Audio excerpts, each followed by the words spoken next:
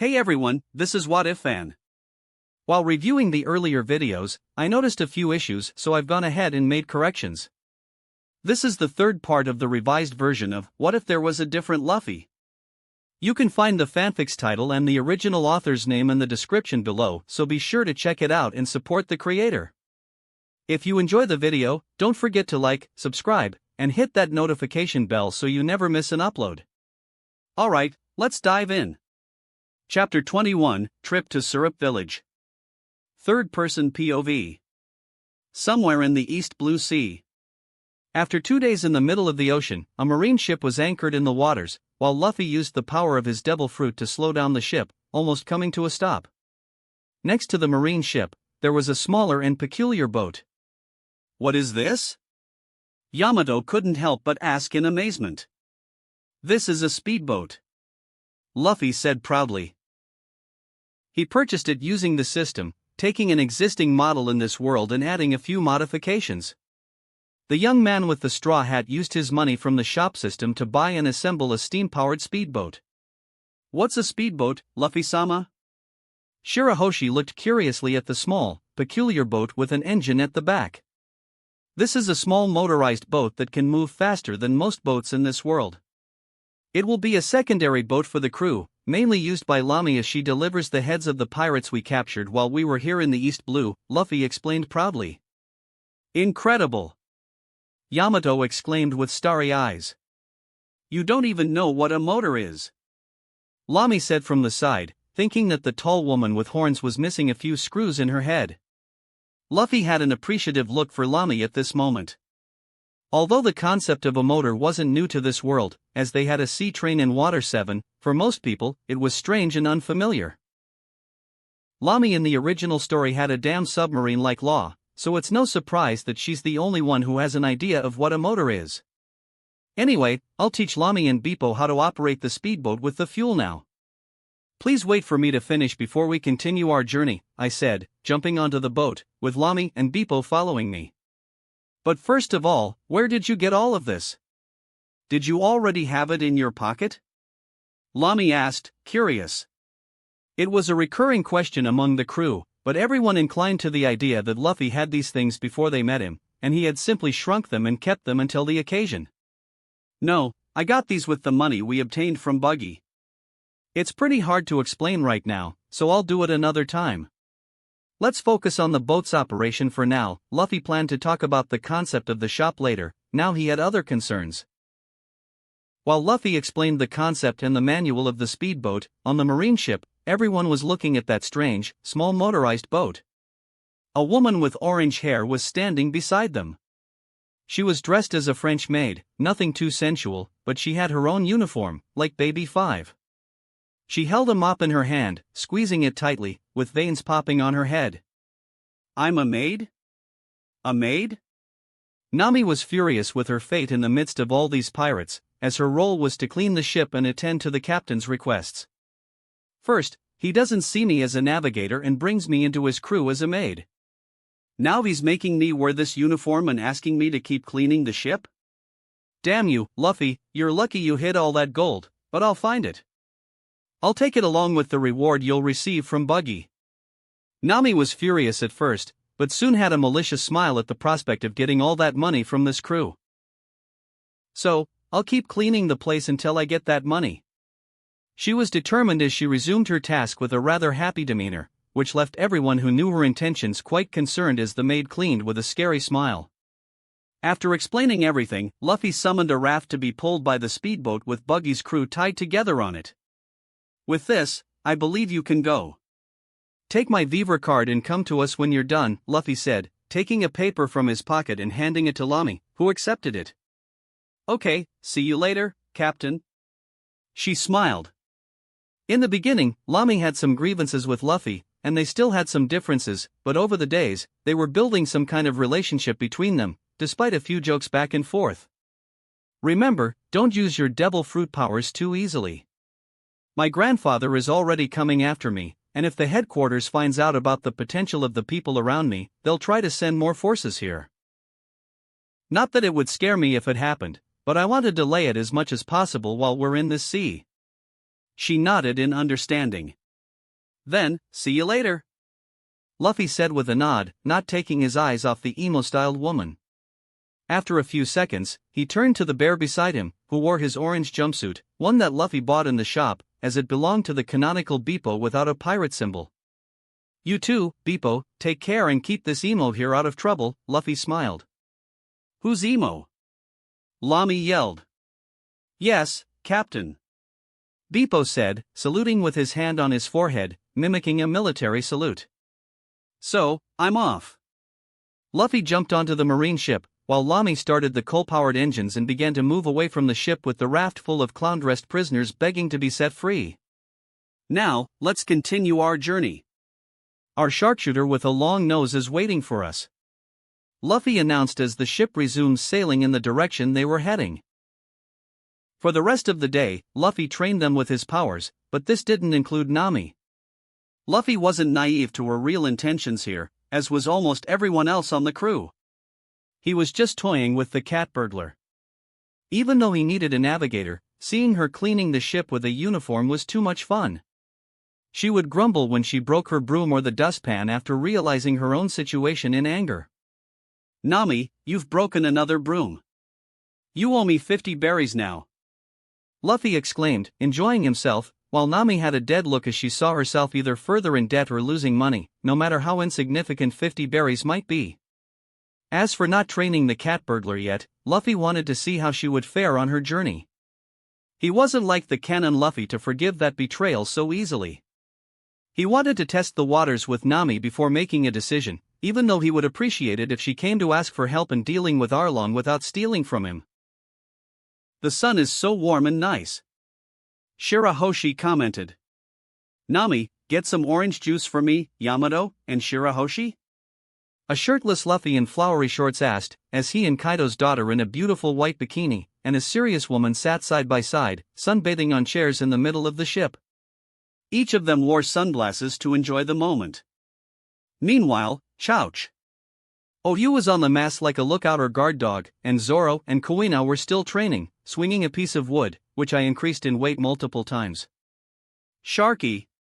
A disgruntled megalo barked from the side of the mermaid, who was on another chair. "Oh, I forgot, one for Megalo too," Luffy quickly said apologetically.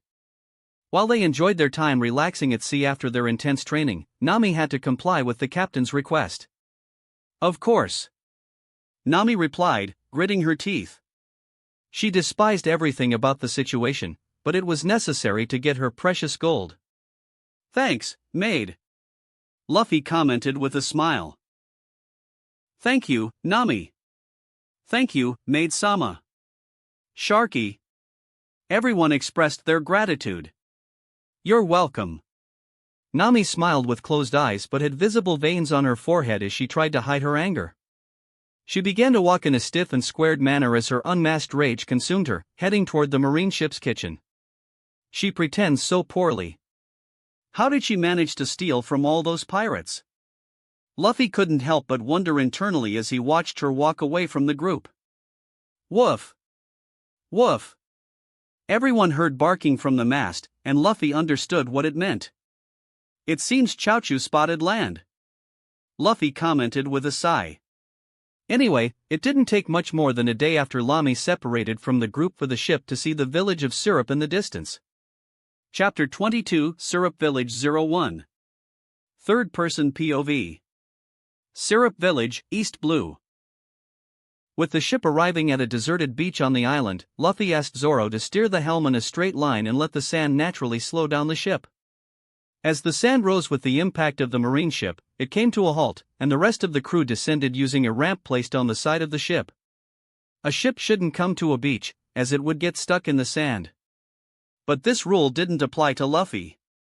He gently touched the ship, and as soon as everyone disembarked, the captain used his power on the massive 30-meter-long object. Moa Moa no Mi, mass, reduced by 0.001 times. The ship immediately transformed into a small object in the palm of Luffy's hand, reducing from 300 centimeters to 3. What? HM? Darn, I said that too loudly. Luffy, as he held the ship, heard a surprised shout, and his crew's reaction was no different as they all looked up at some rocks on a hill beside the beach. "Come out from where you are," Luffy said seriously but had a playful glint in his eyes. "You're not Marines? You don't look like Marines." The voice from the other side shouted with an alarmed tone, without revealing its face. "No, we're pirates," Luffy calmly said, and before the person on the other side could respond, some of his companions commented with curiosity. "Incredible! A talking rock, the surface is so full of possibilities," Shirahoshi exclaimed, fascinated, as she looked at the rocks on the hill. "Sharky! Sharky! Woof! Woof!" Both animals believed Shirahoshi's words. "The sea is even stranger outside of Wano," Yamato commented on the side since the rock was beyond the reach of her observation haki. "Are you all really believing this?" Zoro lost his composure at this, while the other girls, Nami and Kuina, had defeated looks at the naivety of the two other women. "Ha ha ha!" Luffy laughed, and even he lost his composure at that moment, finding it hilarious. "Anyway, I'm going to face these 8 million. As he said these words, wings began to sprout from his back, and he flew toward that hill. "What is this? He can fly? He's not human. Run!" Luffy heard a collective shout from the kids as he approached. Luffy landed on the rock and, on the other side, saw a young long-nosed man with 3 other children prepared to raise some poor flags. As soon as they saw him, the kids dropped the flags and ran toward the village, leaving the long-nosed man behind, who looked at Luffy as if he was going to die at that moment. "Yo!" Luffy greeted with a smile. "Ah, are you going to kill me?" Usopp asked in fear. "Of course not. I came to recruit you," Luffy said. "Ha? Recruit?" Usopp was stunned by this man who had barely arrived and spoke these words as if it were something normal. "Yes, I believe you have potential. How about joining my crew?" Luffy asked with a smile. Boom! "Is this our new crew member?" Yamato appeared at the side, startling Usopp even more. "Is he strong?" Yamato couldn't help but comment, scratching her chin. "It's clear that he's strong. I'm a brave warrior of the sea, the strongest with my fleet of 8 million pirates." Usopp gained courage with Yamato's comment and spoke his delusions out loud. "Really?"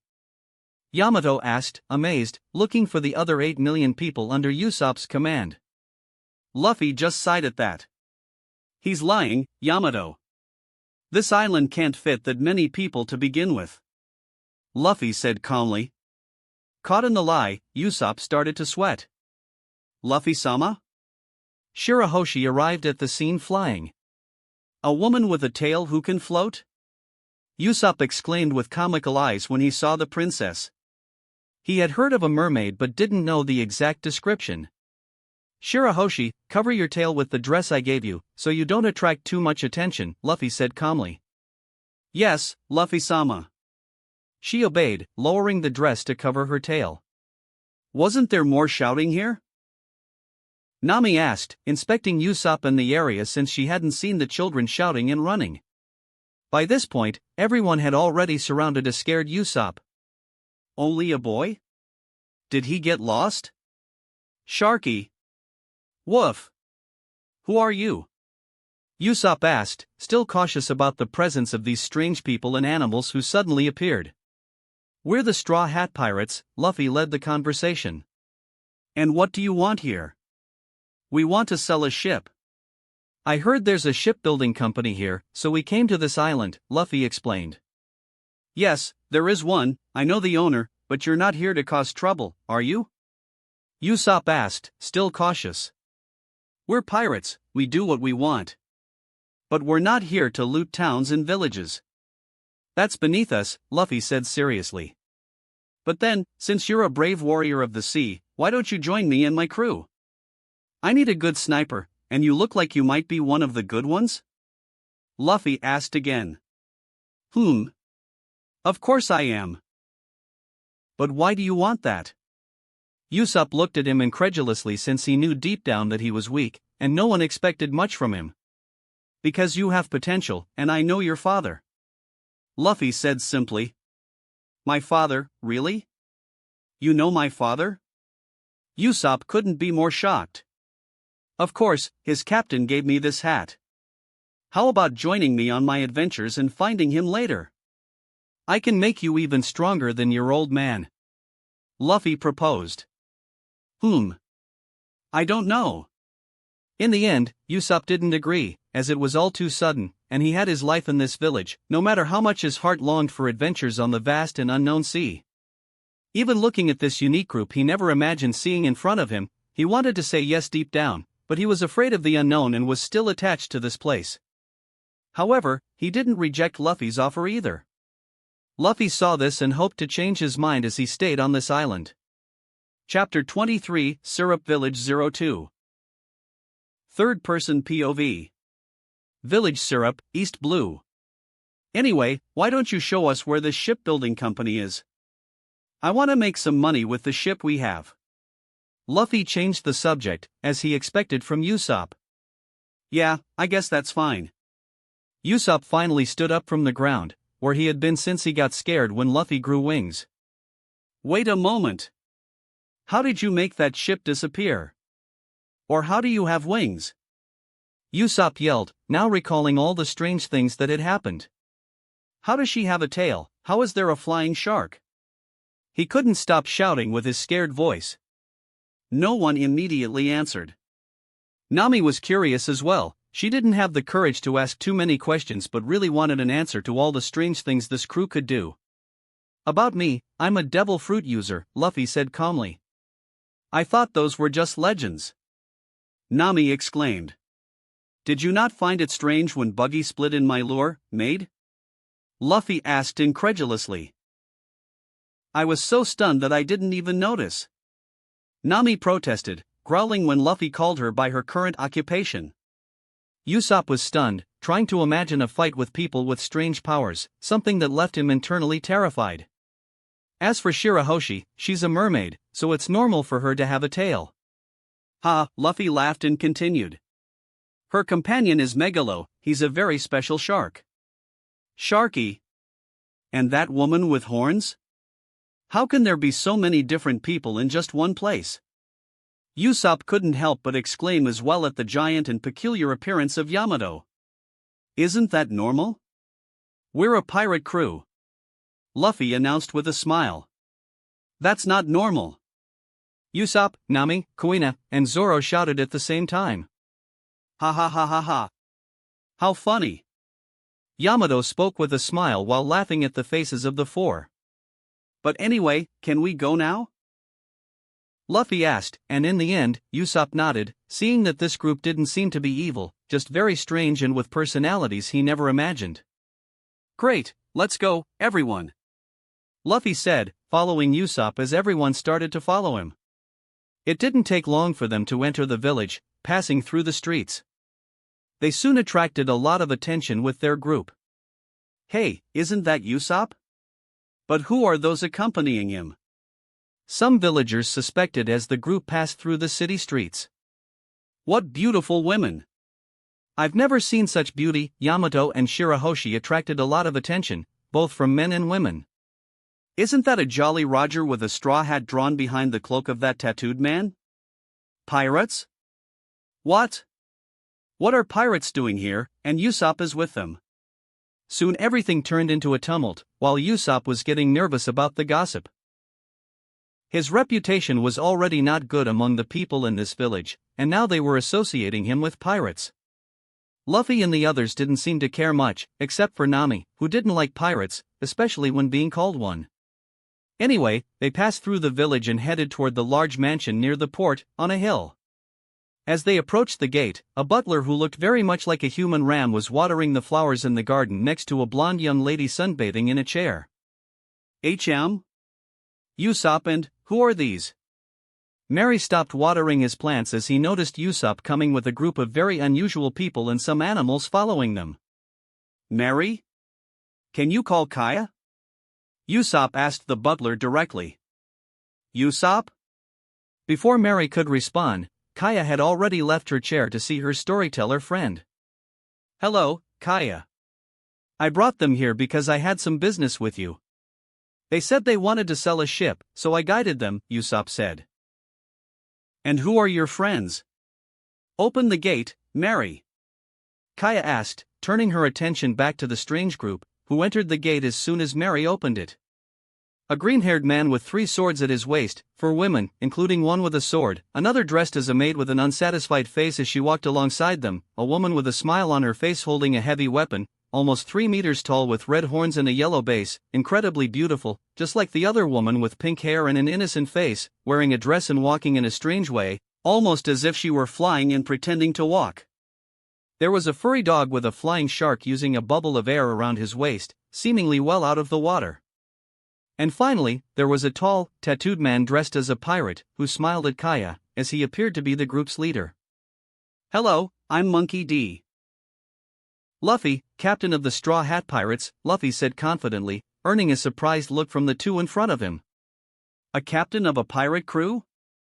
Mary spoke alarmed and a little frightened. And what does a pirate want with me? Kaya asked, now a bit cautious. Simple, I came to sell a ship that I acquired through the spoils of another pirate group. Do you buy ships? Luffy asked calmly. About that. What is happening here? A new voice was heard at the scene, preventing Kaya from giving Luffy an answer. Everyone turned to see a man approaching in a suit, adjusting his glasses. Klahadore! Kaya exclaimed. What filthy pirates are doing in this place? He said with a look of disgust. Luffy didn't pay much attention to it, except for some internal amusement. Zoro had a sharp look, and Shirahoshi looked a bit frightened by these words. Arf!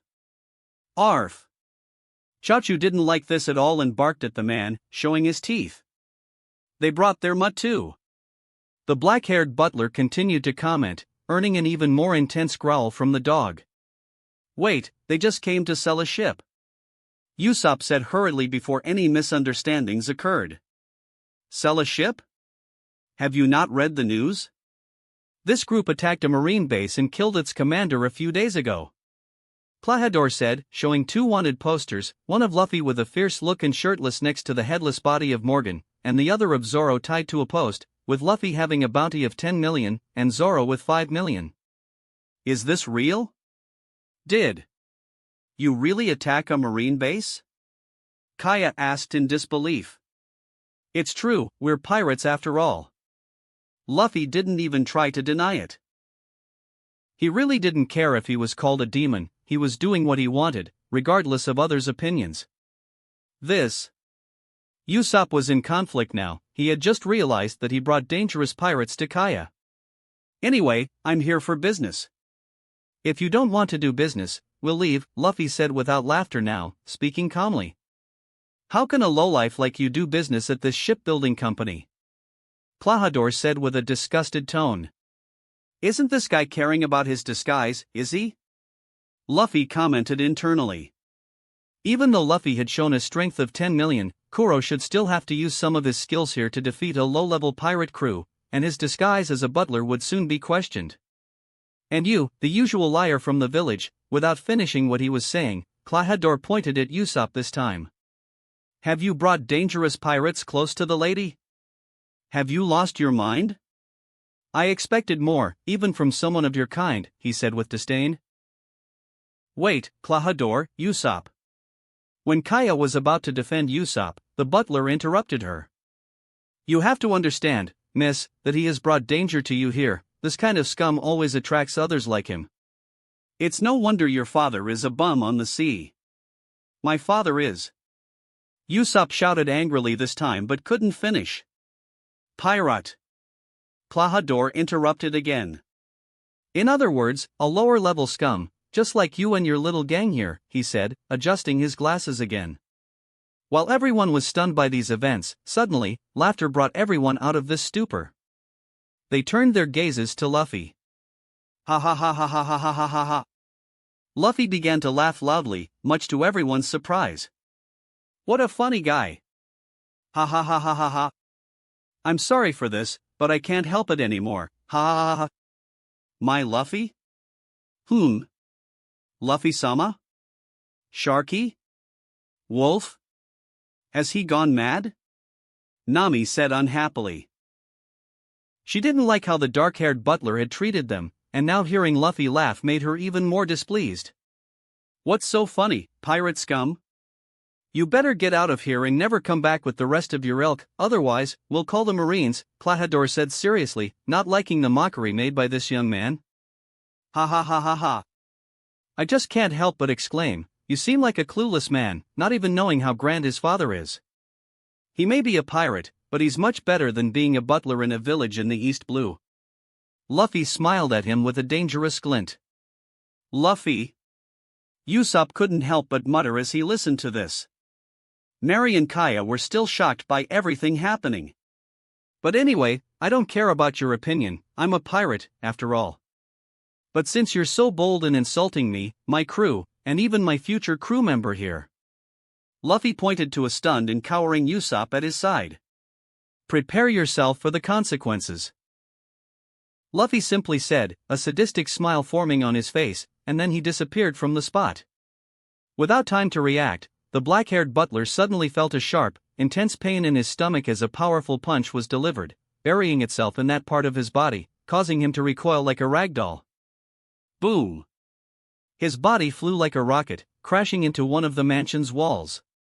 Chapter 24, Syrup Village 03. Third-person POV. Village Syrup, East Blue.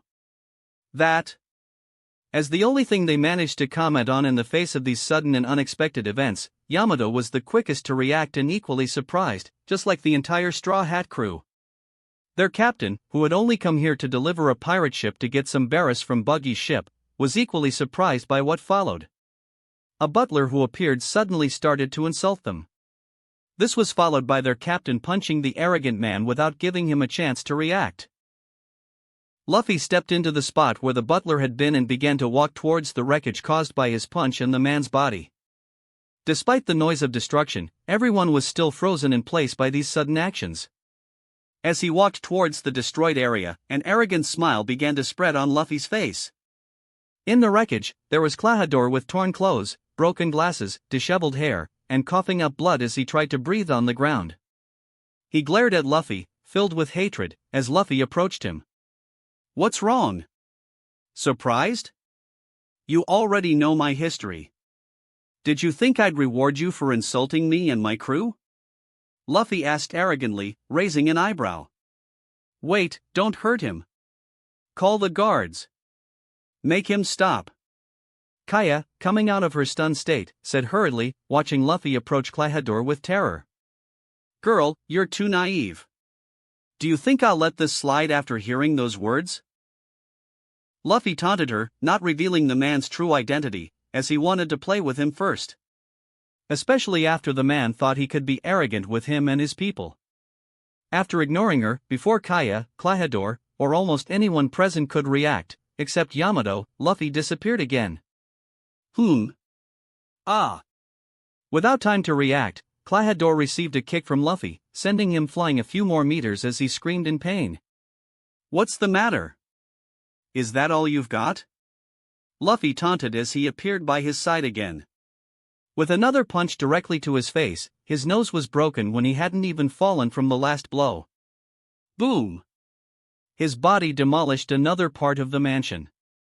You wretch, you'll pay for, Klahadore said in the midst of the wreckage while his face was like a bloody pulp. But before he finished his threat, Luffy appeared before him and grabbed his neck before he could react. Would you like to see this? Luffy smiled sadistically and, with his hand on Koro's neck, began running and dragging his head along the wall, rubbing his face as he destroyed everything in his path with his head. Everyone watched in horror, even their crew was tense. Shirahoshi and Nami were the most frightened. Everyone watched in horror, even their crew was tense. Shirahoshi and Nami were the most frightened. What's wrong? Is that all you've got? Luffy taunted as he raised a swollen face by the neck. It no longer resembled the butler from moments ago. That face couldn't even speak anymore, it was the complete opposite of what it was moments ago. Let me help you fix this, Luffy said, giving 2 open-handed slaps to that face. Slap. Slap. The sound of the slaps echoed strongly throughout the area, horrifying all the onlookers. Koro was unconscious by this point. The slaps had been so strong that he collapsed. How can you say you're helping by giving those slaps? Everyone thought inwardly. What's happening here? At that moment, guards began to appear in the midst of this commotion, but they quickly became alarmed by all the destruction he had caused while holding Klahadore by the neck in one hand. Don't worry, I'm done here, Luffy said as he tossed what was left of Kuro, as if he had spat out a terrible mouthful. He passed by a frantic Kaya, who ran towards her butler, and went to his still-stunned crew. Go away and never come back here. Never. Luffy could hear Kaya looking at him with hatred, but he paid no attention to it. You heard them, let's go, Luffy said with a small ironic smile, snapping everyone out of their stupor. Usopp, you too, I don't think you're welcome here anymore, Luffy said to the long-nosed one, who looked at Kaya after these words. He saw her taking care of Klahadore but occasionally glancing at Luffy and even at him with anger in her eyes.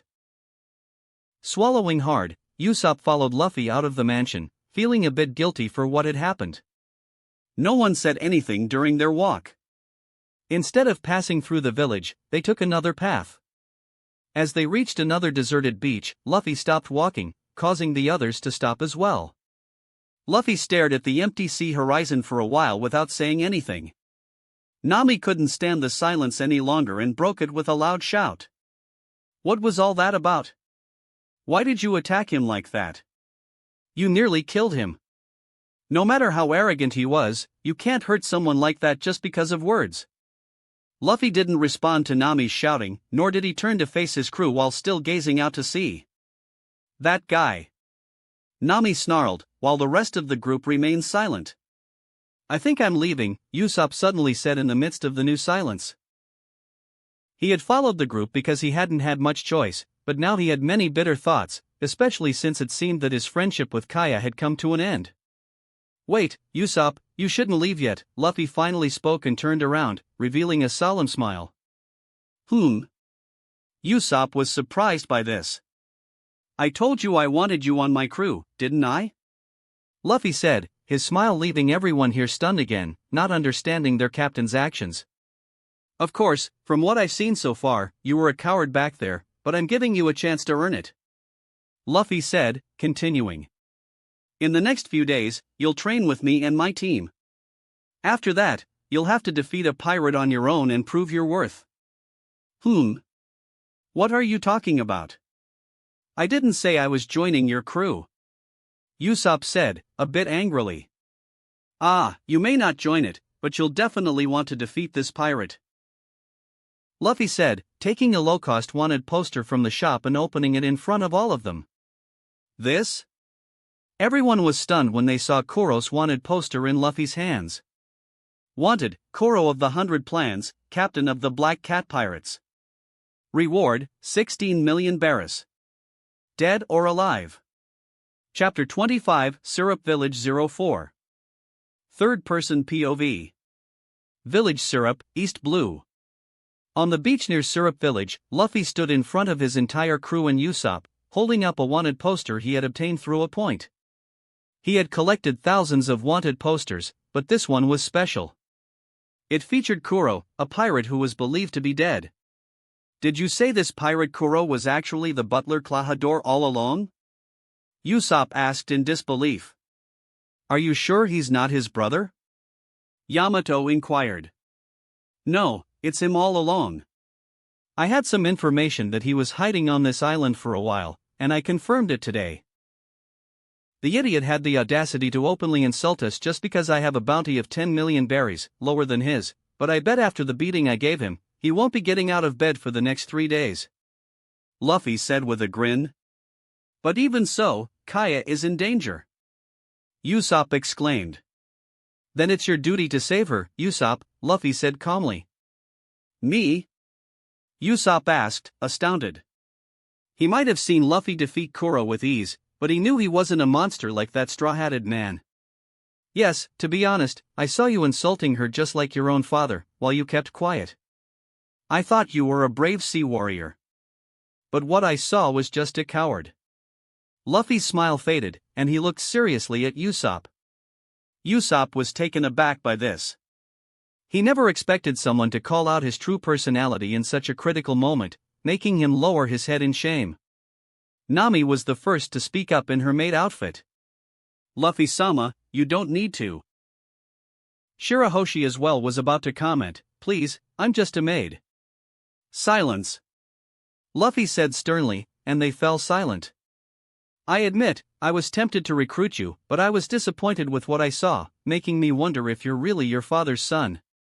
And no, Usopp, I won't help her because she herself banished me from her place. I have nothing to do with her if her life is in danger now. Luffy spoke indifferently, which made Usopp even more cower in the face of this reality, thinking that he would watch Kaya die without being able to do anything. But, I can help you get stronger. Luffy continued. You can? Usopp asked incredulously. Yes, but it won't be easy. I'll make you experience hell on earth if you want. But at least you'll have a chance to face Kuro. What do you say? We might have 3 days before he starts his plans. Do you really want this? Luffy didn't change his serious tone, making everyone wonder what they had done to their captain and who stood in front of them, as Luffy had never been so serious with them. The long-nosed young man contemplated Luffy's words and stood up to face the man over 2 meters tall with determination. I want it. Make me strong to protect Kaya. Usopp finally spoke with determination, and Luffy smiled at that. That's the first step. Now let's start your hellish training. Luffy said with a mischievous grin, even releasing some of his Zoan power, causing his eyes to glow and purple flames to surround his body, which frightened Usopp and the others. Your first training will be to get used to the feeling of facing death. Maybe that will make you less of a coward. Luffy spoke as he exerted pressure. Usopp was scared and intimidated as he shrank back from Luffy. He began to wonder if he had made the right decision when he agreed to train with this pirate. The rest of the day, Usopp didn't have an easy moment, and it would only get much harder the next day. The following morning, Usopp found himself in an open field on the outskirts of Syrup Village, with the east blue sun shining brightly in the sky. Luffy and Usopp stood a certain distance apart, surveying the scene before them. Usopp held an unfamiliar object in his hand, a new type of weapon he had never used before.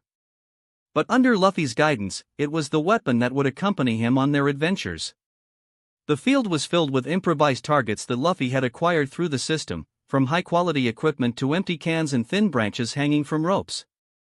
Luffy explained to Usopp, to become a skilled sniper, you need to enhance your accuracy, speed, and reaction. Let's start with precise shots. The goal is to hit those targets with surgical precision. Usopp nodded, focusing on the nearest target. He took a deep breath, stabilized his stance, and aimed with determination. Then, he fired. Bang! The ammunition flew at a surprising speed, hitting the central target with a satisfying metallic sound. Usopp smiled at the accuracy of his first shot. Luffy applauded Usopp's effort. Well done, Usopp. Now, try to hit that moving target. He pointed to a swinging target. Usopp focused once again, tracking the moving target with his aim. He waited for the right moment and released the bullet. It flew through the air and struck the moving target, making it stop swinging. Usopp smiled, feeling more confident in his shooting. Luffy continued to train him, adding challenges such as shooting at multiple targets and high-pressure situations. As the hours passed, Usopp became more comfortable with his new weapon, improving his skills and reactions. Luffy also emphasized the importance of concentration and breath control. As the training progressed, Usopp became more skilled and confident in his shooting abilities. He realized that with dedication and proper guidance, he could become an exceptional sniper like his father, according to Luffy's descriptions. Gradually, he began to pave the way to becoming the sniper his crew needed. The scene of training, with targets being accurately hit and the east blue sun shining in Usopp's eyes as he devoted himself to improving his skills, created an environment of growth and progress in his journey as a sniper. Little did he know that this was the easiest part of his training. Luffy had no intention of letting up on his endurance and physical strength training. Not to mention that he would need to learn about all his new weapons and put his slingshot aside. 3 days passed. Usopp lay on the ground, resembling a battered dog. He had no more strength left to continue his training for today. Luffy looked at him with an indifferent expression, just as he did with the rest of the crew sprawled on the ground behind Usopp. Luffy had put everyone through rigorous training, including Nami, Shirahoshi, and even Chaochu. He trained Chaochu in increased gravity and weights. Although the dog didn't have humanoid limbs, he could become stronger once he learned Haki. Luffy intended to teach a dog Haki, but he needed to buy the manuals first, which were quite expensive, along with the 6 styles of the marine. "Is this your limit?" Luffy asked seriously, addressing Usopp, Nami, and Shirahoshi, who were the worst off among them. "I can't take it anymore. Please, I'm just a maid. Luffy-sama is so mean. Bwah." The 3 of them, utterly drained, responded to this question with lifeless eyes. Luffy just sighed. He wouldn't tolerate weakness to make them stronger. He was determined to turn them into strong warriors. "You can do better than this," Luffy replied without hesitation. He learned a lot from his grandfather. Kuina and Zoro seemed unwavering in their determination. Despite being in the same condition as the previous 3, they didn't give up easily and kept pushing through the training. "In any case, training is over for today," Luffy finally said. "Thank you. Thank you. Thank you." The 3, who were completely wrecked, cried out in gratitude. "It was quite fun," Yamato said, with a towel wrapped around her neck. She had trained relentlessly with Luffy, even engaging in sparring matches with him. Of course, Luffy had been training as well, testing the potential of his body. He was satisfied with the combination of his increased learning speed from the system and his Zoan power, which allowed him to make progress. He was working hard to develop his devil fruit powers further. "But Usopp, you better be prepared. The Kuro pirates are expected to arrive tomorrow. Get everything ready by sunrise. I've left new equipment for you. Study the manuals I provided," Luffy warned. "Yes," Usopp replied with determination, closing his fist. "Do you think he'll be okay?" "He's going to fight a pirate with a 16 million bounty, after all," Nami asked as she limped over to Luffy. "This is a trial he needs to pass, otherwise, the sea won't be kind to him," Luffy said, thinking about how weak Usopp was in the original story. He wanted the lying long-nosed sniper to reveal his true potential as soon as possible because their journey wouldn't be as enjoyable as in the anime. Luffy was certain he would encounter his grandfather in the East Blue before entering the Grand Line, and their battle wouldn't be a quiet one. He would have to use a considerable amount of his devil fruit power, even undergoing a complete transformation. He was training to enhance the power of his fruit. Apart from his grandfather, he had no intention of losing to Kuzan and Kizaru during their journey. If they ever crossed paths, he wouldn't hesitate to display significant strength. While he wasn't strong yet, he could continue to increase his strength until that time arrived. "I'm counting on it, Usopp," Luffy murmured as he watched Usopp walk away toward his home, struggling to walk. Chapter 26, Syrup Village 05. Third-person POV. Village Syrup, East Blue. Syrup Village, East Blue, dawn. The island was enveloped in the tranquil beauty of the morning, with the sun beginning to rise on the horizon, painting the sky in golden and soft orange hues. The waves gently lapped at the fine sandy beach, creating a trail of white foam along the shore. Seagulls soared in the sky, their melodious cries filling the air as they sought their first meals of the day. Then, a distant sound began to break the island's serenity. At first, it was just an almost imperceptible murmur, almost like the whisper of a sea breeze. But soon, it intensified, turning into an unmistakable roar that cut through the air. It was the sound of an approaching ship. From the horizon, a pirate ship emerged, its imposing silhouette cutting through the sea. Tattered, black sails, weathered by time, fluttered in the wind as the ship relentlessly approached the island's coast. The ship's hull bore the emblem of a black cat, a sinister representation of its crew. As the pirate ship drew nearer, the excited shouts of dozens of men could be heard, echoing across the beach and disrupting the morning's tranquility. They were not welcome on that peaceful island, and their intentions were vile. They had been summoned by their former captain, Koro, who had issued orders through a private Den Mushi to attack the island. The Black Cat pirates were in action under the leadership of the vice-captain, Django, who now commanded them as they waited on the beach. The men disembarked with a cruel determination in their eyes, ready to plunder the village. The arrival of the pirate ship cast a possible ominous shadow over the tranquil island, and the fate of the island was about to be decided by the events that would unfold next. After the ship finally stopped, they found themselves on a deserted and isolated beach. Here, the initial commotion began to subside, and they sought a safe place to regroup before launching their attack on the village. The scenery around them was impressive. The beach stretched across a peaceful sandy expanse, with few signs of human life or activity. The sound of the waves gently breaking against the shore echoed, creating an atmosphere of anticipation and tension. The pirates began to spread out on the beach, some gathering in small groups to discuss strategies, while others walked on the sand, looking around to ensure they were safe and away from prying eyes. Their weapons were still at hand, ready to be used at any moment. Django, the vice-captain, was at the center of the group, giving orders and coordinating the pirates to prepare for the imminent attack on the village. They checked their weapons, adjusted their clothing, and reinforced each other, ready for the impending battle. They were the Black Cat pirates, who were currently operating under the orders of the vice-captain, Django, acting in secret for the past few years. "Let's go, everyone. Regroup with Captain Koro before we invade the village," Django commanded with enthusiasm as they disembarked and gathered on the beach. "I see that you've arrived earlier than I imagined." A new voice interrupted the pirates' movements, surprising them and, at the same time, bringing relief when they recognized the voice's owner. "Captain Koro.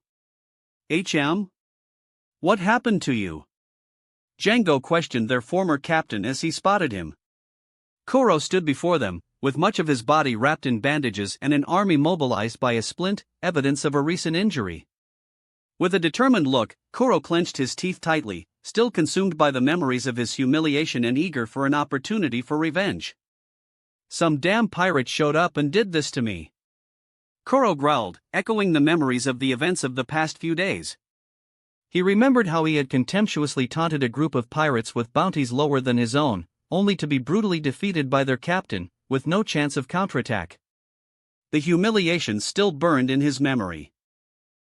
Koro felt a burning rage welling up inside him, a rage that seemed to consume him after the terrible beating he had taken from Monkey D. Luffy. That defeat at the hands of the young man with the straw hat had been a devastating blow to his proud self-image. Koro could barely bear the thought of how his grandeur and renown had been shattered by that boy with a straw hat. Every memory of that brutal fight, Luffy's precise blows, and the young pirate's indomitable power fueled his growing anger. He could never have imagined that he would fall to such an extent, to be brutally defeated by the group of pirates he had taunted.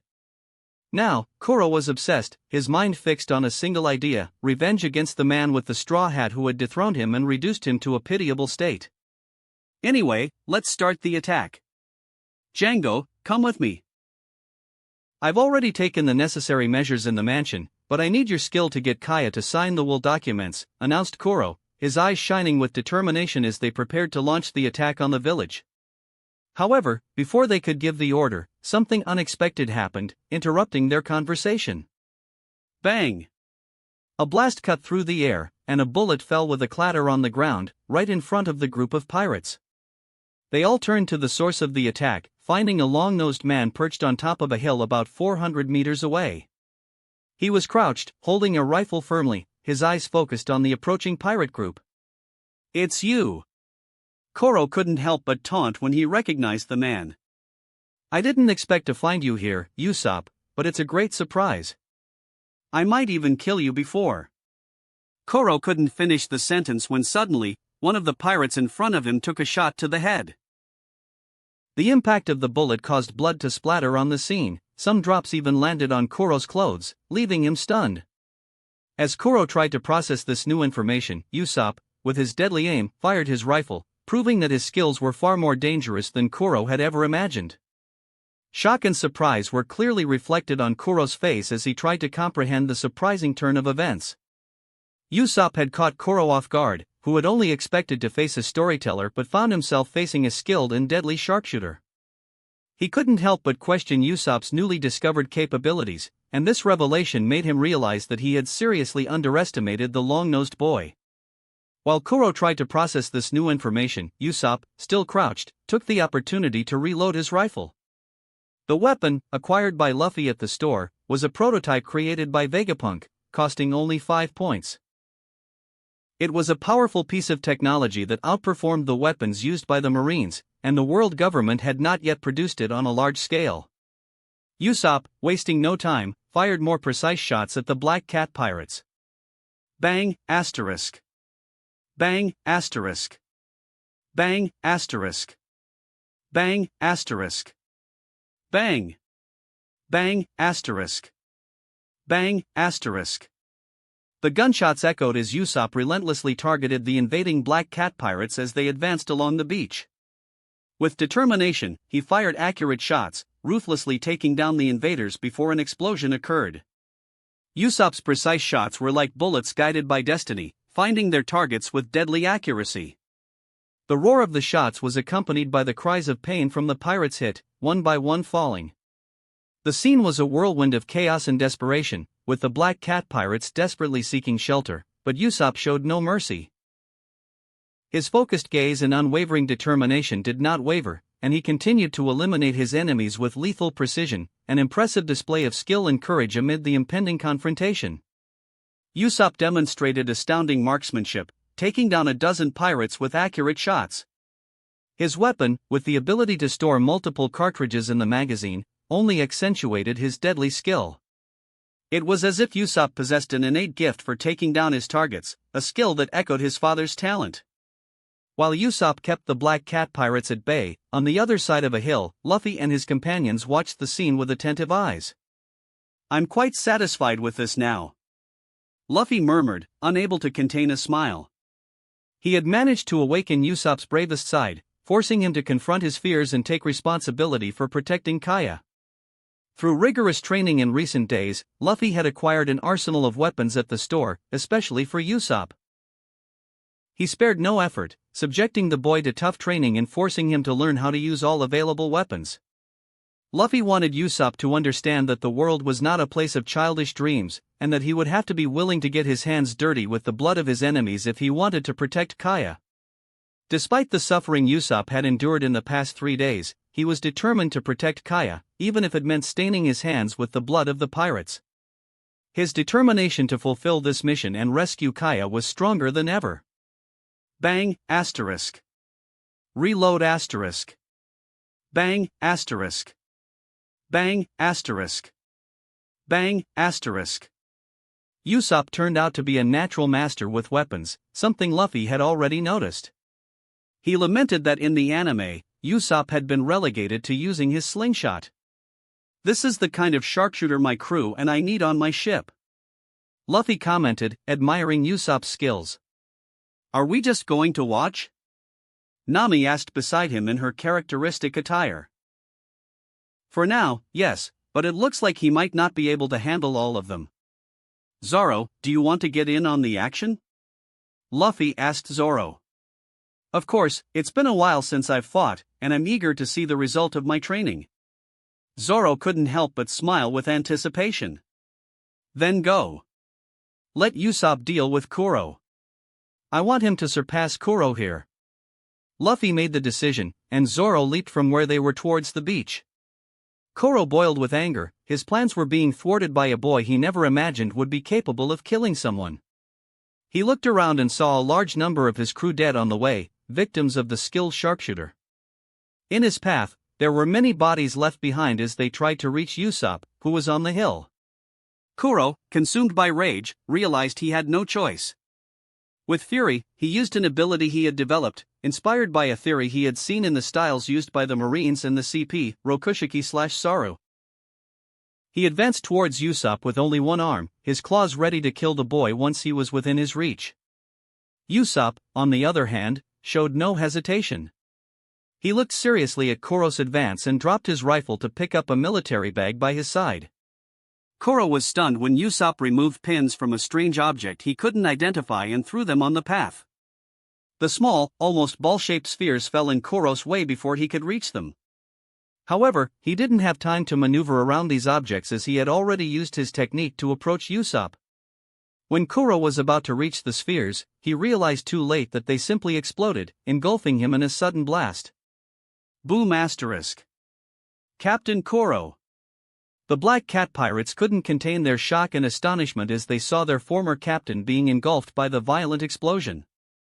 Let's go! Hurry, help Captain Kuro! It's just a kid. The few survivors among the pirates began to rush toward the explosion, their eyes filled with hatred because Usopp had caught them completely off guard and caused the deaths of many of their comrades. Where do you think you're going? A new voice interrupted the determined advance of the group of pirates. A man with 3 swords strapped to his waist appeared in their path, blocking them. Who the hell are you, you bastard? Django roared in anger, prevented from advancing. The plan to plunder the island and get rich was becoming increasingly frustrating. My name is Roronoa Zoro, and I will be your opponent, Zoro declared, with a confident smile and the posture of someone ready for battle. Chapter 27, Syrup Village 06. Third-person POV. Syrup Village, East Blue. The explosion occurred on a hill near the island's Syrup Beach. The hill was covered with low vegetation and scattered trees, providing natural cover. The ground was uneven, with small stones and rocks scattered around. The vegetation, though not dense, added a touch of green to the surroundings. The explosion on the hill caused visible damage. Vegetation was uprooted, rocks were displaced, and the ground was churned and scorched. Fragments of grenades and debris were scattered across the rugged terrain, making the area chaotic and marked by the battle that took place between Usopp and Kuro. The smoke from the explosion rose into the air, obscuring the view and contributing to a tense atmosphere. Kuro had been caught in the midst of the explosion, and the hill was the backdrop for the surprising turn of events in the showdown between the two. You bastard! Kuro shouted with pure hatred, his expression a mix of anger and pain after being caught off guard by the grenades and the ensuing explosion. His body was marked and bloody, his clothes in tatters, but he remained standing, glaring at Usopp with a look of disdain and determination. When the smoke cleared, Usopp found himself facing the wounded figure of Kuro. The former captain of the Black Cat pirates was visibly shaken, with his bandages in plain sight and his face bloodied. However, his menacing presence hadn't diminished, and he stared at the long-nosed boy with a mixture of anger and contempt. Yet the fear that Usopp had initially felt upon seeing him soon gave way to renewed determination. He knew that Kaya's safety depended on him and that he couldn't back down now. According to Luffy, Kaya's life depends solely on me. I must face the man in front of me and defeat him at any cost. Usopp thought, strengthening his resolve. The butler, watching the scene closely, didn't like the new determined look on Usopp. Kuro, on the other hand, wasted no time and proclaimed in fury, "You wretch, I'll send you straight to hell." With that, he advanced toward Usopp, his claws ready to attack, despite having only one usable hand. Usopp, planning his strategic attack, had prepared a bag full of C4 explosives to use against Kuro. He strategically placed the bag at the top of the hill, where he was positioned before jumping to dodge Kuro's attack. The explosives were carefully arranged in the bag, ready to be detonated with a remote control that Usopp carried with him. The bag contained a substantial amount of these powerful explosives, meaning the impact of the explosion would be devastating. Usopp, agile and determined, quickly evaded Kuro's attack and leaped from the hill, avoiding his deadly claws. As Usopp hovered in the air, he pulled a remote control from his bag and, without giving Kuro time to react, pressed the button. The bag that Usopp had left behind contained C4 bombs, and when the buttons were pressed, all the bombs detonated. A deafening blast echoed across the entire beach, and the sound reached the village several kilometers away. Usopp was also caught in the explosion, as he was relatively close, but he didn't retreat. He launched the attack, risking his own life even though he was aware of this fact, which made him fall to the ground, panting and seriously injured. With dust in the air, Usopp asked with difficulty, "Did I get him?" However, before he could react, a man even more injured than before appeared in front of him. Kuro moved with pure hatred and attacked. Usopp felt excruciating pain when his left shoulder was pierced by Kuro's claws after the surprise attack. A cry of agony escaped Usopp's lips as the pain intensified following Kuro's attack. "I'll make you suffer for all of this." Kuro snarled with insane malice, as if he were losing control. "I won't let you lay a finger on Kaya." Usopp shouted with determination, drawing a pistol from his hip and catching Kuro off guard. With a point-blank shot, the bullet struck Kuro's leg, which was already too wounded to dodge easily. The impact of the bullet caused his claws to release Usopp, and Kuro vanished, reappearing in a corner, kneeling with his wounded leg oozing blood. "You wretch!" Kuro roared again at Usopp amid the excruciating pain.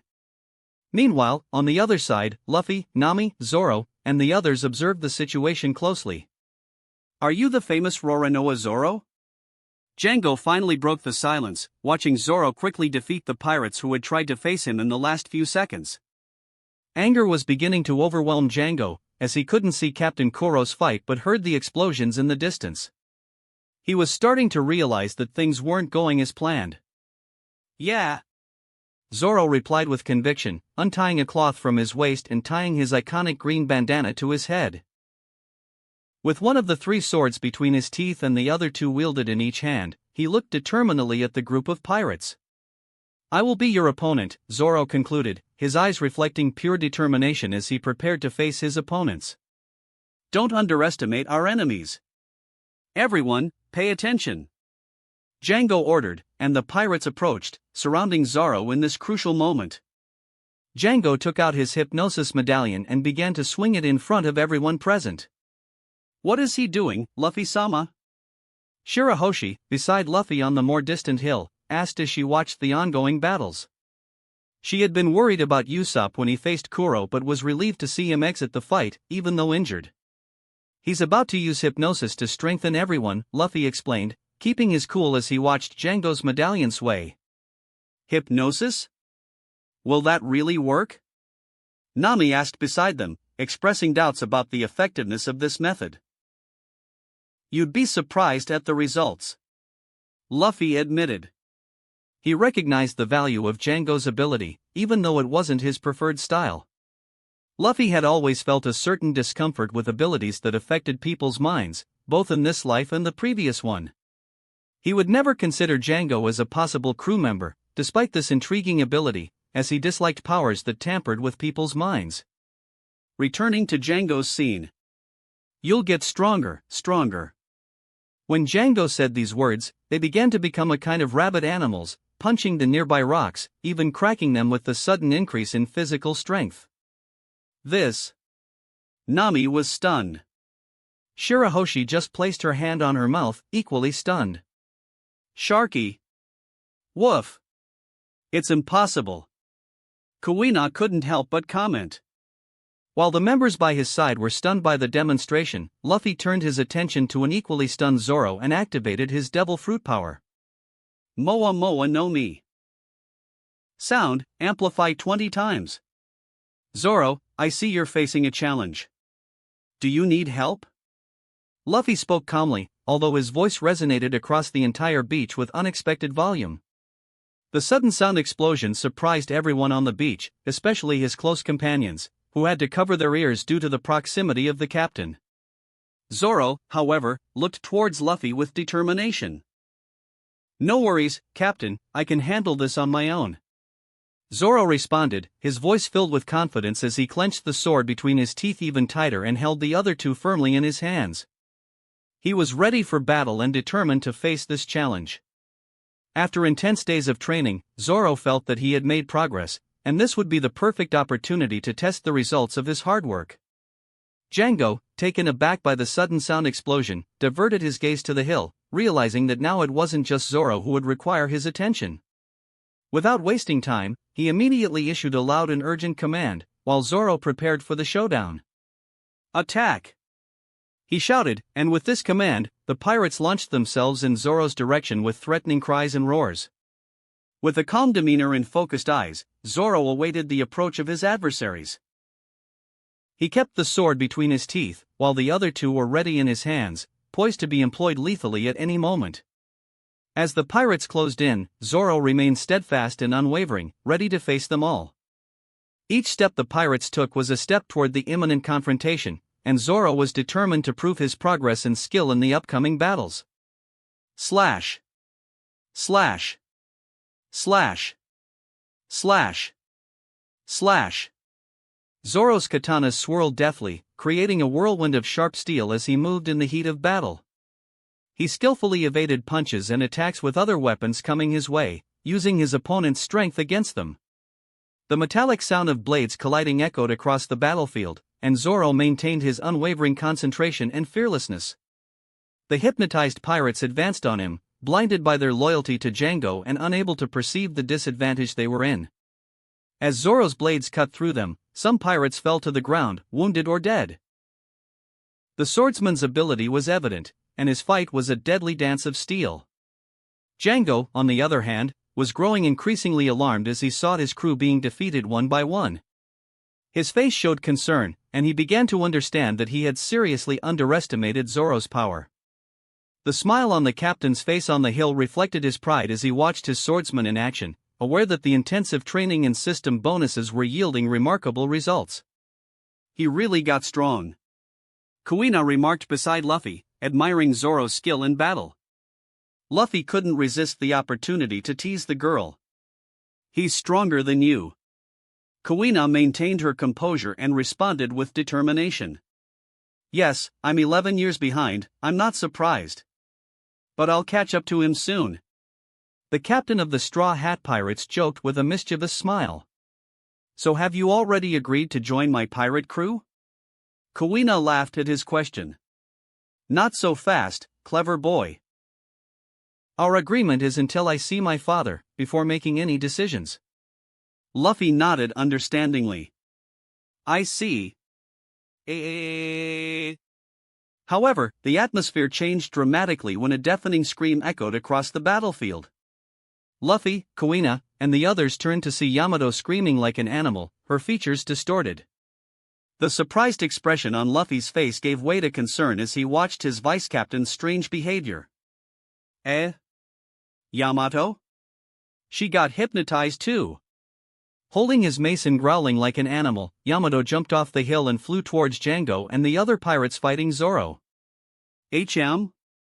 Zoro and the pirates could only stare in surprise at the shadow appearing in the sky, revealing a woman holding a mace as she prepared to blow up the ground in front of everyone. Before anyone could react, it was already too late to dodge. Boom! The explosion reverberated across the battlefield, leaving everyone stunned and covered in dust. Yamato's unexpected reaction added a comedic touch to a tense situation, surprising everyone with her explosive entrance. Django, along with all the pirates, conscious and unconscious, was sent flying through the air, with Zoro following the scene in bewilderment and yelling. At the same time, Luffy watched everything with a shocked look and then slapped himself in the face, muttering, "Why didn't I foresee this? Ha ha ha. Sorry about that, Zoro." Yamato, who had already returned to her normal state, emerged from the wreckage and scratched her head sheepishly, laughing with a comical expression. It was a bit more explosive than I intended. Zoro, emerging from the debris dirty and with his teeth making a funny shark-like grimace, shouted, "Aye. Why did you attack me too?"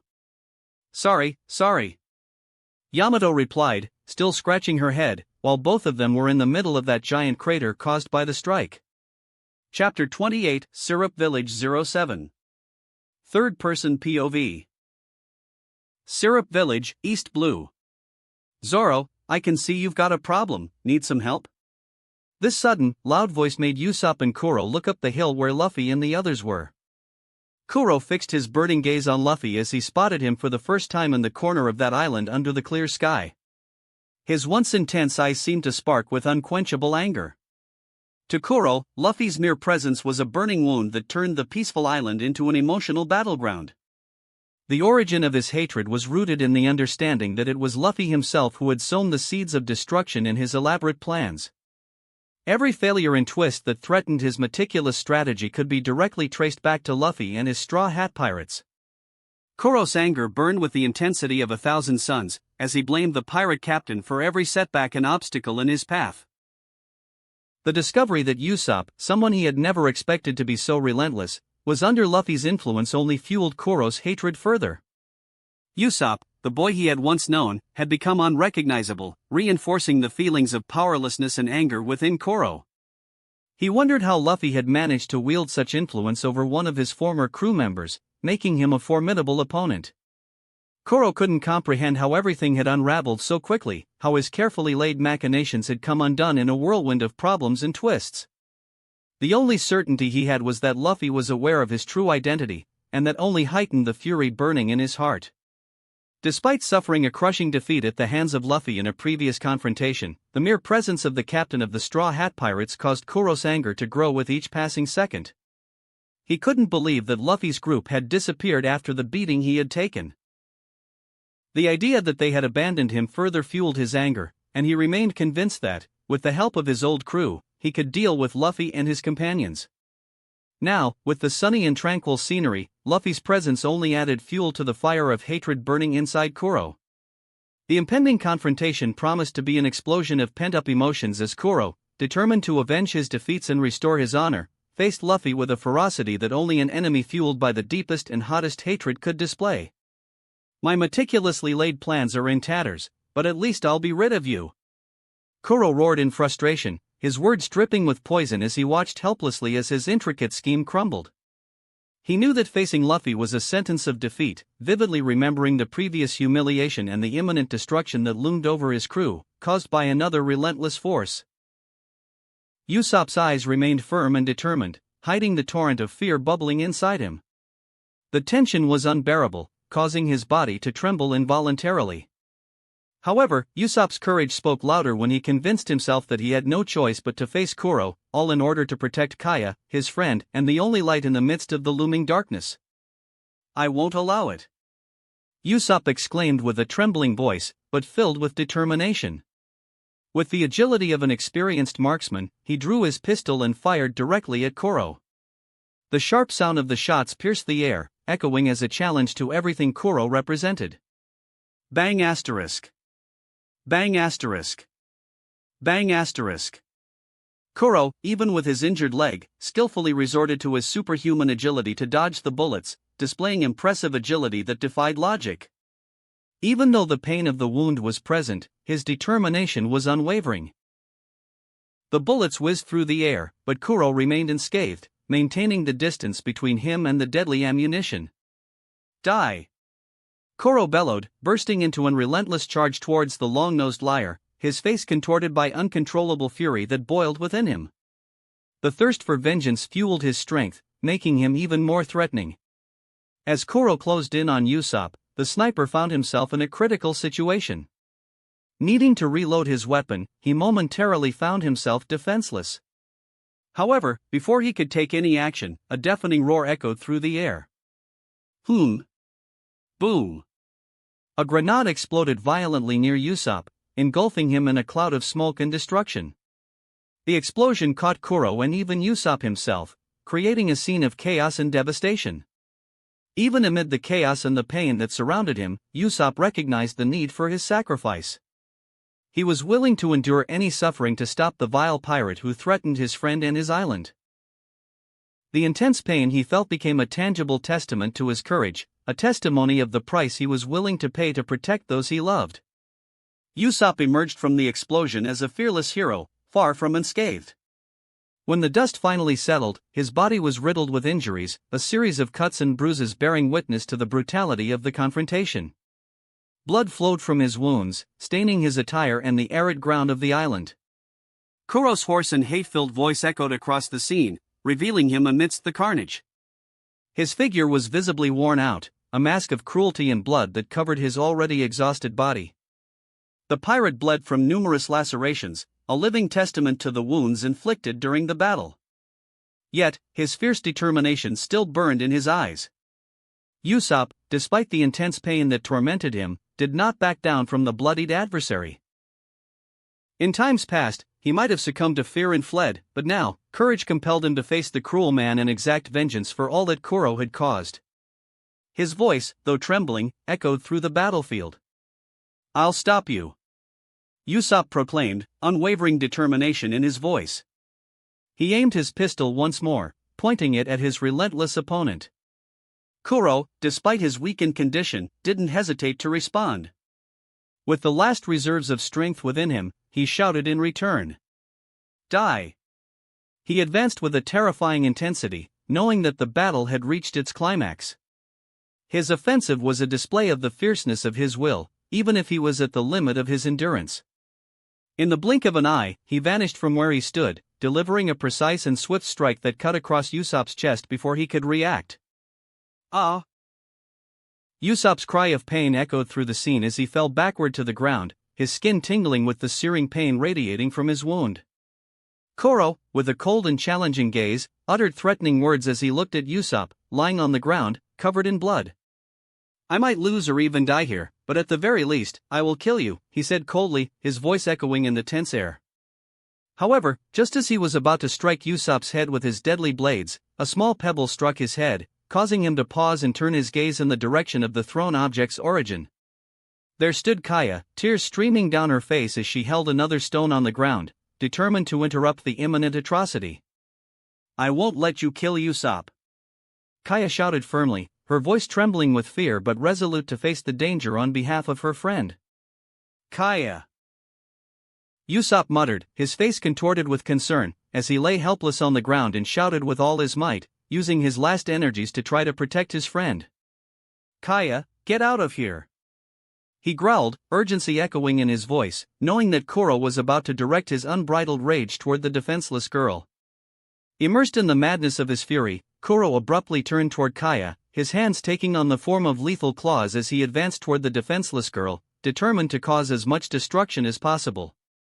Kaya was alarmed, her eyes widening in terror as Kuro appeared before her, his deadly claws poised to strike. "Kaya!" Usopp's anguished cry resonated through the chaotic scene, his desperation echoing in the air as he helplessly watched the terrible threat approach his friend. Boom! The deafening roar of Yamato's explosion made the ground tremble violently in that remote corner of this island. Kuro, already severely wounded, lost his balance and stumbled over his own injuries, his expression of rage turning into a grimace of pain. Amidst the chaos, a gunshot rang out, breaking the silence that followed the explosion. It was Usopp, who seized the moment when Kuro lost part of his balance to shoot his weapon at the villain's back. Kaya watched in terror, her eyes fixed on Kuro's chest, where blood spurted from the spot where his heart should be. Usopp, with no other options, acted on instinct and fired again, aiming for the heart of the man who threatened Kaya's life. Silence fell over the battlefield, now stained with blood. Kuro, dazed, knelt down, touching his bloodied chest, unable to comprehend the rapid turn of fate. It didn't take long for him to fall to the ground, lifeless. Meanwhile, Luffy displayed a small smile, observing the scene of the two battles that had unfolded.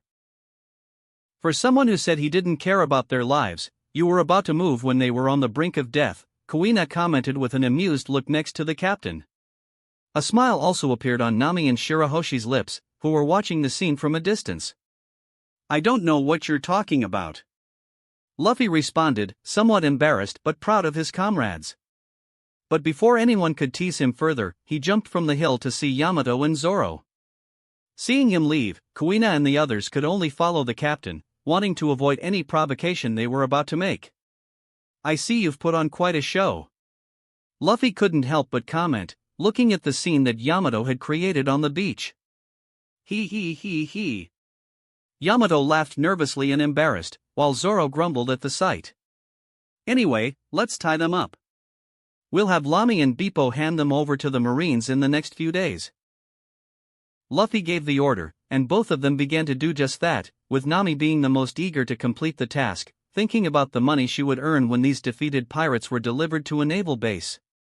Watching this, Luffy went to where the young hero was lying, injured. "You fought better than I thought." Luffy quickly reached Kaya and began tending to Usopp with Kuro's lifeless body a few meters away from them. "I believe so. Thank you." It was the only thing Usopp managed to say as he looked as bad as he did when Luffy saw the birth of God Usopp in Dressrosa. "Thank you for helping." Kaya couldn't help but comment as she inspected the long-nosed man's injuries. "Don't worry, I wanted to see if my future sharpshooter was worthy to face the sea, which will be much harder than this battle. At least here, I wasn't disappointed," Luffy commented with a smile. Usopp just nodded in silence. It didn't take long for them to move Usopp to Kaya's mansion after all the pirates were tied up. With the convulsion resolved, Mary prepared a banquet for the group to celebrate the victory in such a difficult moment. The butler was quite wounded, as Kaya had found him injured by Kuro before heading to the beach. Chapter 29, Syrup Village 08. Third-person POV. Syrup Village, East Blue. A few hours later, the group gathered at Kaya's mansion. The tension that had dominated the previous moments had given way to a sense of relief and gratitude for having averted the imminent danger that loomed over the village. The battle against Kuro and the desperate fight to protect the peaceful Syrup Village were still fresh in the minds of Usopp and Kaya, but most of the village residents remained unaware of the true peril they had faced. Usopp, injured during the confrontation, had been brought back to the mansion and was being taken care of. Kaya's emotional reunion with her friend, who had risked everything to protect her, had been a touching moment. "You're really a mermaid," Kaya exclaimed in amazement as she saw Shirahoshi's tail on the sofa, revealing the secret the princess had guarded so carefully. Surprise and admiration shone in her eyes as she beheld the majestic mermaid tail. "Yes, I am, Kaya-sama," the princess responded with a shy tone, her voice revealing a mix of pride and humility in the face of recognition. Nami's announcement added extra excitement to the atmosphere. "So, for our help, I believe we deserve at least 10 million berries," Nami exclaimed, referring to the payment for the assistance provided. Her eyes sparkled with the prospect of a reward, while Mary, who was sitting in a corner of the room, watched with a surprised expression at the audacity of the group's current maid. The atmosphere in the mansion had transformed into a space of celebration and gratitude. The group came together to celebrate the success of their mission in helping Kaya and the village rid themselves of the threat posed by Kuro and his gang. The tense mood that had dominated the village had been replaced by a feeling of relief and gratitude, and everyone enjoyed this moment of shared joy. The atmosphere in the mansion was relaxed as the group enjoyed a brief moment of peace and celebration. They all settled in, savoring the delicious treats Mary had provided, demonstrating that her culinary skills extended beyond making tea. "This tea is delicious, Mary," Kuina commented serenely while sipping her favorite drink, maintaining a dignified posture that set her apart from the others. "The sake is great too," Zoro added, drinking directly from a barrel, his throat burning from the liquor he enjoyed. Meanwhile, Kuina couldn't help but make a playful comment, "And to think that idiot Zoro has become an alcoholic. What's the problem? Sake is really good." Luffy chimed in cheerfully, drinking from another barrel nearby. However, Kuina couldn't let the opportunity pass and complained again, "Great, the captain is an alcoholic too. Woof. Woof. Sharky." However, the relaxed atmosphere was abruptly interrupted when the group's pair of pets, the shark and the dog, began to express their displeasure with barks and growls. Zoro, curious, asked, "Why are they so mad?" "Ha ha, it's because I ate most of the food," Luffy proudly replied, his eyes gleaming with satisfaction. Although he didn't consume food with the same voracity as the original Luffy, his body still required a significant amount of food to maintain his manatee form. His insatiable appetite was a notable characteristic, and his joy at the meal was evident on his face. Kuina watched the scene with a perplexed expression, not surprised to see that the captain was also a voracious glutton, just like his friends. "No surprise there, the captain is a glutton too," she muttered, somewhat lost in the midst of the gastronomic festival. Luffy laughed merrily, ignoring Kuina's observation. He. "Don't worry, there's more food, Mary. Ask for more food," Kaya suggested with a warm smile, appreciating the lively interaction among her guests. However, the relaxed atmosphere was momentarily disrupted when Nami noticed Yamato eating raw fish. She exclaimed, leaving Mary behind and pointing with disbelief at Yamato's unusual meal. "Hey, why are you eating that raw fish?" Yamato looked at Nami and, with her mouth full, replied with a muffled voice, "It's Odin's favorite food." She picked up a piece of salmon and savored it. Nami was clearly perplexed. "Who?" Yamato tried to explain, but her mouth full of food made her words unintelligible. Nami shook her head, feeling frustrated with Yamato's lack of clarity, and then ignored her, turning her attention back to the food and the pirate group she had infiltrated. Meanwhile, Usopp was sitting alongside the animals, sharing stories and laughter with the group, despite his injuries, which had been properly bandaged after the intense battle. His eyes roamed the scene, absorbing the nuances and peculiarities of that eclectic group.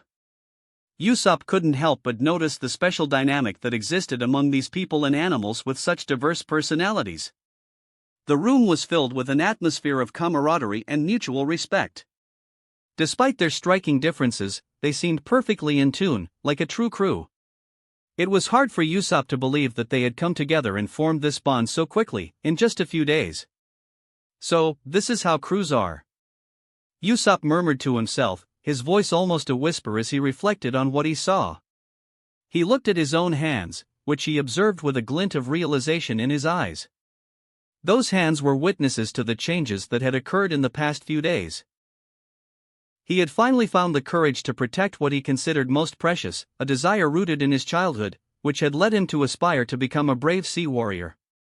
Now, he glimpsed the possibility that this dream was not as far off as he had imagined. Kaya waited for the opportune moment and, amidst the atmosphere of camaraderie that pervaded the room, she addressed everyone with words of gratitude and reflection. Her tone was gentle and cheerful, a contrast to the concerns that had haunted the village before.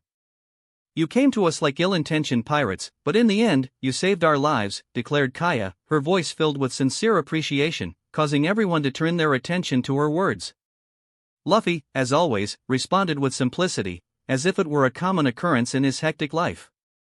"It was nothing. At first, we came here to sell a ship. It was mere luck that we found someone with so much potential and a butler hiding his true identity." Luffy's unpretentious comment brought a smile to Kaya's face. She admired the casual way Luffy treated remarkable deeds, as if they were nothing more than everyday actions. However, the impact of Luffy's words did not go unnoticed by Usopp, who was still stunned by the idea that someone would believe so much in his potential, something that had seemed unattainable until then. Kaya was not about to let the gratitude go unexpressed. She made a surprising announcement. "Even so, all of this resulted in saving our lives.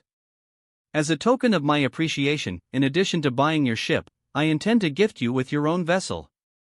Kaya's generous gesture was even more striking, considering that Luffy and his crew had acquired their ship by stealing it from the Navy. Her sincere words and the gesture of gratitude demonstrated how much she valued the help they had provided to the village. Luffy expressed a genuine smile, although his thoughts on the matter were a bit more complex than his initial reaction suggested. Initially, he had hesitated about Kaya's offer, considering that the merry-going was not originally designed for the challenges of the New World or sailing in waters full of similar dangers. He pondered the possibility of declining the ship and asking for money instead, with concerns that acquiring a ship that didn't perfectly fit their needs might end up being a burden, forcing him to abandon it in the future. However, a viable alternative soon emerged in his mind, thanks to the system that assisted him on his journey. An option where Luffy could pay for the ship's refurbishment with his points, shaping it and making it more powerful according to his needs. This prospect convinced him to accept Kaya's ship gladly. "I accept, but I have one condition: I want to give the ship a name," Luffy announced, his voice filled with excitement. Kaya considered the suggestion, glancing at Mary, who nodded in approval. The governess soon clarified, "The ship was completed yesterday, but due to the confusion caused by Kuro, we haven't had the chance to name it yet. I was planning to do so tomorrow, so the ship the young miss is offering still doesn't have an official name, and you'll have the privilege of naming it as you please." Luffy was pleased with the news. He wasn't interested in keeping a name like Merrygoing or Sunny Go. Although there was nothing wrong with those names, they didn't match his personal style. He aspired to something more powerful and iconic, like Whitebeard's Moby Dick or Gold Rogers Oro Jackson. The opportunity to choose the name for his own ship was a chance he welcomed wholeheartedly. "Perfect." I'm looking forward to naming our ship," Luffy declared, radiating joy and anticipation. The celebration continued throughout the night, turning Kaya's mansion into a place of joy and celebration. The mansion was alive with laughter, animated conversations, and the echo of shared stories among the eclectic group that had gathered to celebrate the victory over Kuro and his gang. As the night advanced and the celebration banquet went on, Luffy and Zoro consumed numerous barrels of sake and other alcoholic beverages, showing little restraint. Their loud laughter and drunken antics stood out among the others as they competed to see who could drink more. While the party continued to be lively, Shirahoshi, the young mermaid, was enchanted by Kaya. The girl, who had lived most of her life in isolation and confinement, found in Kaya someone who understood and shared her life experience. She felt immediately drawn to Kaya's generosity and the warmth of her heart, which welcomed her as part of the celebration. The heroes of the day, exhausted but happy, shared stories about their adventures, funny memories, and details of the battle against Kuro and his gang. There was a sense of unity and camaraderie, as if they had formed an improvised crew for one night. Smiling and grateful faces filled the room, and the bonds that were formed that night seemed unbreakable. As the night neared its end, sleepy eyes replaced the lively gazes. The celebration finally came to its conclusion, and one by one, the participants bid their farewells and went to their rooms to rest. Luffy woke from his slumber in Kaya's mansion, finding himself ensnared in the warm embrace of Yamato, who was softly snoring in one of the guest rooms. With considerable effort, Luffy managed to free himself from Yamato's grip, still feeling somewhat taken aback by the unexpected gesture from the princess. He then focused on straightening his clothes, which had been wrinkled by the embrace. As he adjusted his attire, Luffy glanced out the room's window, observing the peaceful scene outside. His eyes settled on Usopp, who was walking in the mansion's yard with his bandages visible. The captain of the Straw Hat Pirates saw this situation as an opportunity to test the young sharpshooter's courage and determination, to determine if he would be a valuable addition to the crew. "Hey!"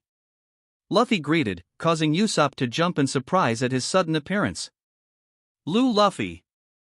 Usopp nearly shouted in surprise. "I remembered that you were alone here and thought we could talk," Luffy said with a friendly smile. "Talk?" Usopp asked, curious, although he already suspected what it was about. "Yes, talk. I want you to join my crew. But I won't force anyone to enter it. However, I believe in you, Usopp.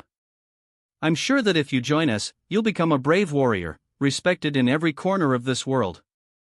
It'll be a challenging path, with trials and suffering, but I'm confident you'll overcome it all. If you accept, your dreams will come true." Luffy spoke with confidence, his faith in Usopp clear in his words. Usopp looked at Luffy with a mixture of surprise and apprehension. "What if I'm not strong enough, Luffy? What will happen then? What if I'm just a burden to all of you?" Luffy responded with a calm smile, "Don't worry, Usopp. You're already strong, and I'm sure you'll become even stronger. We're here to support each other. No matter how tough it gets, we'll face it together. Plus, I've seen your courage. You stood up to Kuro to protect your friend, and now, you're willing to embark on an adventure with us.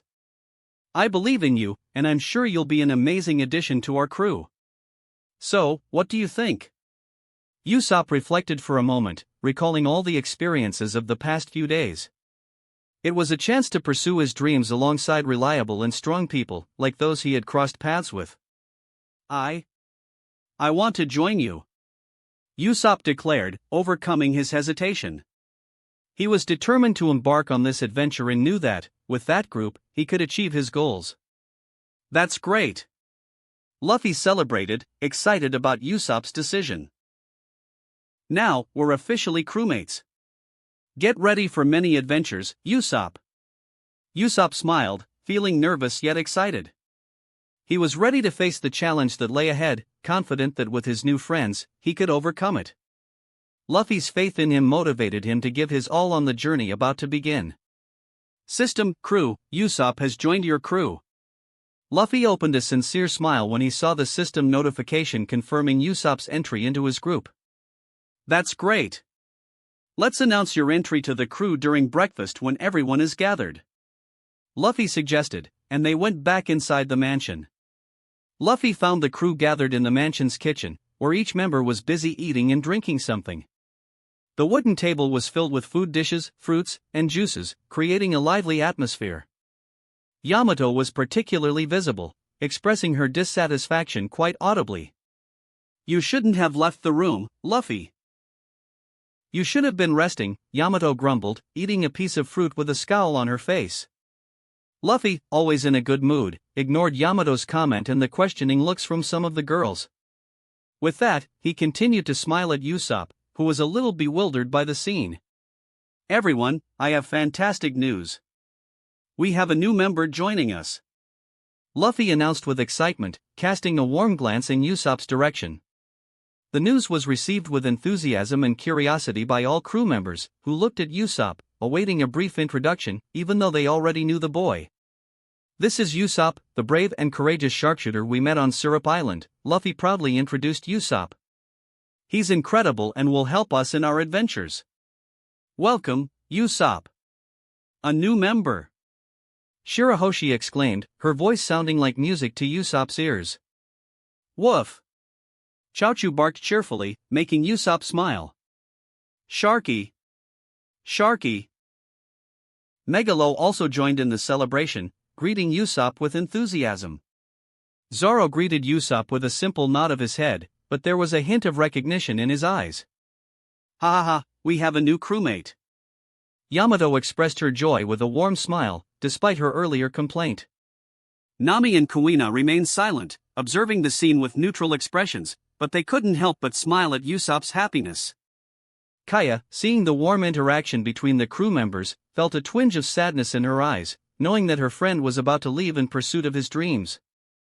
However, Usopp's happiness was contagious, and she couldn't help but be happy for him. "Thank you. I think," Usopp responded timidly, still processing the warm reception from his new crew. Luffy made the announcement with his typical enthusiasm, but with a touch of seriousness. "Anyway, let's save the celebration for the ship. We're leaving as soon as possible, so I'd like Usopp to prepare his farewell and collect any equipment that is still useful from the fight against Koro. Meanwhile, the rest of you should also get ready.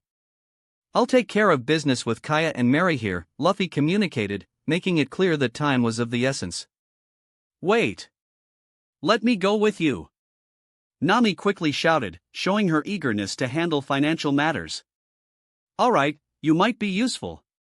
Luffy thought for a moment and agreed to the idea of taking Nami with him. He knew that Nami had a talent for squeezing every bit of money out of any situation, and he didn't want to miss the opportunity to make the most of the people's generosity in front of him. Chapter 30, Syrup Village 09. Third-person POV. Syrup Village, East Blue. The atmosphere in Syrup Village, located in the East Blue, was filled with its usual morning weather. Mary opened a suitcase in front of Luffy and Nami, revealing its contents with a dramatic gesture. In the blink of an eye, the distance between Mary and the duo seemed to widen as he stepped back. Nami couldn't help but wear a mischievous demon-like smile. Even her hair seemed to come to life, forming two figurative horns on her head, emphasizing her cheeky expression, which Luffy noticed with an amused smile. "I have to admit you're a great maid." Luffy praised the mischievous woman, his expression also brimming with joy. "I'm a navigator," she protested, but Luffy disregarded her argument with a shameless smile. Before them lay a suitcase full of berries, the common currency in the world of One Piece. Luffy and Nami had just arrived at the port to negotiate for Buggy's ship after using the power of the Moa Moa Nomi to increase its original size for evaluation. Mary and Kaya, who were accompanying them, were left in awe when they saw Luffy pull out Buggy's ship from his pocket, and in a matter of seconds, Luffy turned it back to its normal size. The young man's astonishing ability didn't go unnoticed, leaving Mary and Kaya completely shocked. Recovering from the initial shock, Mary decided to inspect Buggy's ship inside and out, while the negotiations began. In the end, the deal netted them 30 million berries. Although the initial price was 25 million, Nami's cunning came into play. With her bargaining skills, she managed to squeeze an extra 5 million berries from the value, increasing the total amount to 30 million. Luffy was extremely pleased with the cat burglar's prowess. Now we're in really good shape, proclaimed Luffy, approaching the suitcase and unable to resist touching it, as if the berries contained therein were a tangible realization of his success. What? Not again. Nami screamed as she saw Luffy perform this action, recalling the last time he had acted similarly when all their wealth had vanished before their eyes. It was a nightmare she didn't want to relive. Before Nami could approach and prevent Luffy from going on, acting on instinct, she pounced on him. But the money disappeared again, just like in the terrible nightmare that still haunted her memories. Added 30 million berries to the store's balance. Store balance, 42 million. Luffy had spent a considerable amount of money in recent days, especially on Usopp's weapons, as nothing in those items was cheap. However, in the end, the investment proved to be worthwhile. No woo. Nami exploded, jumping on Luffy and grabbing him in anger, refusing to let him go. Why did you do that? Where the hell did the money go? Give it back, give it all back now. She screamed, tears of frustration rolling down her cheeks as she held Luffy tightly. Don't worry about it. The money was deposited into the cruise fund, Luffy said, while Nami's cheek was pulled by him. Crew fund? I deserve a share of that money. She protested, not releasing him. I can't give you the money right now, but I'll reward you later. I still have Buggy and Kuros rewards to collect, and I plan to capture Krieg and Arlong's heads for their bounties, Luffy announced, silencing Nami the next moment. She let go of him and looked at him with a serious expression. Hey, are you really going to fight them? She asked, in a worried and curious tone. The last name that came from Luffy's lips was Nami's worst nightmare. Even after all the displays of strength by the man with the straw hat, her mind was reluctant to accept that he could face Arlong. Yes, any problem? Luffy raised an eyebrow, appearing defiant, but it was a fun moment for him. I heard they are the most powerful pirates in this sea, especially Arlong. Fishmen are considered to be 10 times stronger than humans, Nami warned, with a hint of concern in her voice. Nonsense, Luffy huffed, cutting her off before Nami could continue. I could raise Log Town to the ground in a day. I doubt a mere fishman could do the same. If they were that powerful, why would they be sailing in the weaker sea with a bounty of only 20 million? I've met and lived among pirates with bounties in the billions. It won't be a fishman with such a low bounty that makes me fear for my ambitions. Luffy said, his voice filled with seriousness and even a touch of anger. He detested being underestimated or pitted. He was the type who would rather face death than beg for his life. Luffy's words left Nami stunned.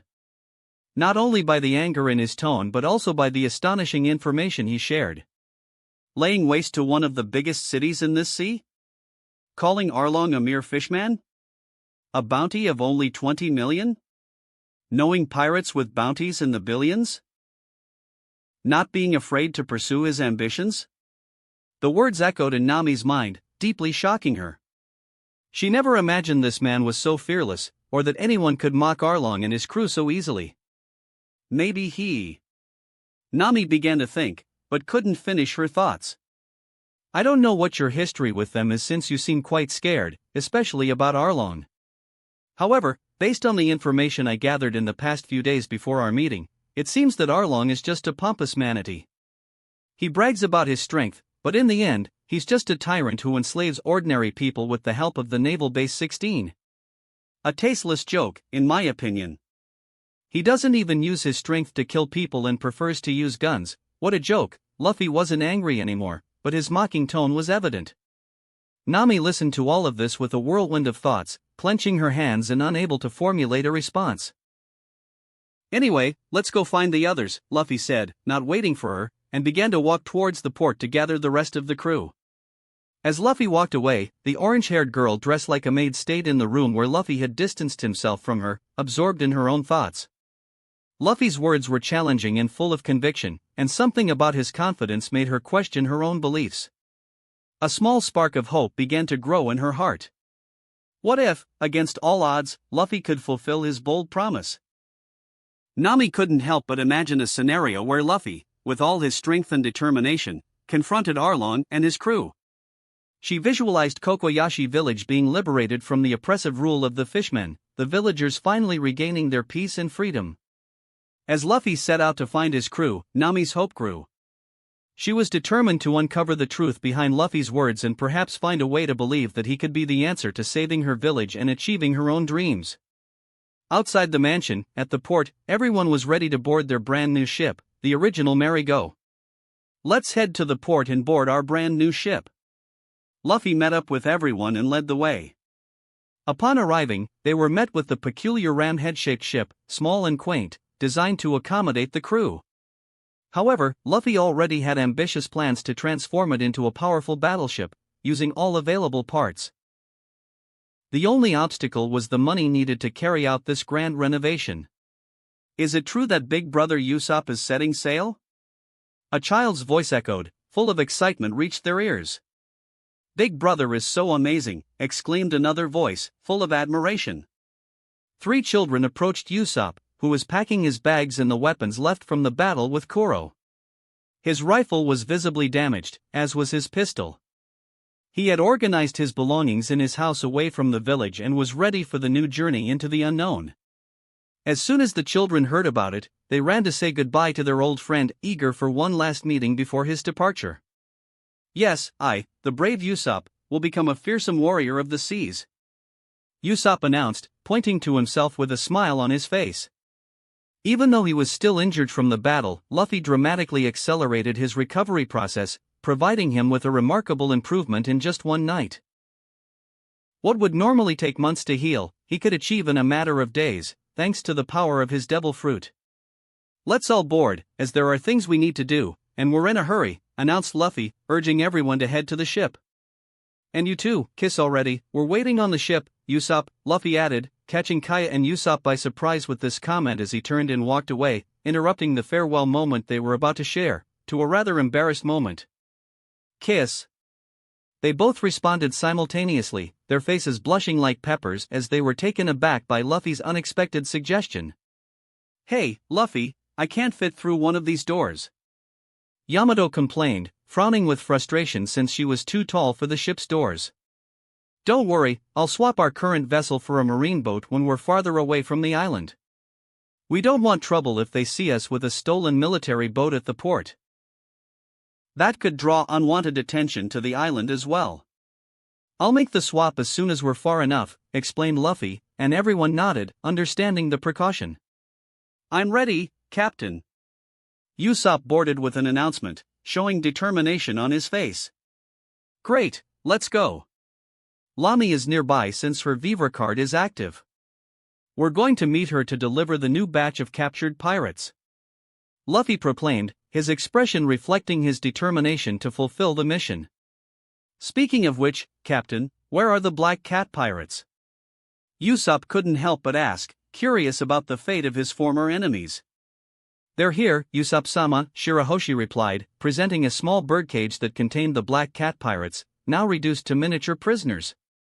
After this brief moment of clarification, Luffy used his power to speed up the ship, making it shoot off at high speed as they moved away from Syrup Village and set off for their next adventure. Chapter 31, Trip to Baratai 01. Third-person POV. Somewhere at sea, East Blue. "What name will you put on the ship, Captain?" The first thing Usopp asked as they sailed away from their old island. "I haven't decided yet, I'm torn between Stormfell, Black Pearl, Sea Overlord. What eye-catching names," Zoro remarked. "I know, but I haven't figured out which one to choose yet, so I'll leave it to the readers of this fanfiction," Luffy murmured. "Amazing." Yamato's eyes sparkled. "Incredible," Usopp said in a trance. "You guys don't even know what he's talking about," Zoro grumbled. "Readers?" Nami raised an eyebrow. "And why are we in a fanfiction?" Kuina crossed her arms in disbelief. "What is a fanfiction, Luffy-sama?" Shirahoshi asked with curiosity. "Woof. Sharky.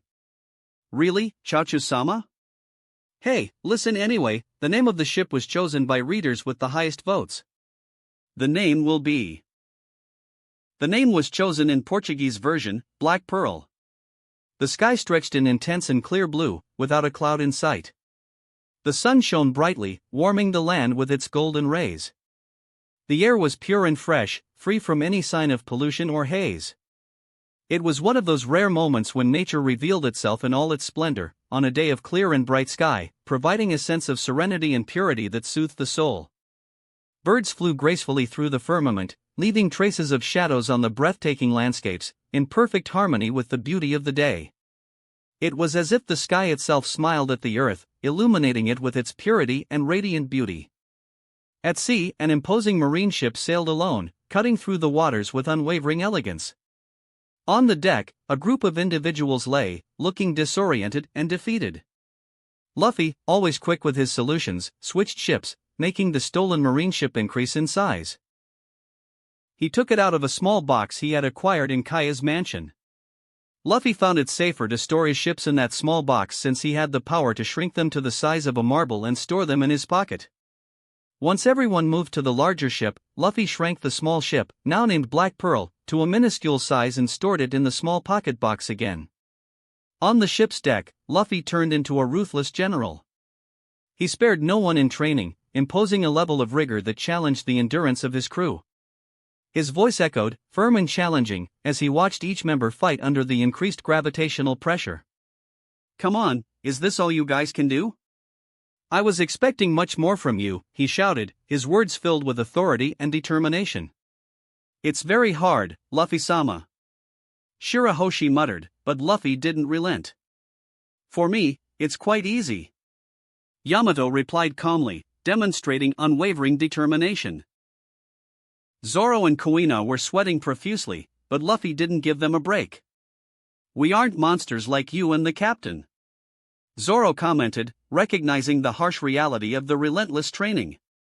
Chaochu whined like a defeated dog, but Luffy showed no mercy. He continued to encourage, challenge, and push his crew to the limit. "Megalo, I hope you give your best too," he ordered, making no exceptions for the non-human members of the crew.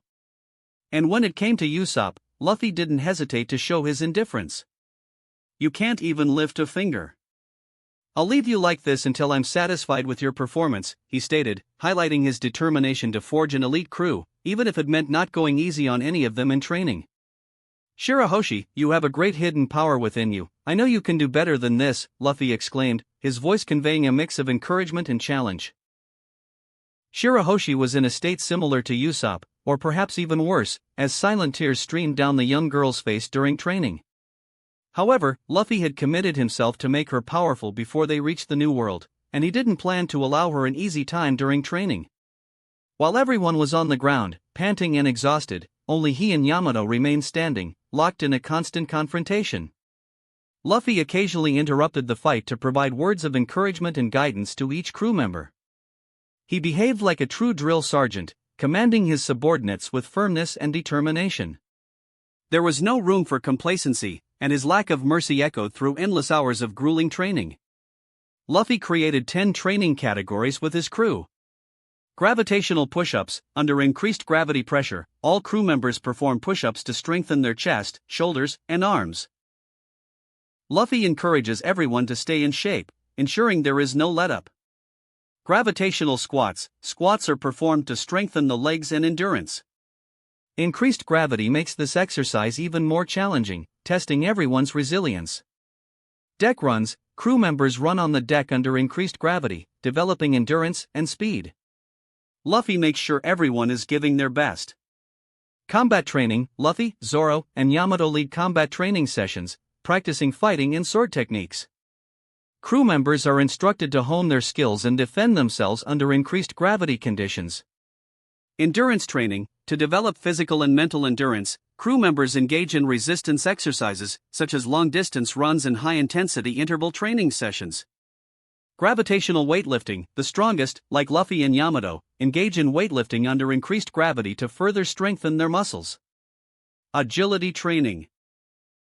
Agility exercises are performed to enhance reflexes and mobility, essential for the battles they will face in the New World. Climate resistance training. As part of their comprehensive training, crew members undergo training in extreme weather conditions, such as exposure to strong wind and rain, to prepare them for the unpredictable conditions of the sea. While all this was happening, Nami, still dressed as a maid, was on the sidelines, immersed in her own thoughts. Since they left Syrup Village, Luffy's words echoed incessantly in her mind, leaving her deeply reflective. Beyond the words, Nami began to notice something that deeply troubled her. Luffy didn't treat her the same way as the other crew members. She began to notice nuances in his behavior, a subtly distinct treatment, as if he saw her a little differently from the others, despite all the friendship and camaraderie. This perception squeezed her heart and created a sense of uncertainty. From a young age, Nami harbored a deep hatred for pirates, but watching this peculiar group made her question her own beliefs. They were a kind of crew she had never seen before, and that left a bitter taste in her mouth. She felt hurt and out of place, as even the other crew members didn't embrace her as a true nakama. Nami sighed softly to herself, sinking into her thoughts.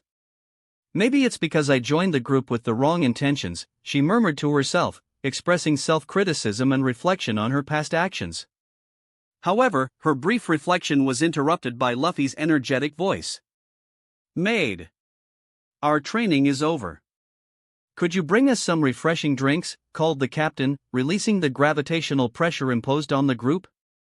"Why, yes," Nami replied quickly, but this time her voice carried a more dejected tone than anger. This did not go unnoticed by Luffy, who arched an eyebrow as he watched her walk away. He pondered in silence, was I too hard on her? Anyway, unless she comes to me and shows her true intentions and feelings, I'm not willing to ease the pressure. Not when it seems like, deep down, she just wants to steal from us. Luffy watched Nami's back with a thoughtful look, maintaining his firm and determined posture but also attentive to the complex situation involving the cat thief and his crew. After Nami brought some refreshing drinks, the crew began to relax. Everyone settled in, easing the tension after the grueling training. Kuina, while savoring some rice cakes that Nami had brought from the stock, commented, "We urgently need a cook. These rice cakes are good, but no one here really knows how to cook." Zoro nodded, adding, "And what about our next stop, Captain? Where are we going?" Luffy couldn't contain his excitement as he replied, "We're heading to the Baratai restaurant. I'm sure the perfect person for the job is there right now. And believe me, there's no chef like him in all the seas." His eyes gleamed with enthusiasm, already anticipating the next stage of his journey to strengthen his crew. Although Luffy knew he might have to beat up Sanji a few times to keep him away from his ladies, he still hoped to find a reliable and strong version of the cook. However, he was aware that the world they were in now could have caused unexpected changes in his companions. "I understand, but I don't think that will make a difference," Yamato commented beside Luffy, expressing a pragmatic attitude towards the situation. "Sure, you only eat raw salmon," Usopp joked comically, shouting at Yamato while she enthusiastically devoured pieces of salmon. "I'm just following the footsteps of my sacred book," Yamato replied, pulling a book from inside her bra, revealing her loyalty to the wisdom contained in its pages. Kuina, observing the book that accompanied Yamato when she summoned it, couldn't help but let out an amused grumble. "I'm afraid to open that book," she murmured, giving a skeptical look at Odin's mysterious diary. Luffy thought that while Lami had Bippo and Shirahoshi, Megalo, and Yamato brought with them a diary that seemed to be an irreplaceable artifact in their lives for that woman. "Oh! Oh!" Chaochu barked, communicating in his canine language. "Sharky!" Megalo translated the message for his partner, using his ability to understand the language of dogs. An infectious laughter escaped from Shirahoshi's lips upon hearing Megalo's translation. Luffy, in turn, sighed, understanding what Chaochu was trying to communicate. Even Shirahoshi, who didn't directly understand the language of dogs, grasped the meaning through Megalo.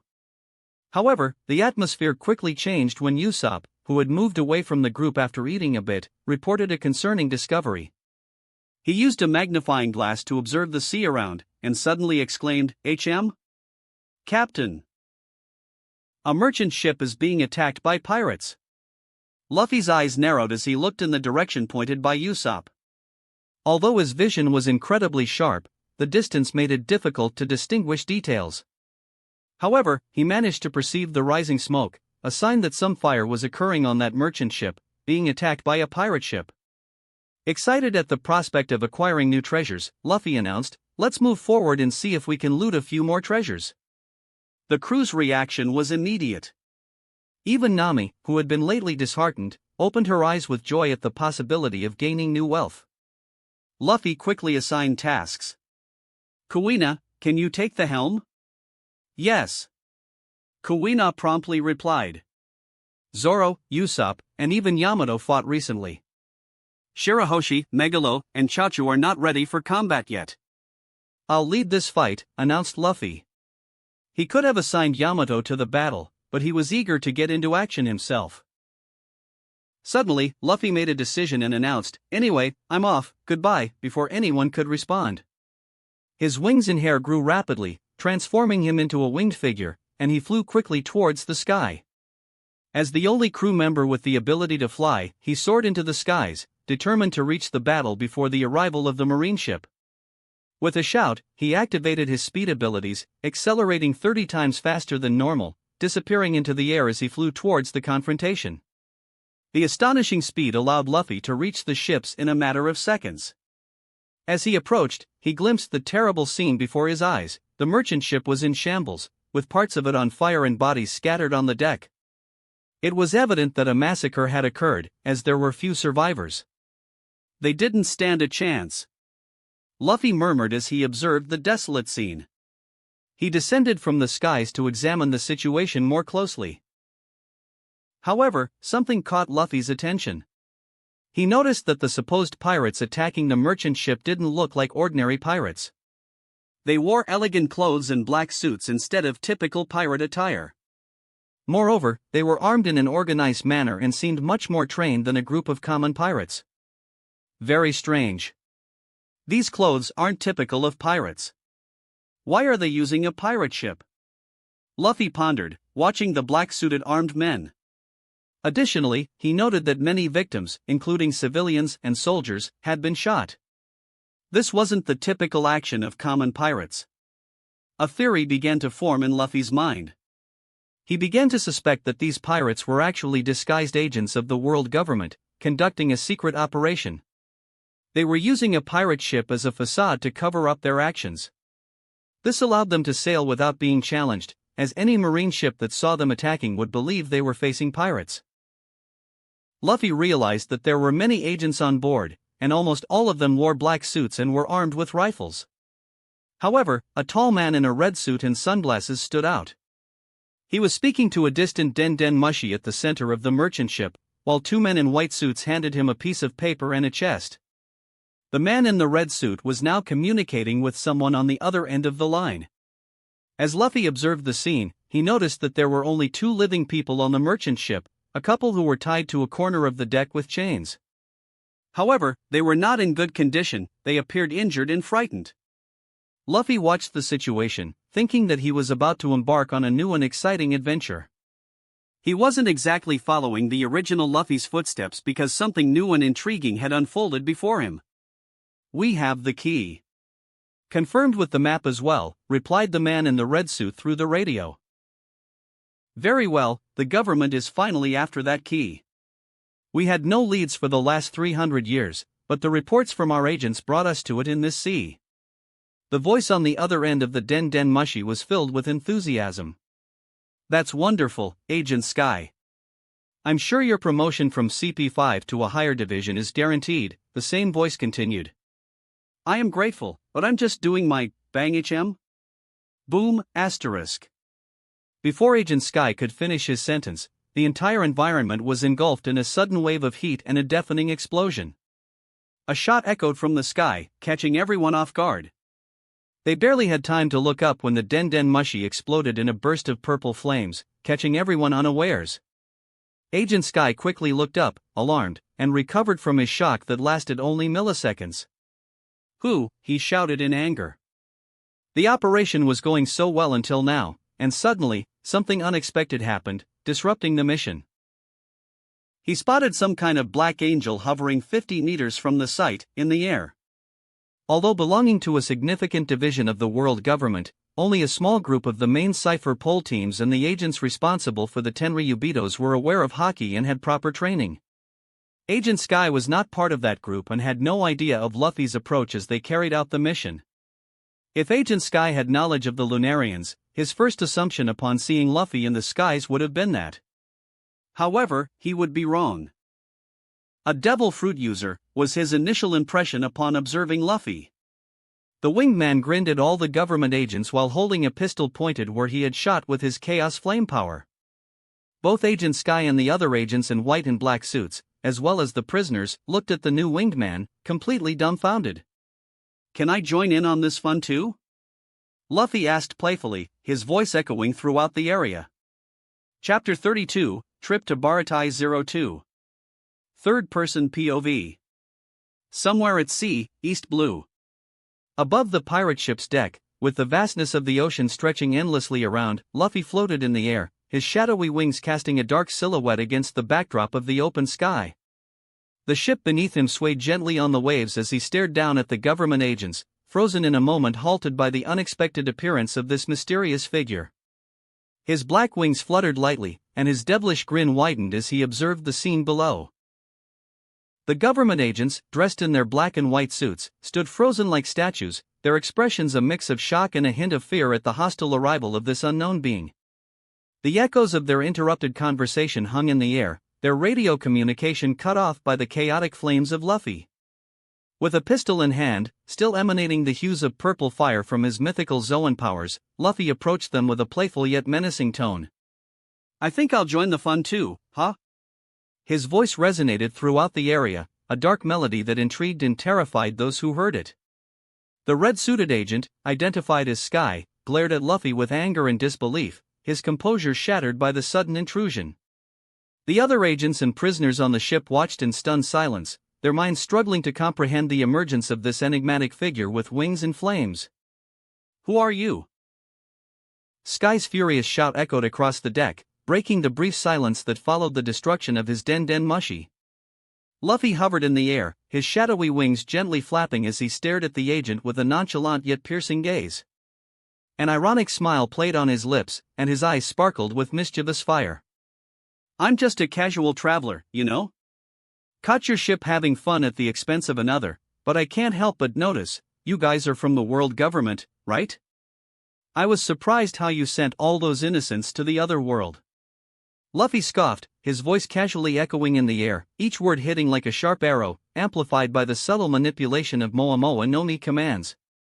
"So, you know we're from the world government, and still, you continue with this arrogance? How dare you question the world government and interfere in its operations?" The red-suited man roared, anger distorting his features as everyone around prepared for the imminent battle. "I have no idea who you are, and you have no idea about the vital importance of this operation. But let me tell you one thing, you'll find your death here, and then we'll unearth all your background, eliminating every person associated with you."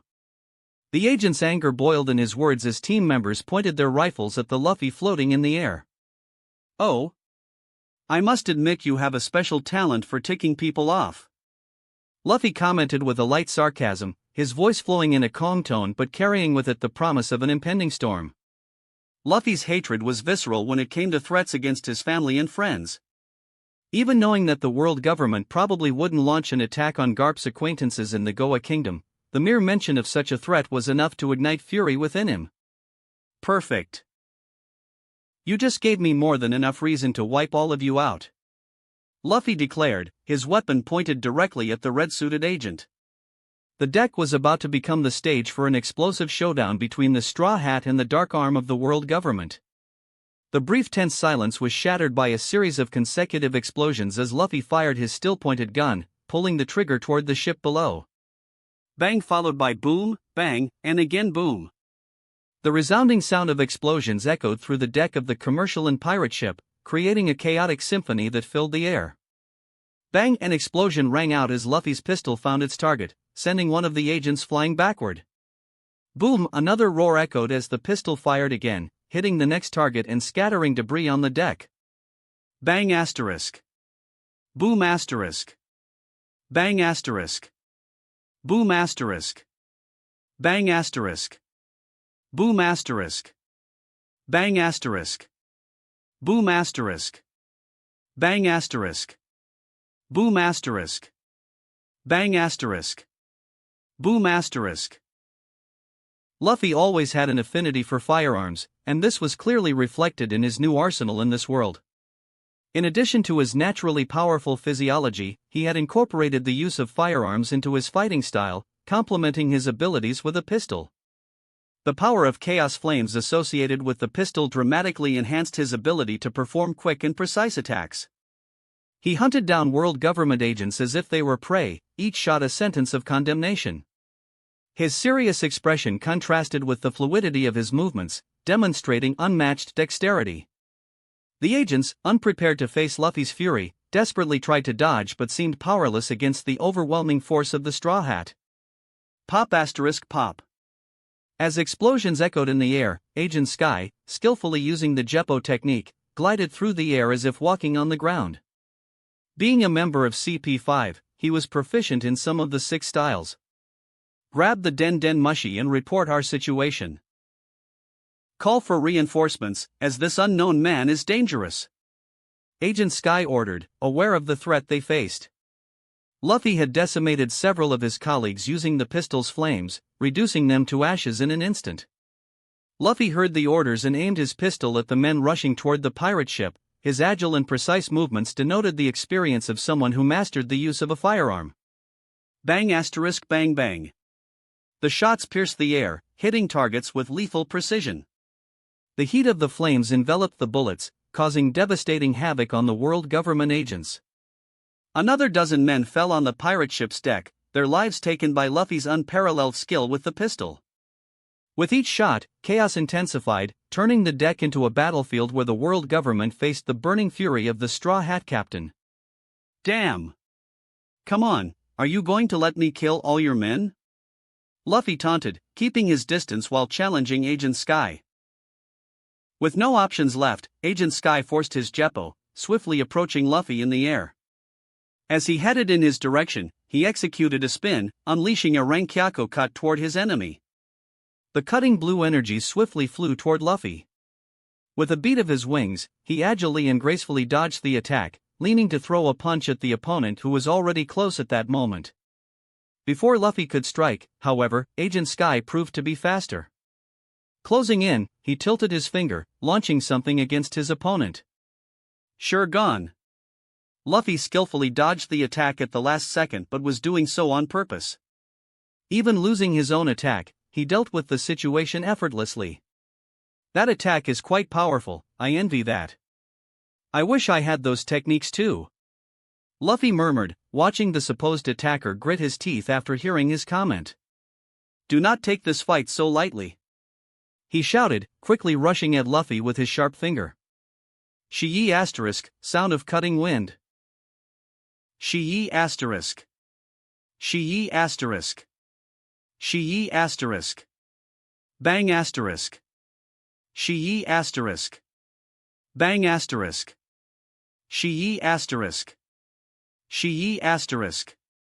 Bang asterisk.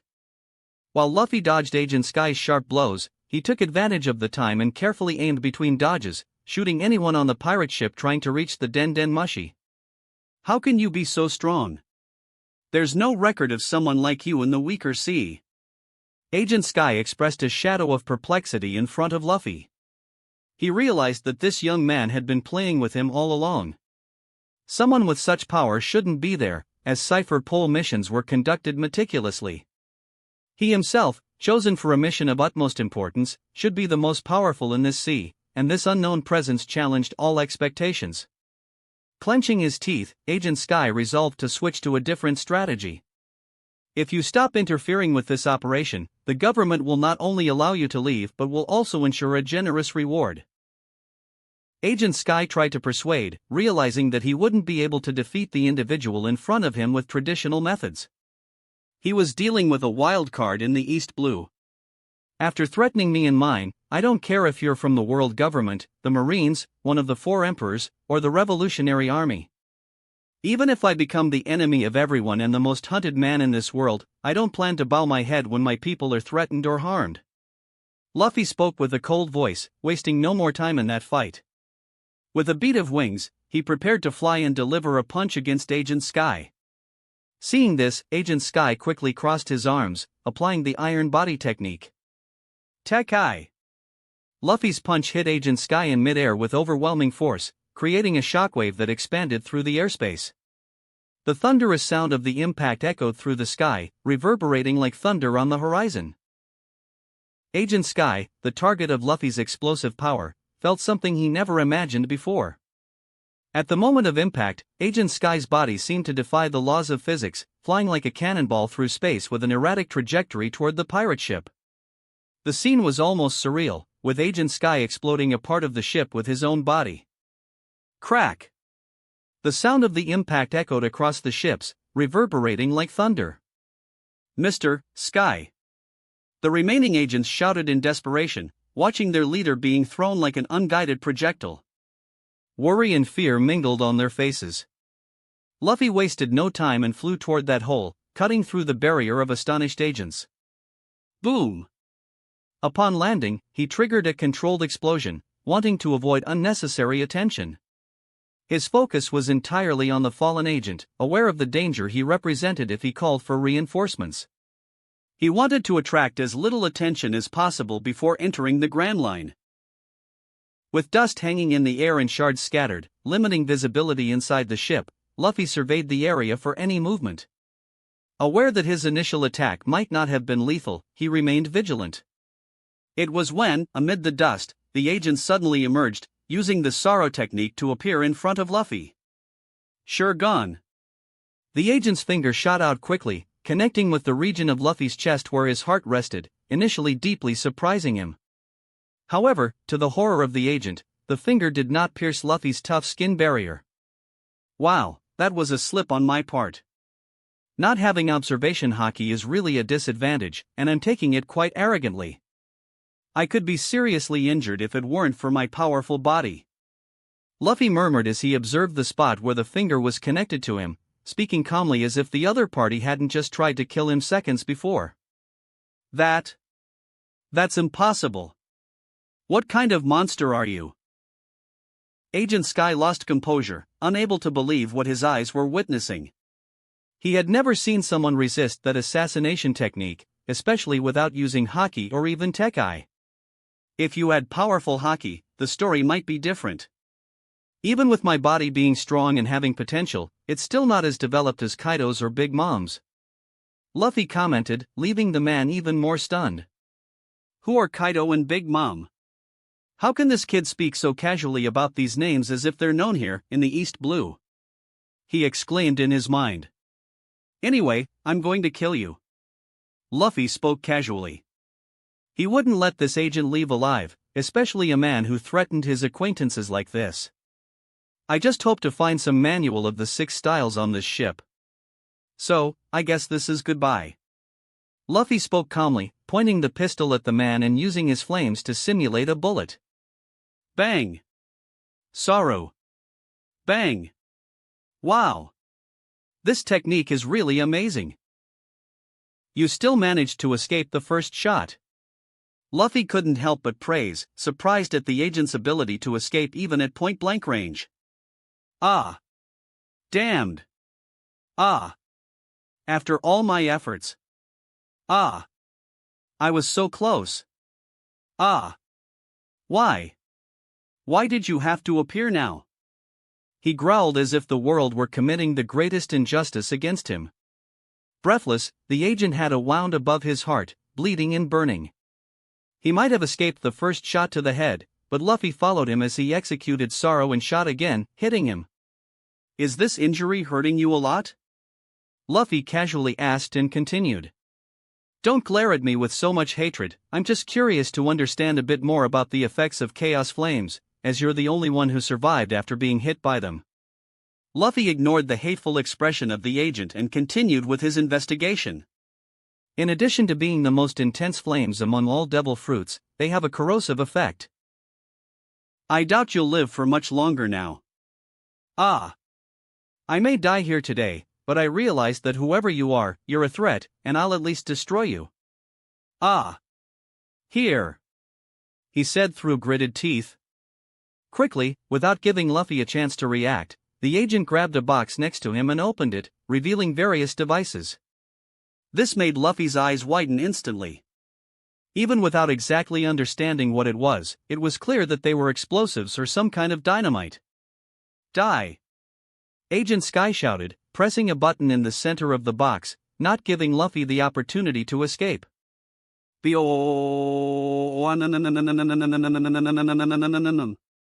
Chapter 33, Trip to Baratai 03.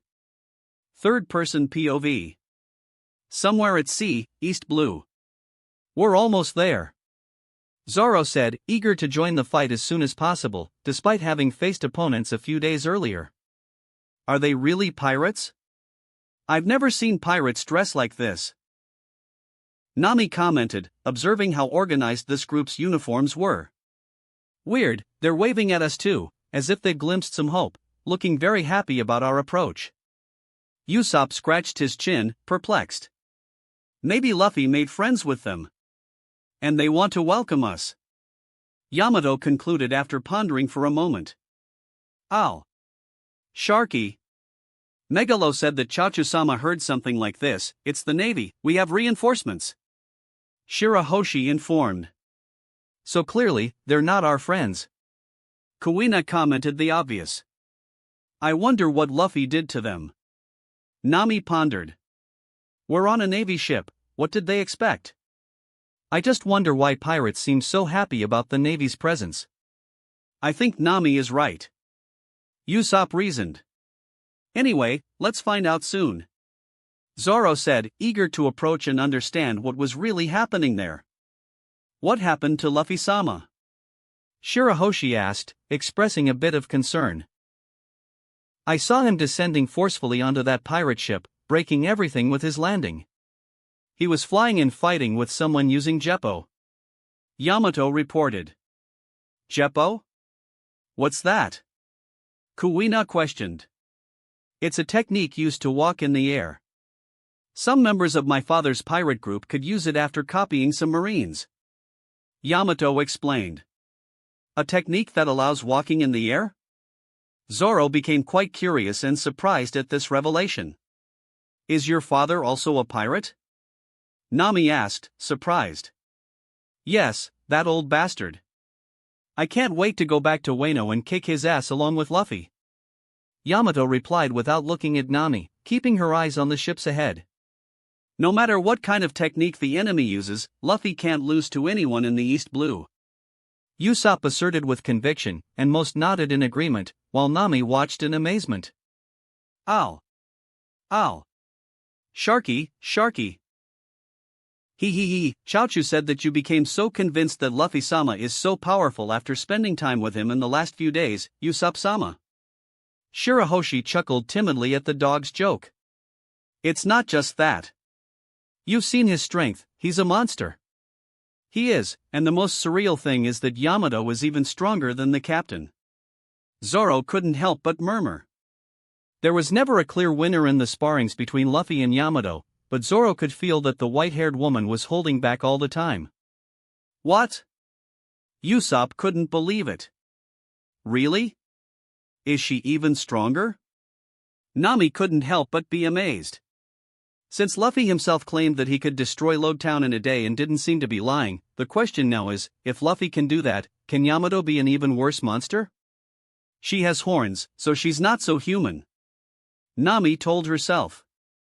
Anyway, we're getting close, so let's wait for Luffy to appear before taking any action. Kuina concluded as they approached the ships. The situation was under control, but abruptly a flash tore through the night silence, radiating from the pirate ship and enveloping both the pirate vessel and the commercial ship. The flash was followed by a deafening blast, shaking the air around and causing the explosion's impact to echo across the ocean.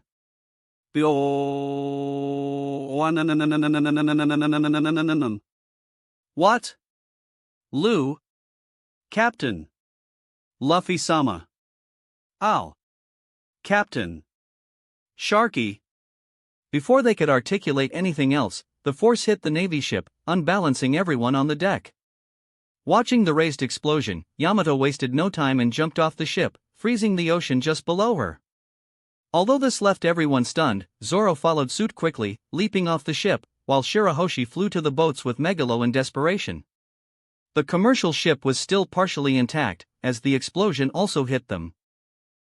Most agents were dead now, leaving only a few hostages and survivors.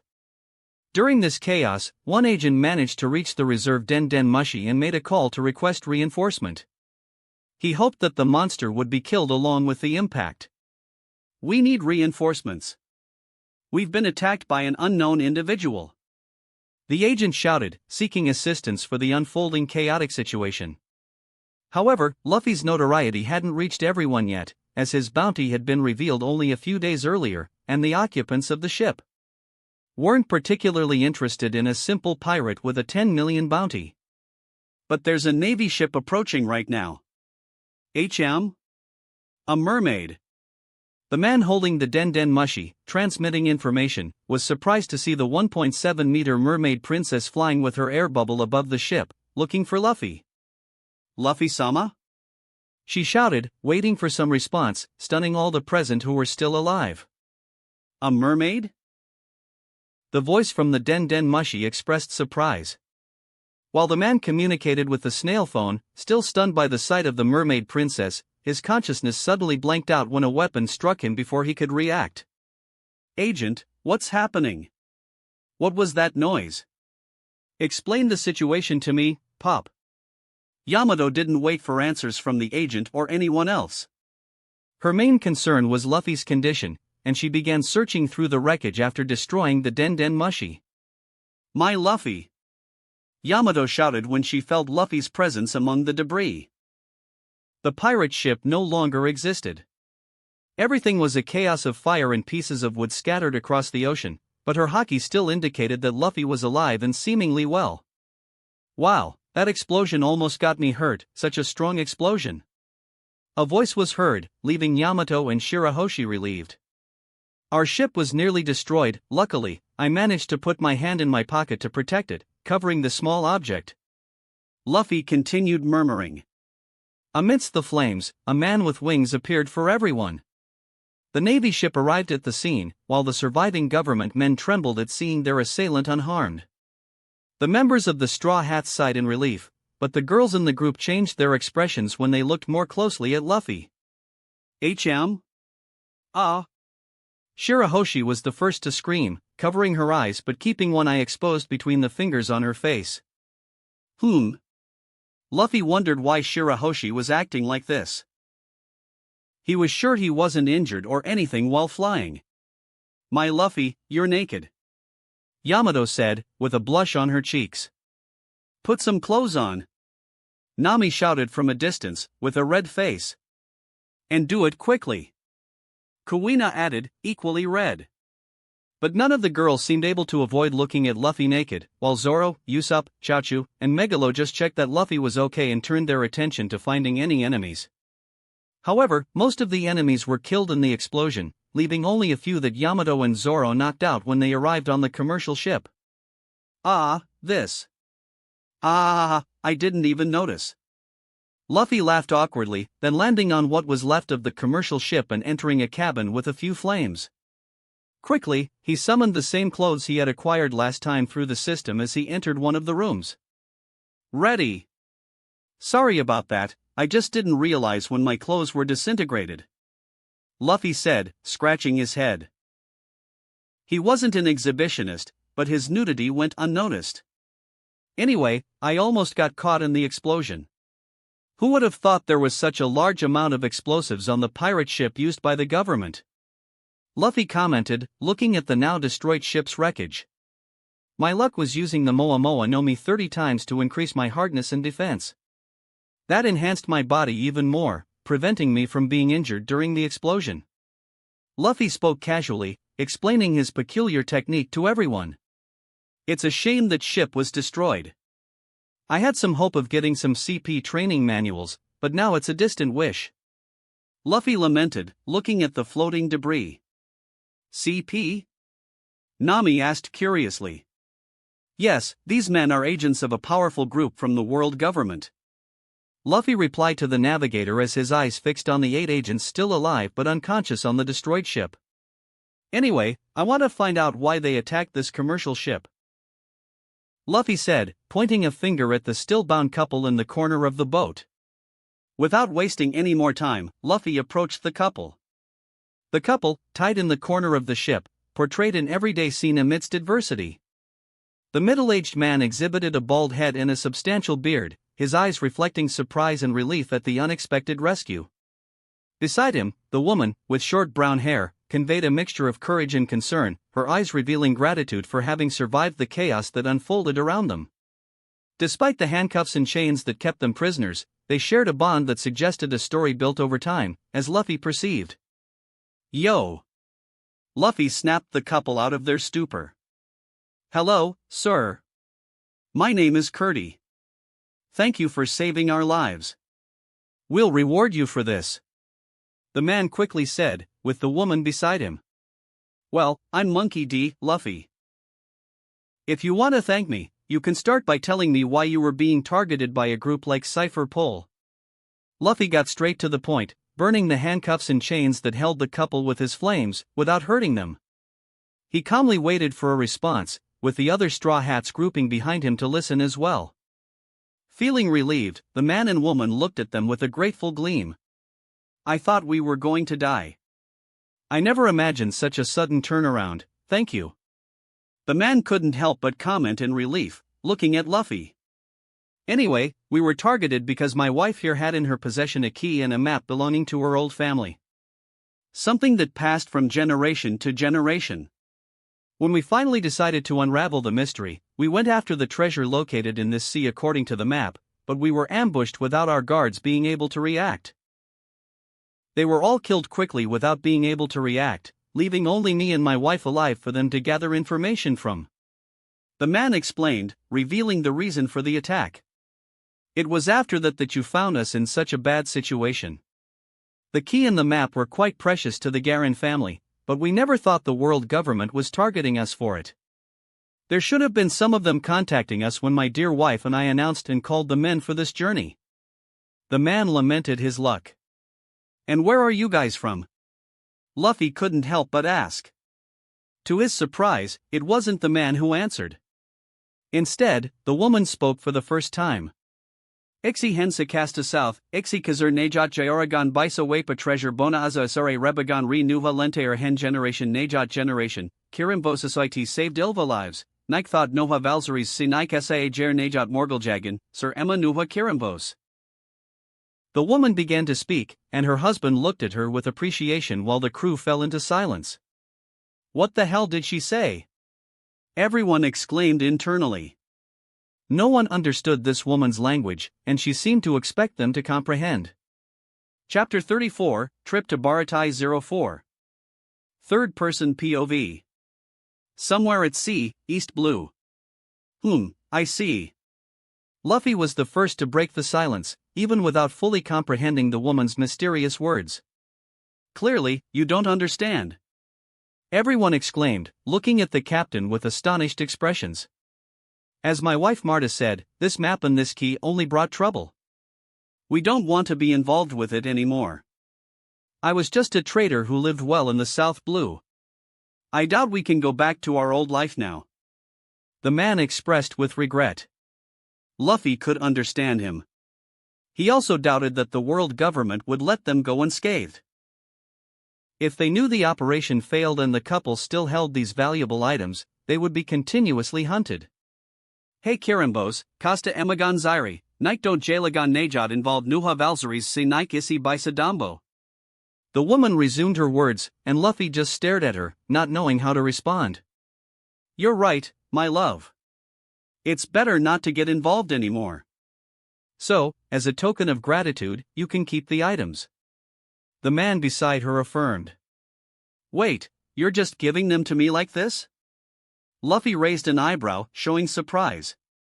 Of course, he was curious about what was in that chest, but receiving the items so easily was unexpected. Not that he was going to leave with nothing, he already intended to have some possessions from here. We can't have these anymore. Our friends are among the dead bodies on this ship. So many deaths. Look around, many of them were our acquaintances, and they died like slaughtered animals, without a chance to fight back. Do you think we can live with these items that will make us targets on our backs? I won't even be able to go back home now. The man named Curdy vented, expressing the tragedy that had befallen them. Luffy remained silent for a moment, absorbing the man's words. Then, he sighed and said, "If you're determined not to be involved with this anymore, I accept the items. But before that, explain to me what exactly these maps and keys are, better than before, and why the world government is so interested in them." The couple exchanged glances, and seeing that Luffy was genuinely interested, they began to explain the story behind their family's belongings. They detailed how these objects passed from generation to generation, recounting the history of an ancient lineage of explorers and hidden treasures. As they spoke, the couple revealed the peculiarities and mysteries behind these artifacts. Luffy listened attentively, understanding the importance of these items to their family and how they ended up becoming targets of the world government. When the explanation came to an end, Luffy nodded and said, "Got it. If you're willing to hand over these items to me, I accept. But know that I'll do what's in my power to ensure you can move forward without further worries." "You're right, I don't think the government will let this slide. It would be better for you to disappear from everyone's sight with your old name and get a new identity," Luffy spoke bluntly, sure that the world government wouldn't let this go either way.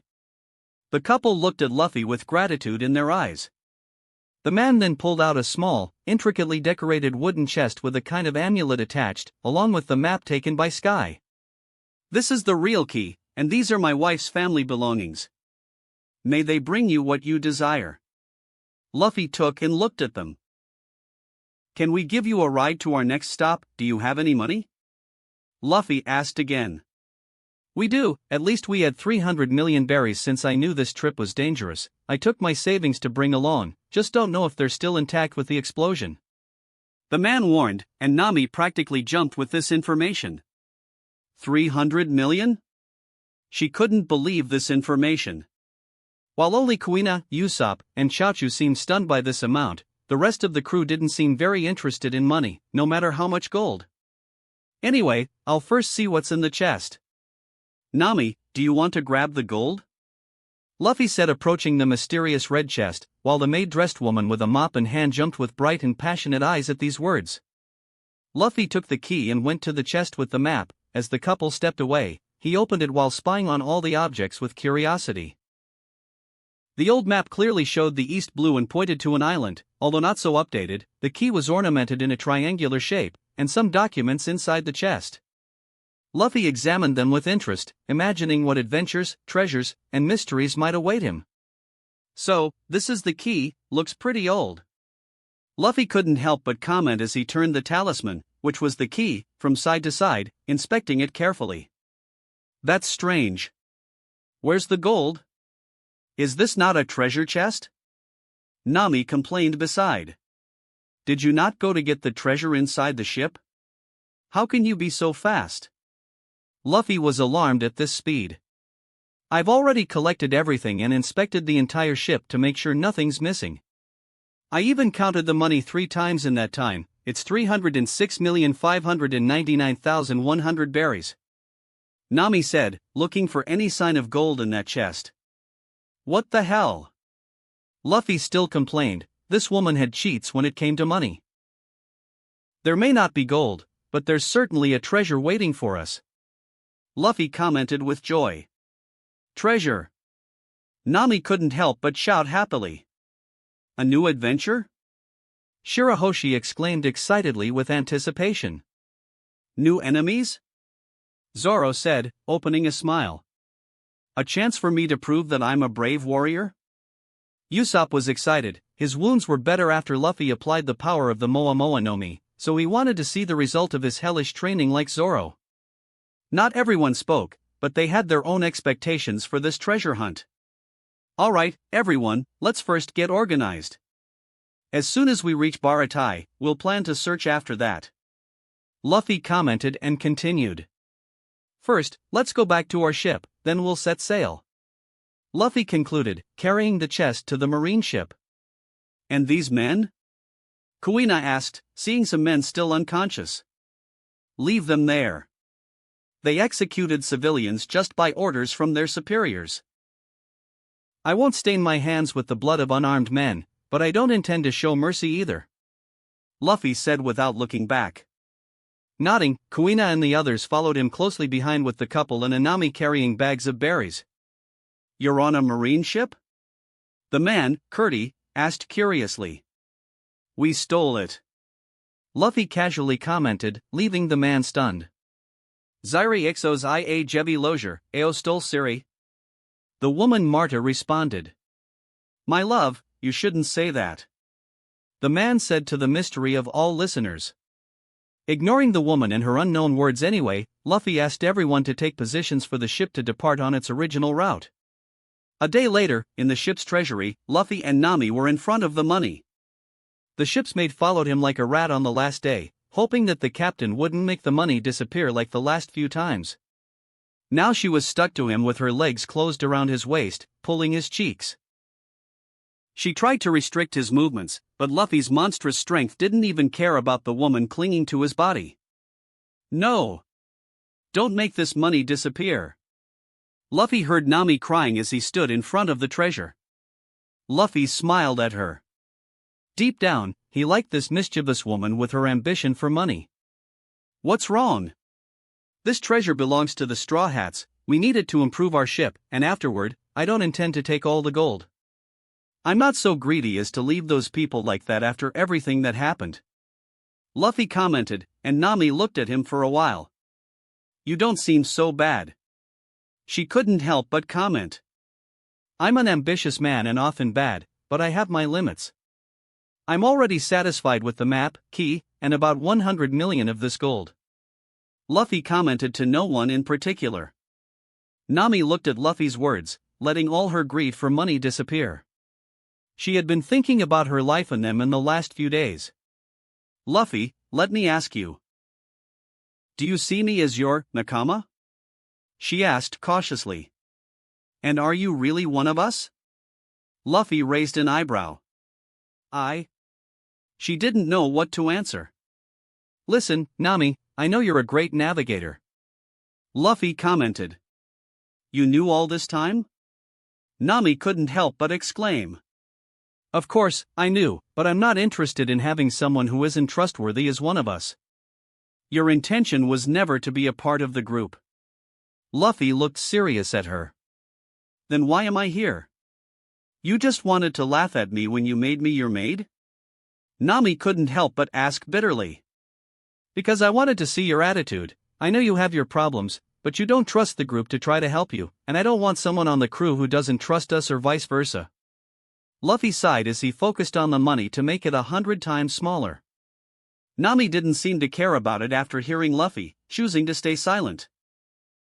I thought that if you spent some time sailing with us, you might trust us enough to help you with Arlong. Luffy began to walk out, leaving the lone cat burglar in the room. Nami was shocked by these words, torn between asking for help or not. Deep down, she was afraid that Arlong would not only kill the group but that the fishmen would take it out on her village, which she had been trying to free for years.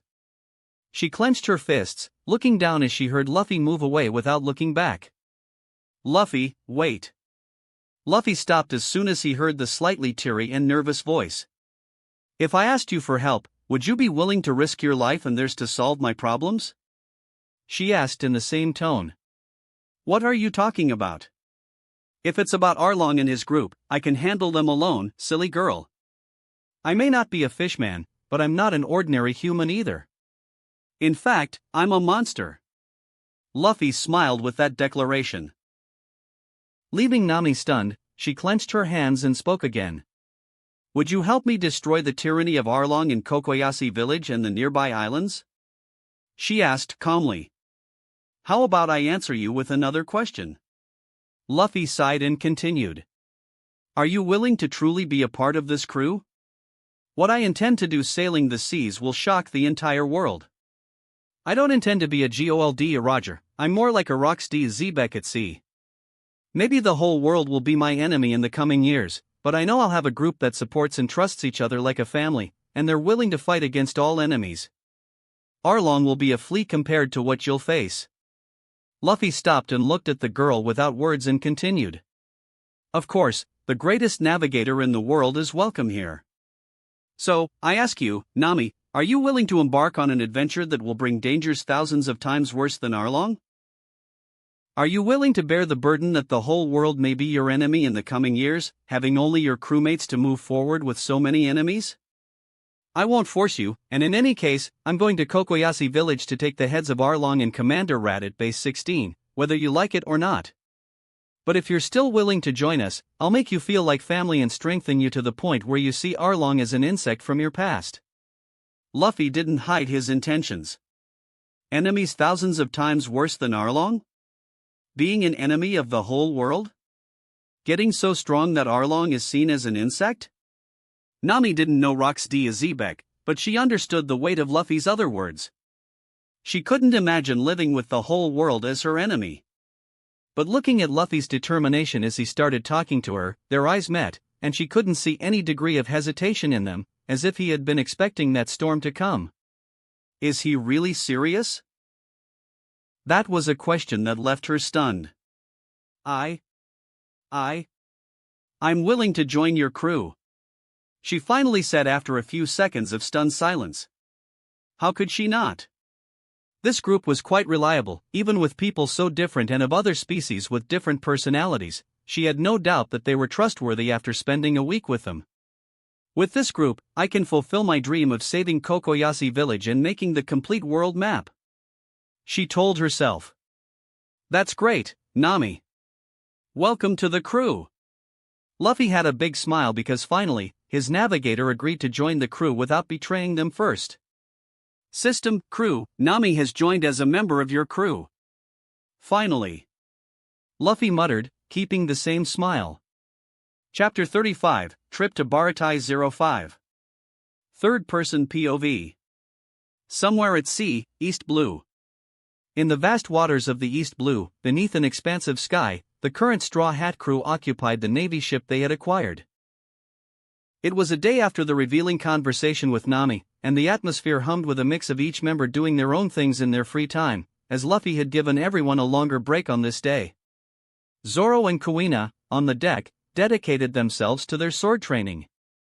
Calculated and precise movements indicated their intense focus as they continued to hone their skills. Closed eyes revealed deep immersion in the training. Nami, in the lounge, now officially part of the crew, was in her own room, immersed in maps and navigation instruments. Her focused attention on routes and coordinates demonstrated the seriousness with which she would begin playing her crucial role in the crew. Agile fingers traced lines on the maps as she planned the course ahead through the weaker sea routes. Usopp, in his workshop, worked on his weapons. His slingshot had been replaced by deadly weapons that Luffy handed to him with their manuals. These weapons were secret projects of the world government to enhance their strength in the future. Luffy acquired the designs and prototypes through some millions, but he didn't even come close to the real equipment, which were worth hundreds of millions or even billions. With Usopp now part of the crew and adapting to his new fighting approach, much deadlier than before, his expression revealed enthusiasm and passion as he explored new creations and refined his weapons. Skillful fingers shaped the crew's future. Shirahoshi and Megalo were on the deck, both watching the horizon and enjoying the sea breeze. The mermaid princess seemed fascinated by the vast ocean and the sight of the surface, while Megalo displayed a content expression. Chaochu, the loyal crew dog, was beside Yamato, both on the deck. Chaochu sniffed the air, taking in the new sea scents, while Yamato trained her skills with determination. The rescued couple, now free, was on the main deck, observing the crew with a mix of amusement in one of the chairs. Luffy let them do as they pleased, as long as it didn't interfere with the group's training. The man and the woman, still recovering from the shock of the turnaround in their lives, exchanged silent glances. The woman occasionally commented, but no one understood. While each crew member performed their individual tasks, the collective spirit of the Straw Hats permeated the ship. The atmosphere was charged with a unique energy. On the mast, Luffy sat, lost in his thoughts as he explored the system with a determined and curious expression. His gaze, fixed on the possibilities unfolding before the crew, as he closely examined a crew screen on the system. Crew. Monkey D, Luffy, Captain. Devil Fruit, Moa Moa Nomi D/icon icon Nomi, Model, Chaosifrit D. Vitality, S. Strength, B. Defense, A. Speed, C. Spirit, B. Haushiko Haki, Locked. Voice of all things, Locked. As a member of his crew, all his talents increase by 100%. Yamato, Vice Captain. Devil Fruit, Inu Inu no Mi, Model, Okuchi no Makami, B. Vitality, S. Strength, A. Defense, S. Speed, B. Spirit, A. Swordsmanship, B. Kenbunshiko Haki, D. Gyusashoko Haki, C. Haushiko Haki, D. As a member of his crew, all his talents increase by 100%. Shirahoshi, no specific role. Devil Fruit, none. Vitality, S. Strength, D. Defense, D. Speed, E. Spirit, S. Poseidon, Locked. Haushiko Haki, Locked. As a member of his crew, all her talents increase by 100%. Megalo, Pet. Devil Fruit, none. Vitality, C. Strength, D. Defense, D. Speed, D. Spirit, D. As a member of his crew, all his talents increase by 100%.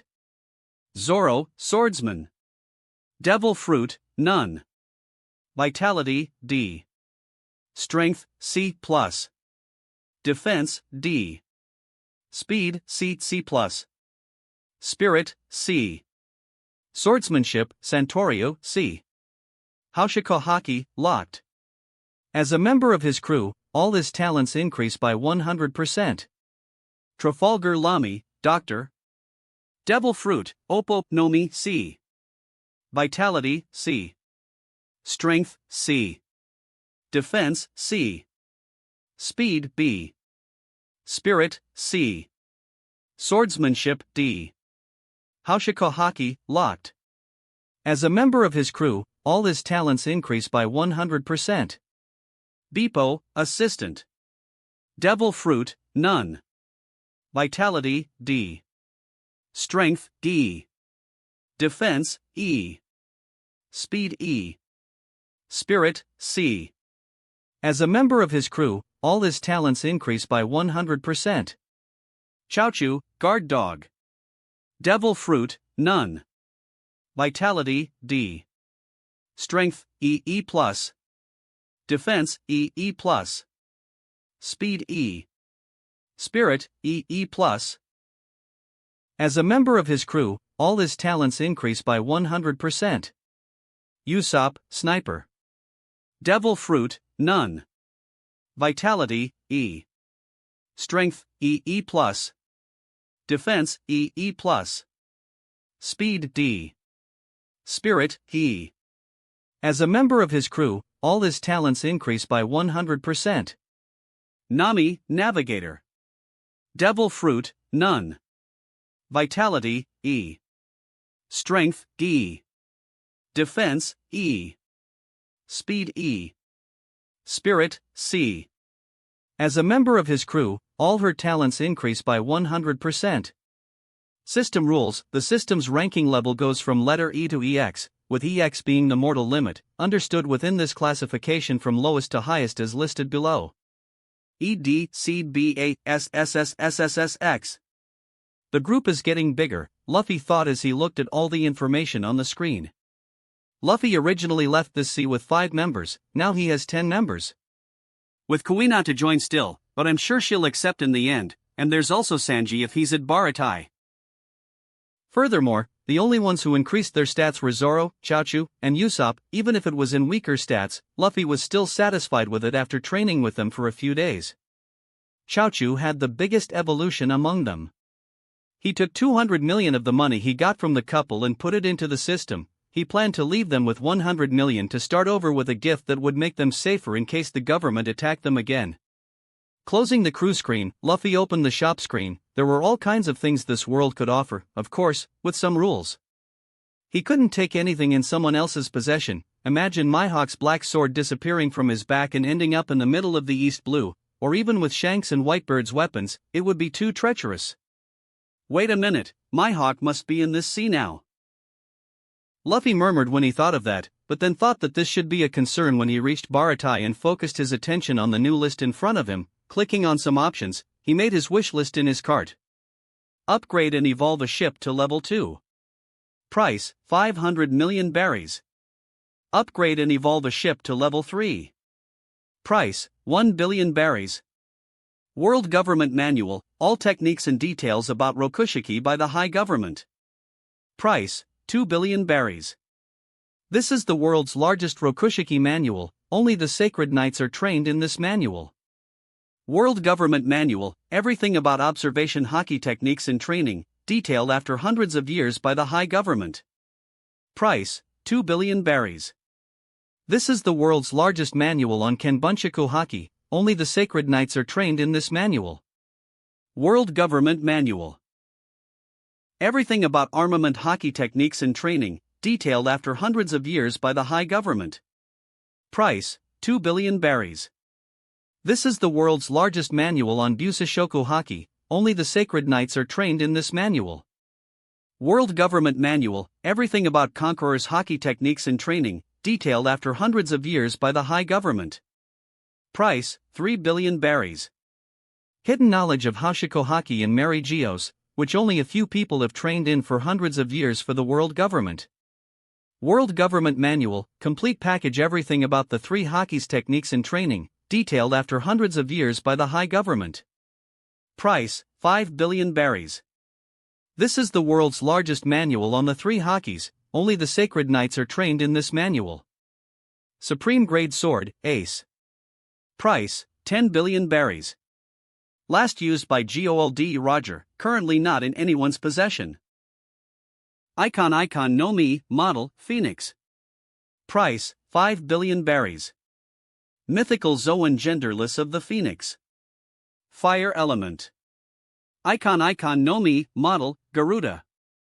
Price, 5 billion berries. Mythical Zoan Female of the Garuda. Wind Element. Icon no Mi, Model, Rama. Price, 5 billion berries. Mythical Zoan Male of the Rama. Lightning Element. Icon no Mi, Model, Titan. Price, 5 billion berries. Mythical Zoan Male of the Titan. Earth Element. Icon no Mi, Model, Bahamut. Price, 5 billion berries. Mythical Zoan Male of the Bahamut. Light Element. Icon no Mi, Model, Shiva. Price, 5 billion berries. Mythical Zoan Female of the Shiva. Ice Element.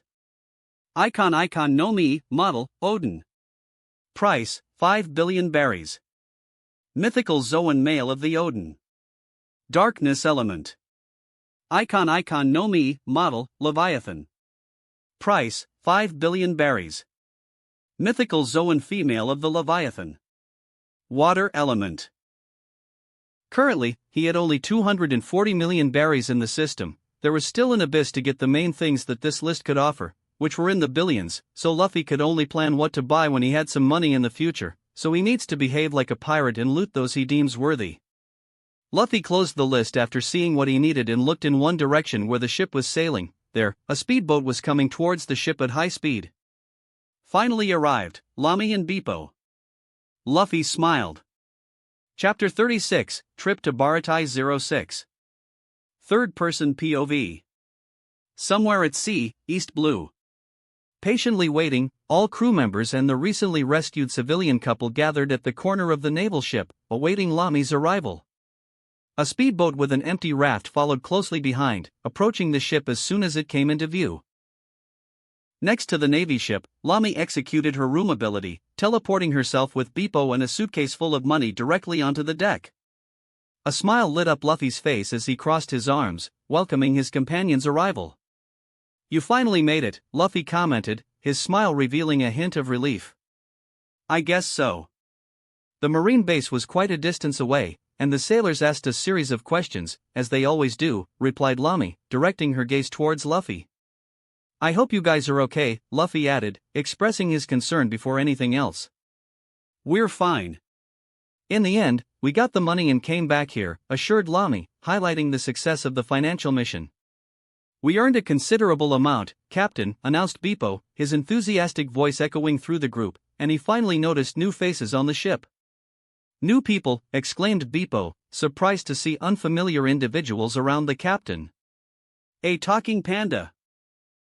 Exclaimed Usopp, displaying fascination like a member who hadn't seen the unusual creature before. Nike Dori Undijan Ia Dines Bona Toxco, the woman spoke, capturing everyone's attention, even though no one understood what she really meant. I'm sorry, Beepo said after hearing the woman. Wait, do you understand her? Curious Nami asked. No, Beepo said, causing everyone to fall to the ground in disbelief. Then why is he apologizing? Usopp shouted. I see the crew has grown quite a bit in these days away, Lami said, raising an eyebrow after hearing the woman. Ixandayer Rebagon Rikazur, Nike Igra Dayer Sitalibagon Najata crew, Marta said, so only her husband understood, and everyone continued to ignore her. Some pretty weird ones, from what I can see, Lami murmured about the strange woman. After hearing Marta and ignoring her, Luffy turned his attention back to responding to Lami. It's true, but this couple doesn't belong to the group. We're just helping them until the next point, Luffy said calmly. I understand, said the tattooed woman. Anyway, rest a bit because I'll need you again in the next few days. We have a few more pirates for you to deliver to the Marines, Luffy said, and she stared at him for a while with raised eyebrows. Why am I surprised? Anyway, I can do that, but I don't want to fall behind the team, she warned while crossing her arms, knowing that with Luffy, the rest of the group would be training while she did these services. Don't worry, I want you to deliver this in 2 more batches of pirates in the future. After that, we're heading to the Grand Line. Once we've done everything we need here, I guarantee I'll personally train you enough to defeat any of your enemies, Luffy affirmed, as many looked at him with questioning eyes, as only Luffy and Lami knew about the agreement they made. Now that we're all gathered, let's take advantage and celebrate. How's our stock, Usopp? Luffy casually asked. Being a pirate, a routine of banquets among his crew was necessary whenever possible.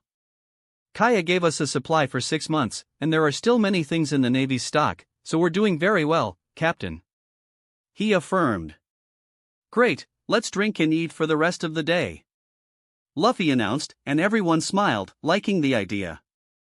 Is the maid still in the group?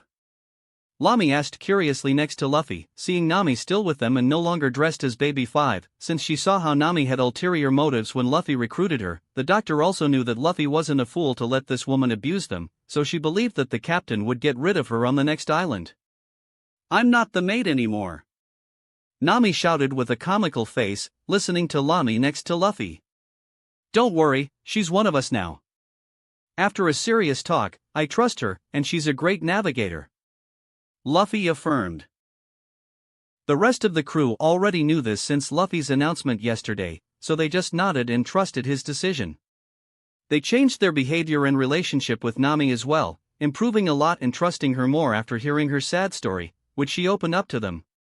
Nami was also amazed by each story told by her new nakamas. One was a prisoner of her father, another returned from the dead.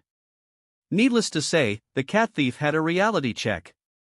But the person in the group with whom Nami seemed to connect better was the young mermaid, who shared a similar story since both mothers were killed in front of them and understood that pain very well.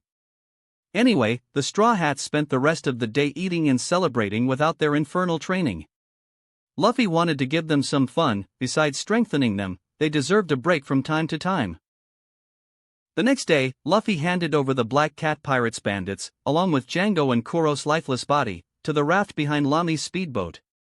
By starting the engine, the woman and her partner, Beepo, headed toward the nearest naval base after reviewing the marine map with Nami's help. Are they gaining fame? Zoro asked beside, watching the boat move away. He was a pirate hunter until recently. He knew that after Lami and Beepo caught a few pirates, their names would start to circulate, especially when Lami caught a pirate with a 15 million bounty like Buggy. It wouldn't take long for her to become quite famous in this sea. Are you afraid of losing your reputation so quickly? Kuina mocked beside. I doubt I have any reputation now. I'm a pirate with a 5 million bounty on my head. But I won't be surprised if the woman and the panda gain a great reputation just for delivering Buggy to the Marines. Now, with Kuro, a pirate who was dead on the records, that will attract a lot of attention to them, Zoro concluded with a smile. Whatever Lami's reputation is now or in the future, it will end once we enter the Grand Line. Now, forget about it, and today won't be a day off, let's train. Luffy announced, earning a smile from Yamato, Kuina, and Zoro. In contrast, Nami, Usopp, Shirahoshi, Megalo, and Chachu shivered and lamented upon hearing those words. Their infernal training would begin soon. Meanwhile, the rescued couple watched patiently from the side. Most of the time, they showed compassion for the weaker members, witnessing Luffy's torture and ruthless attitude. What are you looking at like that? To the training area, move! Luffy shouted at them, and everyone ran to train. The captain would make them suffer even more if they made him wait. Yes, Captain. They shouted quickly. Some time later. Please help me. Luffy heard Nami scream, looking like a bug on the ground from so much suffering. She was the one suffering the most since those rigorous training began. Not even in Syrup Village had Luffy been so relentless, but he had the goal of strengthening her. Luffy sighed and picked her up in his arms like a princess, taking her to one of the cabins, where she would rest until she recovered to be able to help with the ship's navigation again. Upon returning to the deck, Luffy was approached by Usopp, who had spotted something in the sea. Captain, is that a rock? Can I shoot? He asked.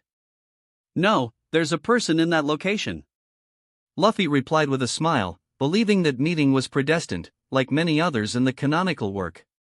A person, Luffy-sama? Shirahoshi asked curiously, flying to his side. I only see a rock, and my haki doesn't reach the location.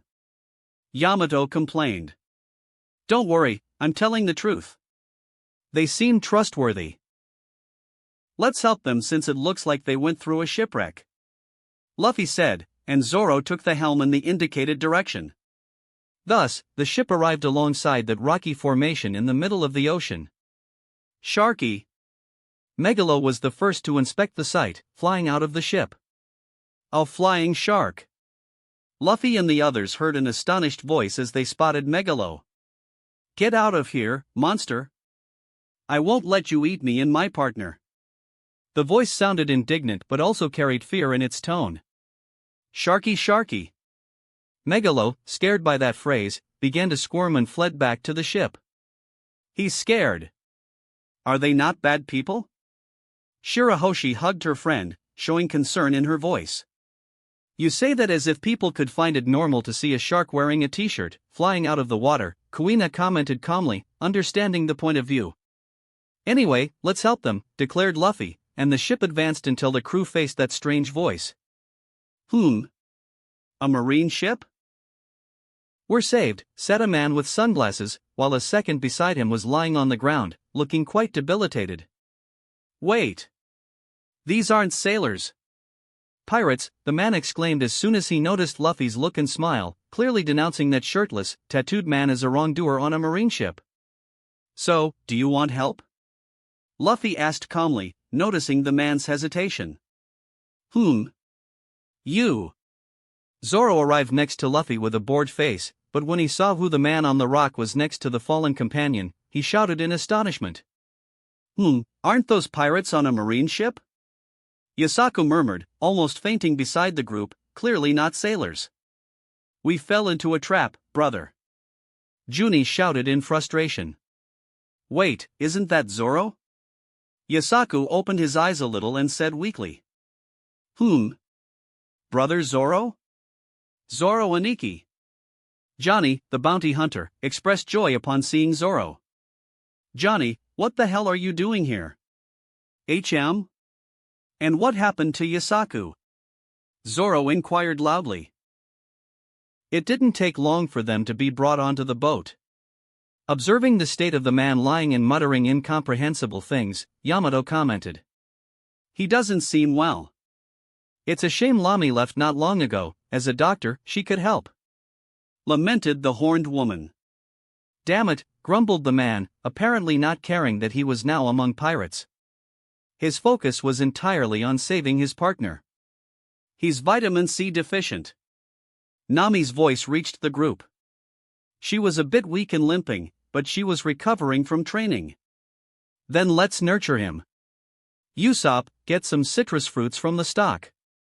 Luffy ordered. Yes, Captain. Usopp ran to the stock. While Nami explained that his worst situation was exposure to the sun without the necessary nutrients, Usopp filled the man's mouth with lemon. It didn't take long for the man to get up, as if he had just woken up from a long sleep and not from the critical state he was in just 5 seconds ago. He woke up so fast. Tea! Nami exclaimed. Hi hi hi hi hi hi. Hi hi hi hi hi hi. As part of a ritual, they began to dance and sing strange words. Isai strange, said the woman named Marta, who spoke in an incomprehensible manner. True, dear, they are quite strange, said her husband. They are weird, they say? Everyone exclaimed to the bizarre couple. He. How funny. Shirahoshi said, laughing at the duo still dancing. A beautiful woman with a tail.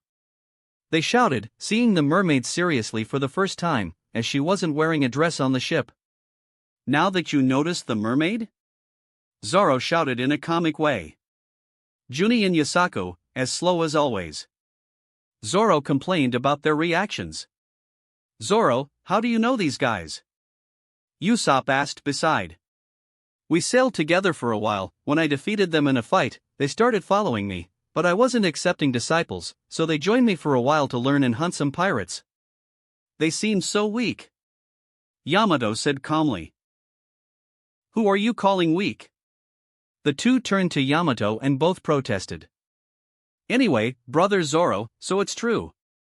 You've become a pirate with a 5 million bounty? Johnny asked. He still couldn't believe the news that appeared to him a few days ago.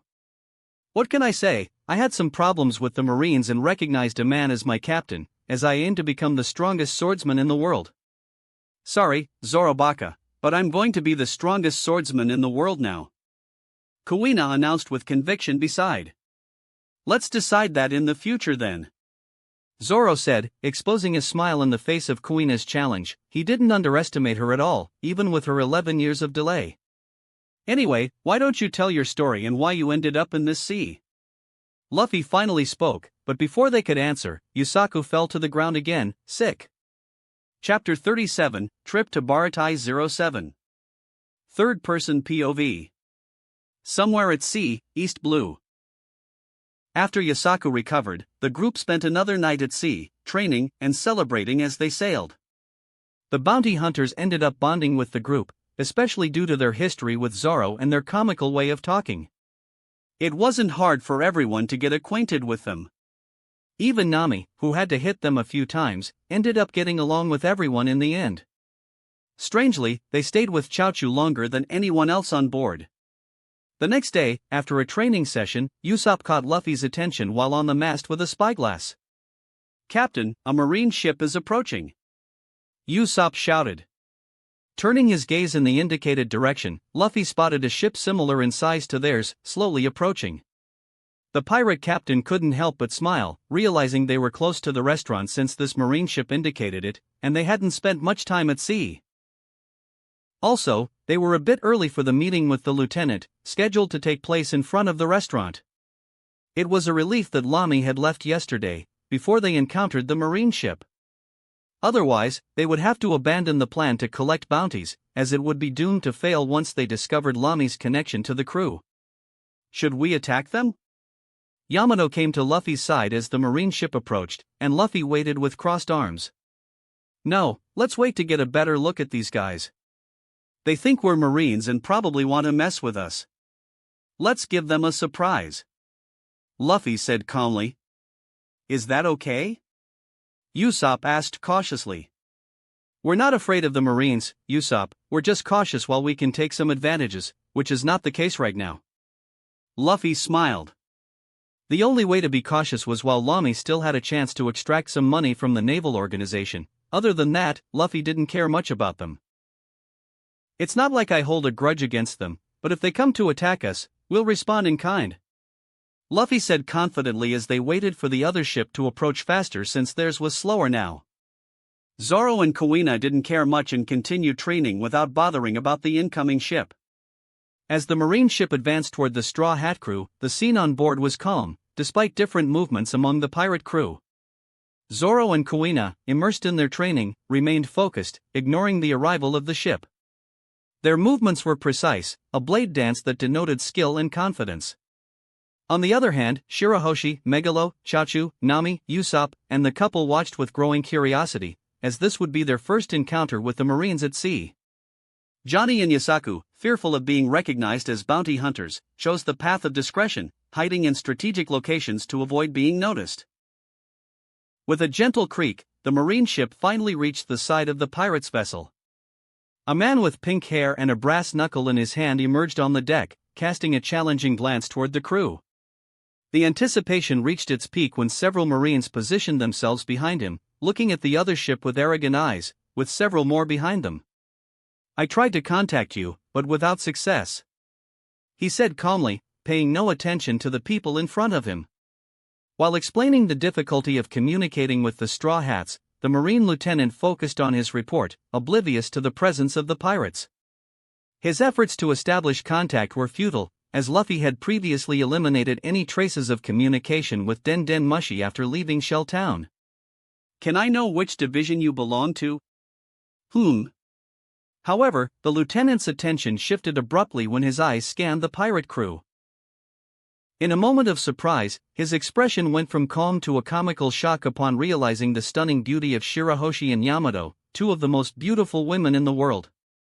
The exclamation about their beauty escaped his lips before he could restrain it. Wait a minute. What beautiful women! He exclaimed, his almost theatrical reaction catching the attention of the Marines beside him, who were stunned by the sudden change of focus. Amid Luffy's ruffian-like aura, the pirate mantle proudly displayed the Jolly Roger with the straw hat, a clear and irrefutable identity as pirates. Wait! You're not Marines! The Marines beside him were stunned when they paid attention to the rest of the group in front of them. Amid Luffy's ruffian-like aura, the pirate mantle proudly displayed the Jolly Roger with the straw hat, a clear and irrefutable identity as pirates. Now that I notice, wasn't it reported that we stole a marine ship? Why is everyone surprised about it when we meet them? Luffy asked casually, not caring about the others' reactions. Any problem here, dear?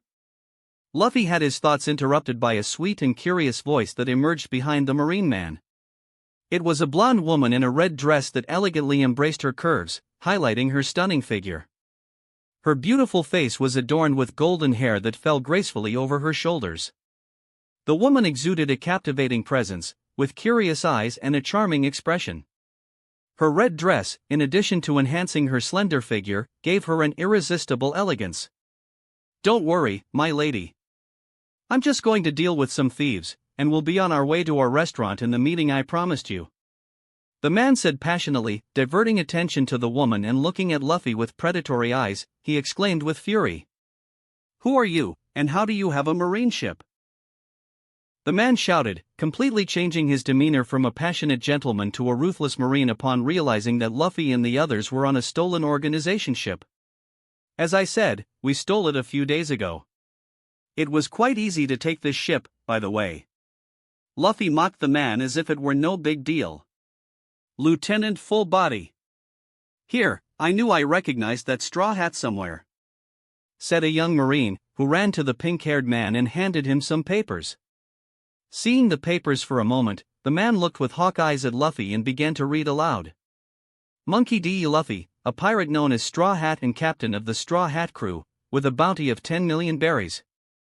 Crimes: attacked a Marine Base 153, stationed in Shell City, taking the entire base hostage and cold-bloodedly killing its commander, Morgan, in the process.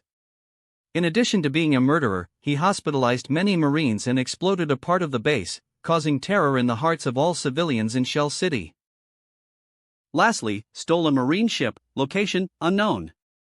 Warning: if spotted, report to Marineford headquarters immediately. Avoid fighting if civilians are not in danger. The man read aloud with a mocking tone. Luffy was already surrounded by his comrades at this point. Even Zoro and Kuina came to see with curiosity the commotion. No one had seen these detailed pieces of information in the newspaper, as it only mentioned that Luffy attacked the base and killed its commander. Moreover, Lami could have this information as a bounty hunter, but she hastily left the Marine base as soon as she handed over Buggy. Everyone in the crew was attentively listening to all his crimes, which made Luffy find it hilarious. Oh? Am I famous now, huh? Luffy teased while crossing his arms. 10 million isn't a very large amount, even in this sea. I'm not at the top, but they still want people to notify the headquarters about my location before attacking? This means that Granny pulled some strings to protect me and is coming here soon. Luffy reflected. I still think 10 million is too little. Yamato complained behind Luffy. How can 10 million be little? It's 10 million. Kuina, Nami, and Usopp exclaimed because, for them, who lived in the East Blue their whole lives, 10 million is an unbelievable amount, and only outlaws can have that on their heads. 10 million is nothing in the sea. Luffy couldn't help but comment. While the Straw Hats were arguing, Full Body picked up a second paper and began reading as he did with the first. Roronoa Zoro, pirate swordsman belonging to the Straw Hat crew, with a bounty of 5 million berries. Crimes: former bounty hunter, now a criminal after escaping from prison and justice, killing defenseless Marines during the escape. Zoro, you're a dangerous criminal. Kuina complained to her old friend. Clearly, that's a lie. I didn't kill anyone in base 153. Even though I wanted to fight at the time, I ended up turning into a pack mule in the end. Zoro complained. Ha ha ha ha ha ha. They painted you as a murderer there. Luffy laughed at his swordsman. You guys are wanted criminals by the law. The man, who held the rank of lieutenant, spoke again without reading the papers, pointing to the group. We are, so what? What do you intend to do about it? Luffy taunted, still with crossed arms. I, Lieutenant Full Body, will arrest you here and now. The man called Full Body declared. He's narcissistic. Usopp said with a grimace beside. He just wants to impress that woman there. Luffy said calmly, pointing to the woman. Shameless. Nami complained beside with a bored face. The woman was surprised by this, while Full Body himself gritted his teeth because they were analyzing him and commenting as if he were some kind of exotic animal, embarrassing him in front of the beautiful woman he had invited for a date at their next destination. Shut up, pirates! I'll sink you immediately! He shouted angrily. Luffy looked at this and smiled, and his attention turned to the beautiful lady. Hey, miss, can I know your name? Luffy asked calmly, earning a surprised look from the woman, while his companions raised their eyebrows at him, especially the women in the group. Caroline Jutine. She answered a little surprised by the question. How about you come to my ship? Leave this marine and come here. I guarantee you much more adventure than a marine ship can provide. Luffy shamelessly flirted with the woman. He knew he had a natural effect on the female sex, so he wouldn't let this opportunity pass, especially to provoke the arrogant man from the marine. In whom are you hitting on and is invited to the ship as a prostitute? Yamato and Nami shouted, punching Luffy in the head from behind, but he didn't even feel the touch due to his powerful body. As if that would work. Do you think you're some kind of desired ideal lover at sea or something, Luffy Baka? Kuina mocked with crossed arms and a vein appearing on her forehead. I don't. No. Maybe if you invite me first for dinner. Caroline Jutine looked at Luffy with an expression that conveyed surprise and enchantment. Her eyes, initially widened by the unexpected approach of the pirate captain, began to shine with a mix of disbelief and fascination. The blush on her cheeks became more pronounced, highlighting her shyness in the face of Luffy's bold flirtation. As Luffy's playful smile unfolded, an unmistakable warmth manifested in Caroline's eyes. She seemed captivated by the pirate's audacity, her lips forming a gentle smile as the initial tension gave way to an expression of curiosity and interest. The blonde woman, dressed in red, appeared unable to look away from Luffy, as if he had cast a charming spell on her. She's really falling for his flirt, he's really seducing her. Both his comrades and the Marines all fell to the ground screaming, looking at the woman with incredulous eyes, as she clearly looked at Luffy with desire and shyness. Lieutenant Fullbody's face was quickly transformed by fury when he saw his woman falling for Luffy's blatant flirt. His eyes, which previously showed passionate affection, now burned with intense rage and indignation. Fullbody's furious expression stood out even more against his rigid posture and brass knuckles in hand, which now seemed ready to be employed not against the pirates but against the Straw Hat Captain. His clenched lips indicated a mixture of frustration and displeasure as he found himself powerless in the face of Luffy's apparent seduction of his companion. While the rest of the crew, both pirates and Marines, watched in astonishment, Fullbody became the epicenter of a storm of emotions. The scene revealed not only jealousy but also defiance and an intense desire for retaliation against the pirate who dared to flirt with his woman. "Sink these criminals now!" Fullbody shouted at the height of his anger, unable to endure another humiliation. Seeing the woman who was supposed to go on a date with him opening up like this for a rookie pirate he just met couldn't have made him more furious. The Marines, motivated by Fullbody's fury and the need to defend the honor of the Marines, acted swiftly. With determination evident on their faces, they moved in a coordinated manner, bringing with them an imposing cannon. The gleam of metal shone in the sunlight, highlighting the magnitude of the weapon about to be used against Luffy. The Marines, lined up as if they were a single entity focused on a single goal, positioned the cannon with precision and firmness. While the eager fingers of the Marines closed around the ropes that would trigger the shot, a tense silence hung in the air. The onlookers, both pirates and Marines, watched with anticipation as the scene unfolded. Luffy, on the other hand, maintained his relaxed posture, with crossed arms and a confident smile on his face. His gaze, however, didn't express fear but rather a calm curiosity, as if he were eager for the action that would unfold. Seeing the Marines pointing a cannon directly at him, Luffy was undeterred. "Step back," Luffy announced, waiting for the shot to come his way, while the crew, moving as a synchronized team, created a safe distance from Luffy. The instant the command fire echoed through the air, the cannon released its payload with an impressive boom, shooting the cannonball towards Luffy at a speed that defied human perception. Bang! The deafening sound was followed by a distinctive pop when the ball was launched, gaining speed towards the captain of the Straw Hat Pirates. The imminent impact created a palpable tension in the air. Pop! However, to everyone's surprise, including the comrades themselves, the scene took an unexpectedly comedic turn. Luffy, with his confident smile, reached out and intercepted the cannonball as if it were a casual gesture. The ball, moving swiftly, came to a sudden stop as if it had hit an invisible wall. Luffy held the metal sphere with ease, displaying surprising control over the situation. The Straw Hat Captain's casual gesture not only surprised his opponents but also elicited incredulous laughter among his own crew, witnessing another extraordinary display of Luffy's power. What? All the Marines couldn't believe what they saw. Even Johnny and Yasaku fell to the ground in disbelief.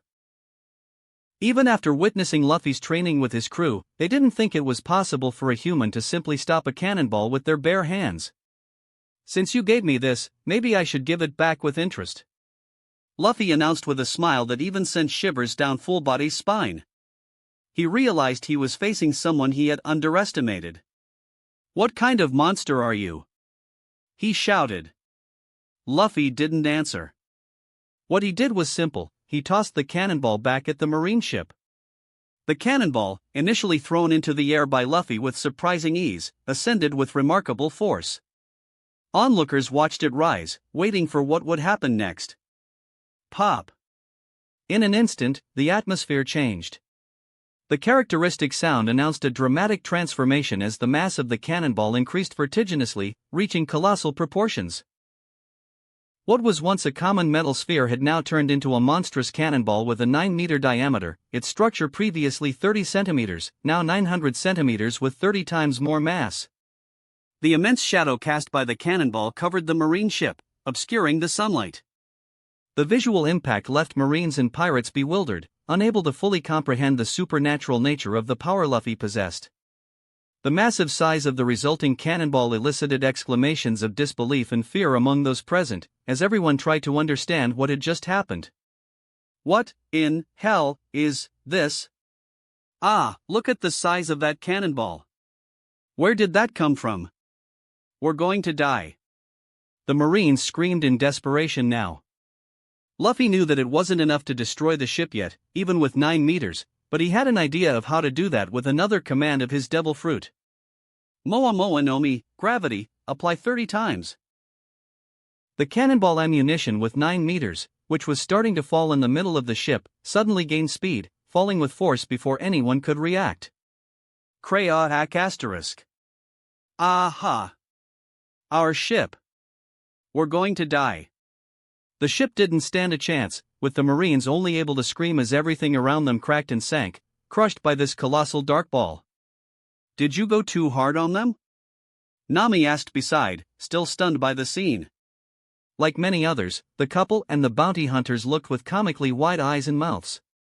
It won't be fatal for them, but they'll have to swim for a long time until they reach the restaurant. Luffy smiled as all the wreckage of the marine ship spread across the sea. Excuse me. A new voice was heard among the crew, while everyone was busy watching the ship being destroyed. When everyone turned, they saw the beautiful blonde woman in a corner of their ship. How did she get in here? Everyone murmured. I wanted to know. Is your offer still valid? She said timidly, scratching her hands and looking at Luffy. What are you talking about, seducing on my Toki? I mean, my Luffy. Take this. Yamato appeared beside, punching the poor woman, who flew like a rocket to the broken marine ship. Ah! Everyone heard her screaming. You didn't have to go that hard, Yamato. Luffy commented a bit lost. He didn't know Yamato could be so jealous. Yamato crossed her arms and huffed, turning her face, refusing to look at Luffy. Sighing, he could only sigh and continue the journey, leaving the Marines and the woman behind. Come on, we have a restaurant to get to later today. Luffy announced, using his power to speed up his ship like never before, leaving the broken ship behind. Chapter 38 Baratai 01. Third-person POV. Baratai, East Blue. After resolving the situation with the marine ship, the crew continued on their journey, sighting the restaurant on the horizon sometime later. As they approached, a sense of awe seized Luffy and his crew. The sea restaurant was a unique spectacle, and the sight of it enchanted everyone. The Baratai rose imposingly above the sea's waters, a splendid floating restaurant that defied imagination. Built on various interconnected platforms, the venue featured a unique architecture that blended the functionality of a ship with the elegance of a luxury establishment. Graceful towers rose above the waves, adorned with banners swaying in harmony with the sea breeze. Connected by suspended bridges, the platforms offered a breathtaking view of the vast ocean. Stone lions guarded the entrance, giving a majestic aura to the Baratai. The external structure reflected the fusion of maritime themes and refined details, providing an imposing and intriguing look. As they approached the restaurant, the Straw Hat crew was amazed by the grandeur of the Baratai. The nautical details and the majestic structure left Luffy and his companions in awe.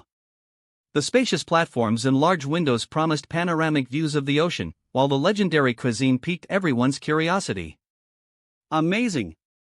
The sea outside Wano is so fascinating. Thank you, Luffy, for freeing me from that old tyrant. Yamato expressed her gratitude to Luffy for freeing her from the shackles imposed by her father. It's truly extraordinary. Beyond the sky, there are so many peculiar and amazing things on the surface. Shirahoshi, also someone previously confined, marveled at the diversity of the world beyond her prison.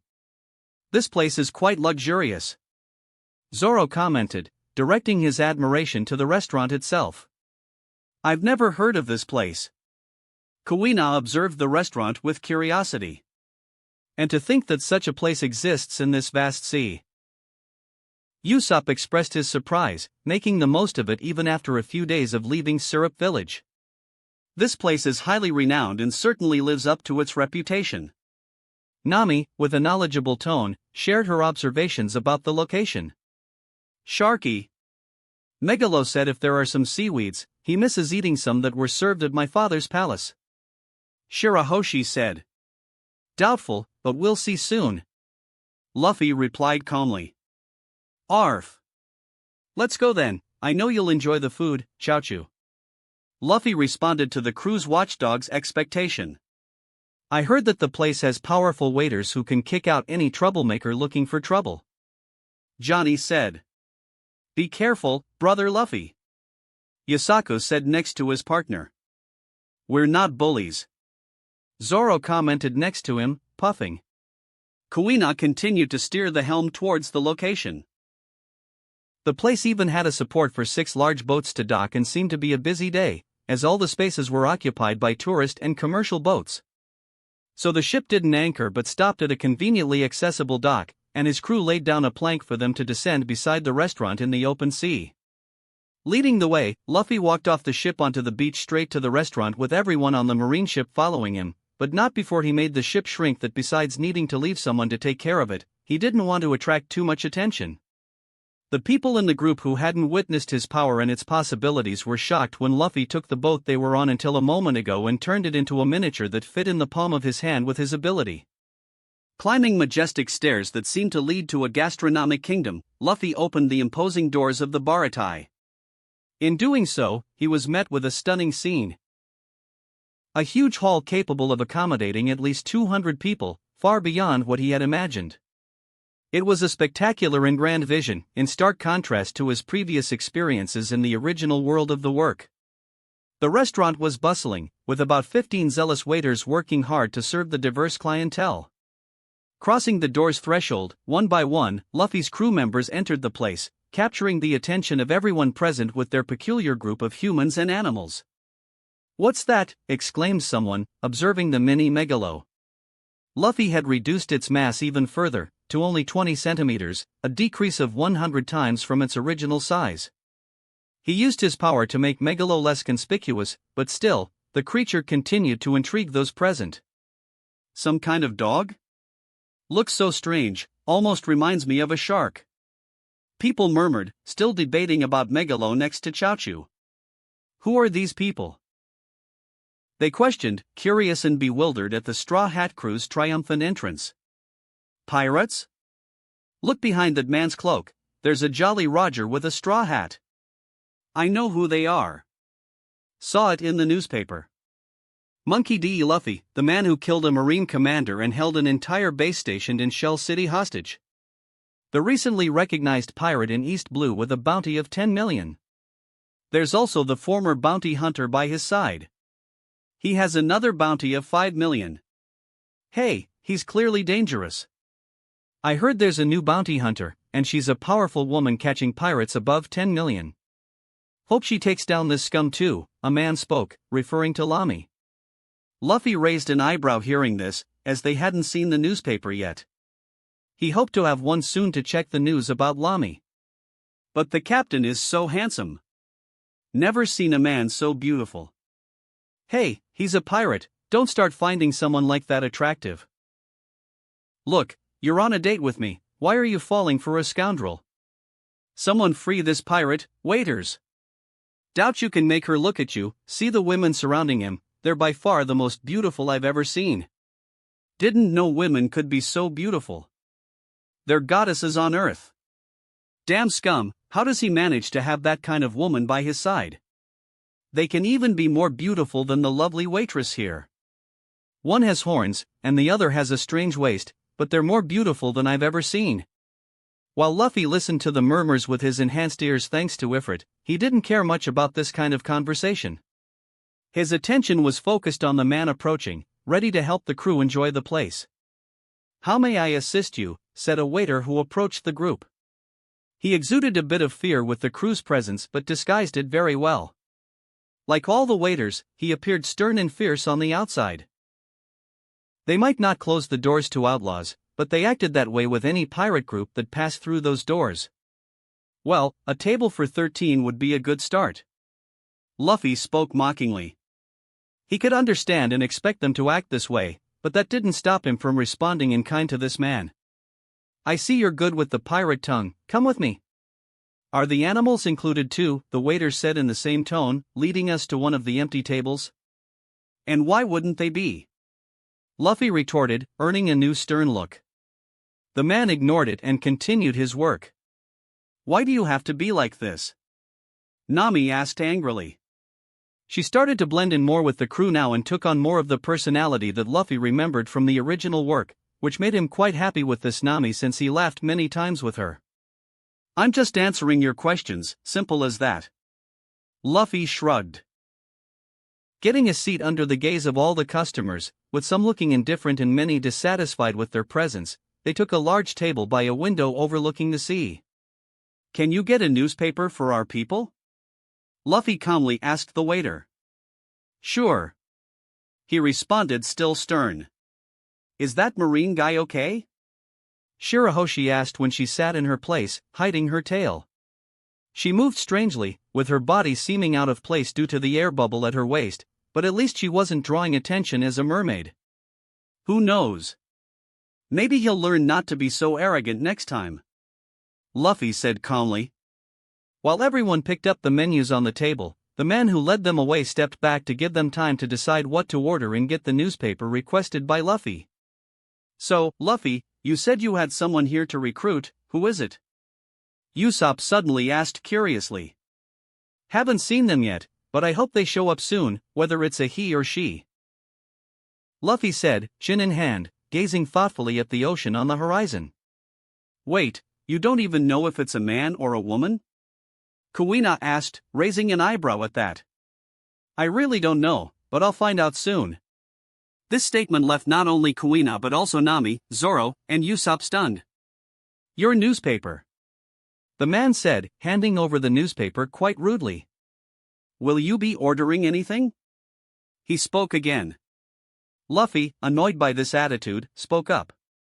Not now, but Megalo and Chaochu, place your orders. Sharky. Oh.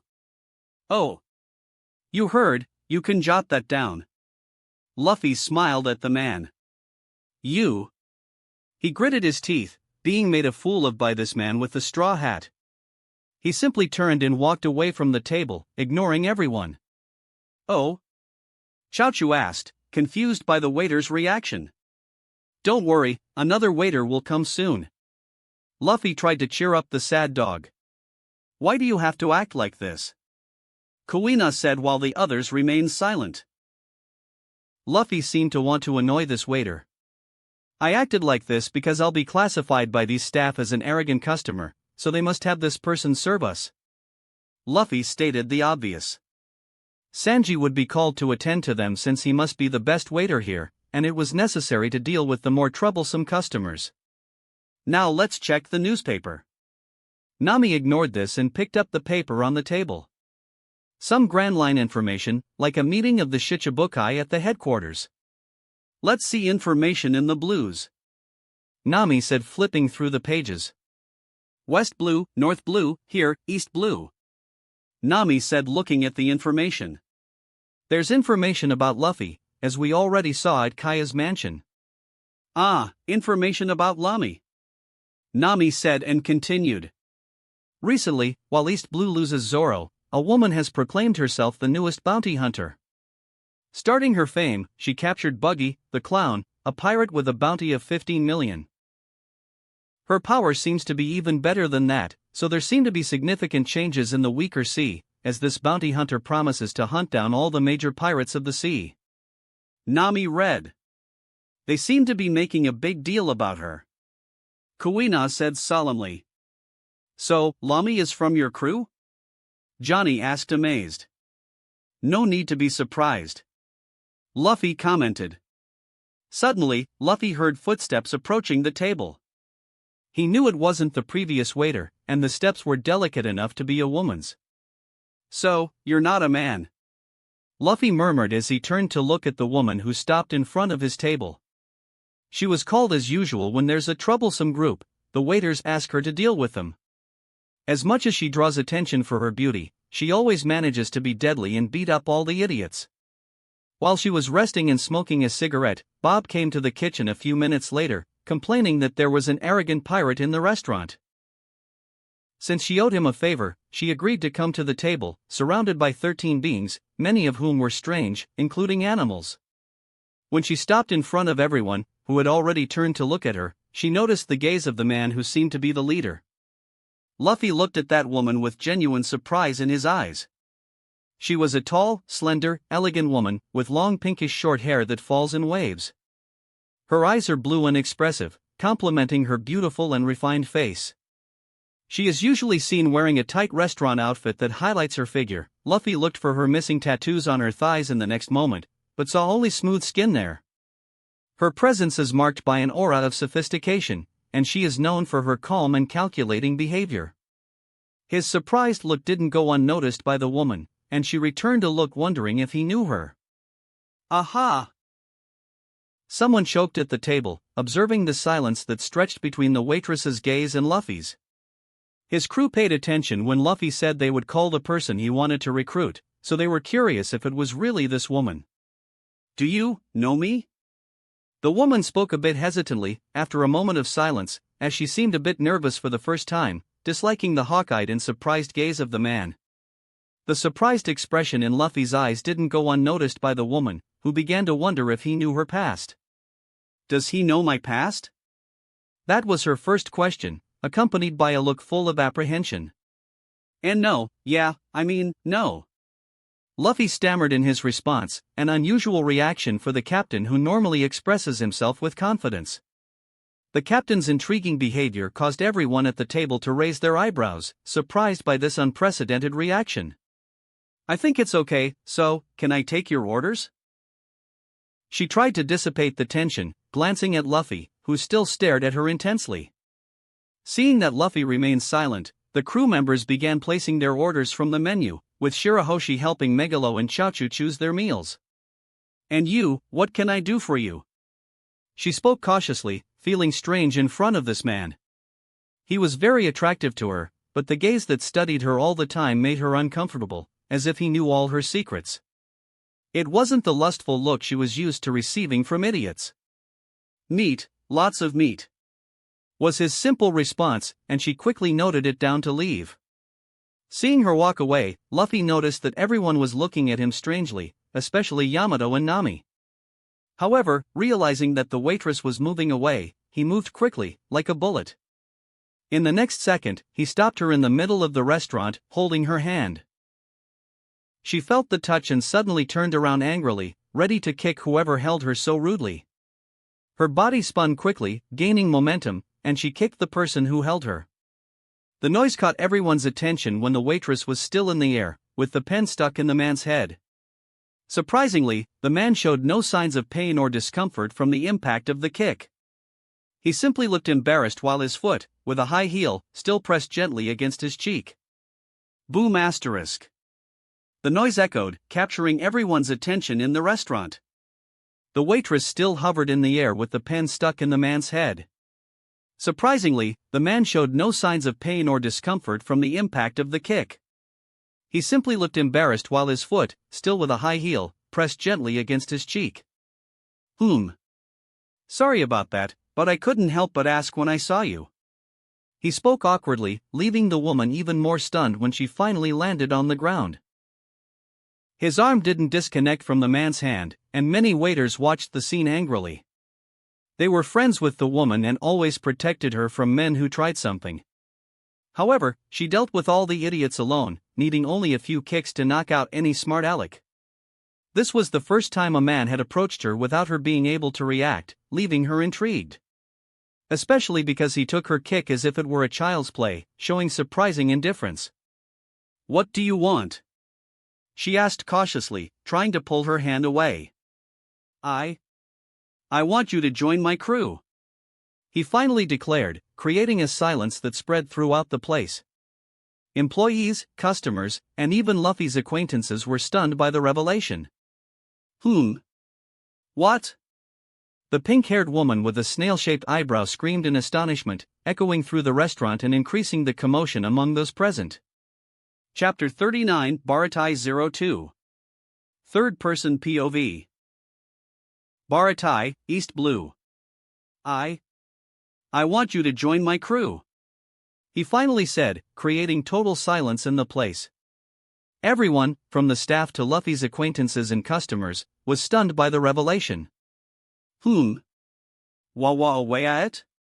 The pink-haired woman with snail-like eyebrows shouted in astonishment, echoing the small commotion throughout the restaurant. I can't believe the person I'd encounter in this place was neither Sanji nor a female version of him, but his own sister. Luffy smiled, looking at the pink-haired woman. He acted so weird because he was shocked and couldn't let this woman go, so he went straight to the point. What are you talking about, so suddenly? The woman shouted with a comical face at Luffy. She's even more comical than in the anime. Her story is different from the original, so I believe her personality is more like Sanji's, since her story should be the same as his. Although she doesn't seem like a pervert, that's good. Luffy reflected as he analyzed the woman in front of him. Sorry for it being so sudden, but I've already decided. I want you on my crew, and I won't change my mind. Luffy smiled confidently. How do you ask such a thing? No, you're randomly stating it as if I don't have a choice. She shouted again, with a comical face. As I said, sorry for it being so sudden, but I've already decided, you're joining my pirate crew. Luffy spoke, while everyone was stunned by his words, as only Luffy and the waitress could be heard throughout the entire place. Don't decide that for others. She shouted back and continued with an angry tone, wanting to kick Luffy. And no, I'm not joining your pirate crew, she said firmly. It doesn't matter, I've already decided. I already consider you part of the group. Luffy crossed his arms with a confident smile. He really didn't want to force anyone to join the group, but he was sure this woman would be like the original Sanji. He just had to insist enough to make her leave this restaurant, so he acted more like the original Luffy here. No. No matter what, I won't accept your no. I refuse. I refuse to accept your refusal. What kind of logic is this? Prepare our food, for it will be your last day working here. Ha ha ha ha. Luffy smiled and laughed at the end good-naturedly. He finally found his cook, and a great beauty on top of that. I already said, no. The woman had a vein on her forehead as she shouted. This time, she was irritated by this strong, tattooed man who never removed that arrogant and annoying smile.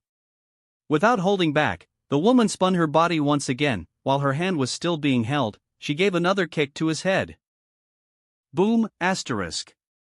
The sound of the impact was heard throughout the restaurant, but it didn't surprise anyone with any surprise, as the commotion had already caught the attention of the entire place while Luffy said he already considered this woman part of the crew. Ow. You have a powerful kick there. Great, I'll take you. Luffy smiled, with the delicate leg stuck next to his face, unfazed. Contrary to what most expected, Luffy's neck didn't even move with the woman's kick. He seemed totally oblivious to the fact that he had just received this blow, as his smile didn't waver a millimeter. What the hell are you? The woman shouted amazed. Her kick was always powerful, no matter what she kicked, but now there was a monster in front of her who didn't care about receiving her blows. Me? I'm your captain, didn't I mention? Luffy joked, smiling at her.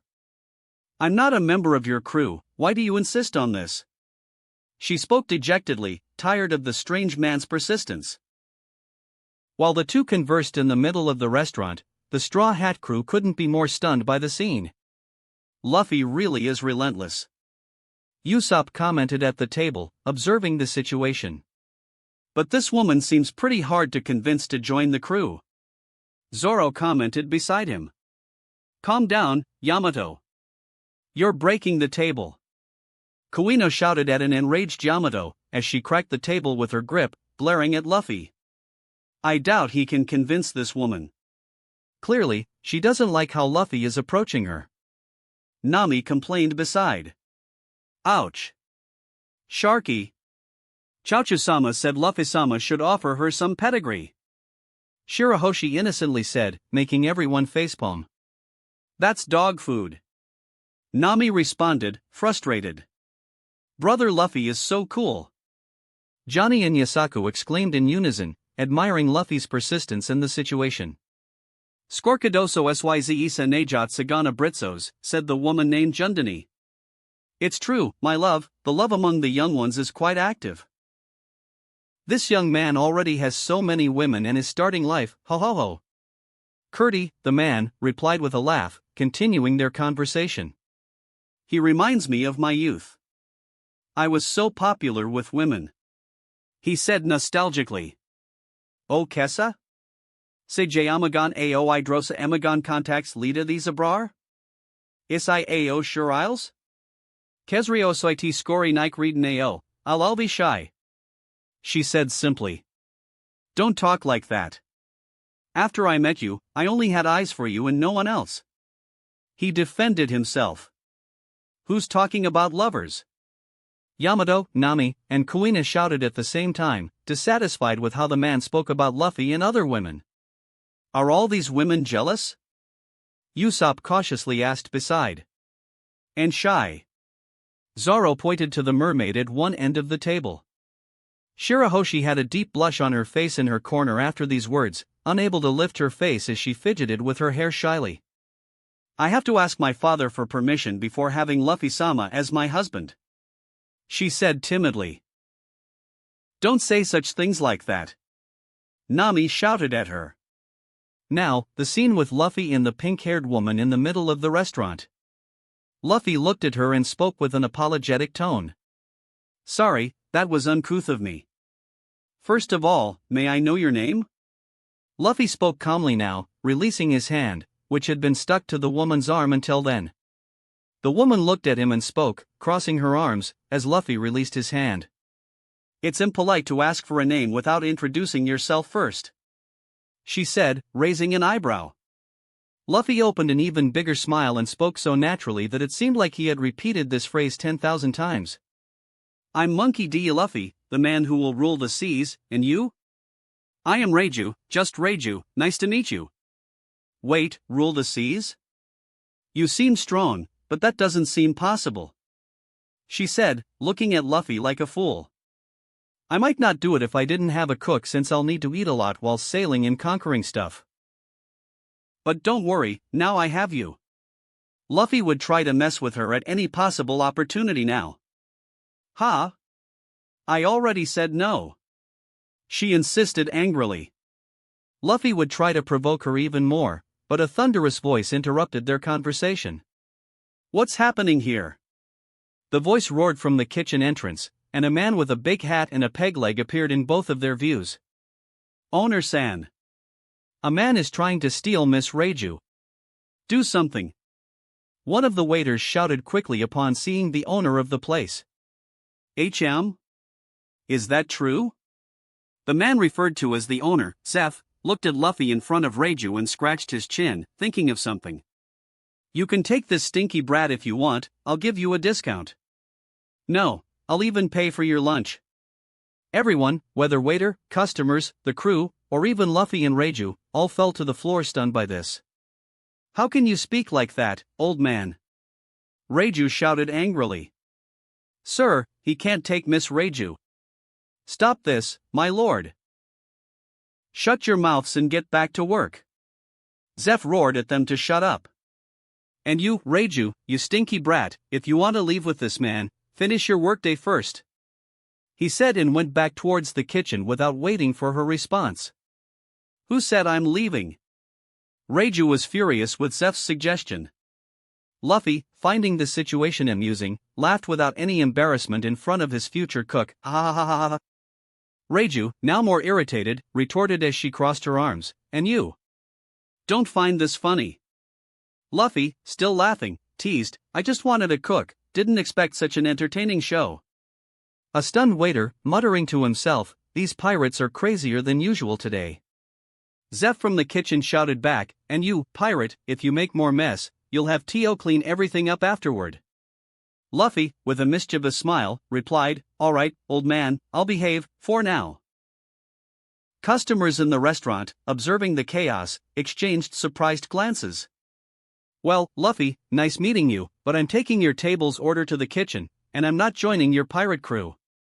Goodbye. Raja said, not giving Luffy a chance to react, and quickly walked away. With nothing else to do but watch the waitresses back, Luffy returned to his companions, who stared at him like hawks, especially the women. What the hell was that? Nami shouted at him as soon as he sat at the table. Ha ha, I was recruiting our cook. Luffy said, smiling, and noticed some odd behaviors. Hey, why is Shirahoshi acting like that? Luffy asked curiously. The mermaid in question was all red, unable to look at him, as she placed both hands on each cheek and turned her face as if she were thinking of something embarrassing, making a rather cute expression, in Luffy's opinion. Nothing you need to know. Kuina said angrily. Is that how you invite someone? Johnny and his partner, Yusaku, asked Luffy as if they were talking to their idol. Of course that's not how you do it. Usopp shouted, giving 2 punches to the men. Anyway, she'll be coming to the ship soon, I have no doubt about that. The captain said with a smile on his face. She didn't seem to want that. Zoro said calmly. Don't worry, before they even realize it, she'll already be sailing with us. Luffy insisted confidently. It didn't take long for the food to arrive at the table, brought by other waiters who looked grumpy at Luffy, trying to snatch the beauty of the restaurant from them until recently. This is really good. Shirahoshi exclaimed, trying new flavors. Ouch. Indeed, it's great food. Why do you only eat raw salmon? Kuina shouted at Yamato. Because it's my favorite food. She said confidently. Favorite food? Or did she read that in Odin's diary? Luffy thought as he watched Kaido's daughter devour all those fish. While they ate, making quite a noise for almost an hour, an unexpected event occurred. Boom, asterisk. The restaurant door swung open, and Full Body appeared soaked and injured through the doors. His gaze swept everyone in the restaurant, but his expression intensified when he looked at a certain table in a corner. You! He shouted upon seeing the group that destroyed his ship. He came here again? Usopp said. Hearing this, Full Body could only clench his fists even harder. I'll destroy you, I swear, as soon as I get in touch with my superiors. Ouch. While making a threat filled with hatred towards the crew, a shadow appeared behind him, giving no time to react, and the Marine was kicked aside, falling unconscious. This startled almost everyone in the restaurant, well, almost everyone. The shadow revealed itself as it began to enter the place, showing to be an injured pirate. Him? Wait, I forgot he was inside Full Body's ship. Ha ha ha ha. Luffy remembered Jin from canonical events and couldn't help but burst into laughter. What are you laughing at? Ha ha ha ha. I forgot about this guy, but I can't help but laugh, not when I remember throwing that cannonball when he was inside the ship. Imagine him being crushed by a crane ball with increased gravity pressure. Ha ha ha ha ha ha ha. Luffy began to laugh at the man's misfortune. The man didn't seem to appreciate the mockery while being the target of laughter, looking at this man who laughed at him with hatred. However, he couldn't do much, as he was all battered and weak after days without proper food. As if he couldn't feel more hatred, even without knowing what really happened, he was in his cell, trying to conserve his strength. Suddenly, the ceiling began to crack, frightening him immensely. When the ceiling finally gave way, he saw a giant, dark ball with several hundred kilos falling on him. He narrowly escaped not only being hit by a bullet falling from the ceiling but almost drowned inside his cell. His luck was that the impact broke the bars that held him, allowing him to swim back to the surface, where the Marines had to bring him to the restaurant without handcuffs. Chapter 40 Baratai 03 Third-person POV. Baratai, East Blue. He's Jin, from the Dawn Krieg Pirates. A customer shouted in amazement, echoing the surprise throughout the establishment. The most powerful pirate group in East Blue? Another voice spoke with evident fear, creating a wave of apprehension among those present. Ha ha ha ha ha ha ha. Luffy, who was still laughing at Jin's situation, completely ignored the common customers' despair around him, receiving strange looks from everyone. Hey, this guy is crazy. He may be a 10 million pirate, but he's messing with one of Don Krieg's main members. He's asking for death. Ha ha ha ha. I couldn't help but find this man's situation funny. Luffy said to his companions, indifferent to the comments coming from other parts. You seem to be in a good mood. Zoro couldn't help but comment on the side, watching the confusion unfold. Stop laughing like that, you're attracting too much attention. Nami yelled at Luffy. If Don Krieg hunts us down, won't we be in trouble? Usopp asked a bit cautiously, voicing his concerns. Jin, not liking any of this, ignored it for now and walked to an empty table, sitting down and waiting for service. Silence fell over the place once again, at least for the customers, while Luffy squeezed the last laughs out of his throat. A waiter with a funny expression approached the solitary Jin, a waiter Luffy had not seen before. When he reached the man from Don Krieg, the waiter seemed like a terrible actor, displaying a forced smile and scratching his hands while saying, "Dear customer, how may I assist you?" The clearly weak performance was quite funny in Luffy's opinion. Food, just food, and a lot of it. Jin said desperately. Sure, but may I ask beforehand if you have money to pay? The waiter said, closing his eyes with his smile more forced than usual. Will a bullet do? Jin simply spoke, pointing a gun at the waiter's head. So, you don't have a penny, do you? The man asked, maintaining that strange smile. Crack, asterisk. Before Jin could react, the waiter clasped his hands and connected the pirate to the ground. Jin didn't even realize when he was hit, lying there like a kicked dog. OWWW. The crowd found this surprising. Patty, you broke a chair, I'm deducting it from your salary.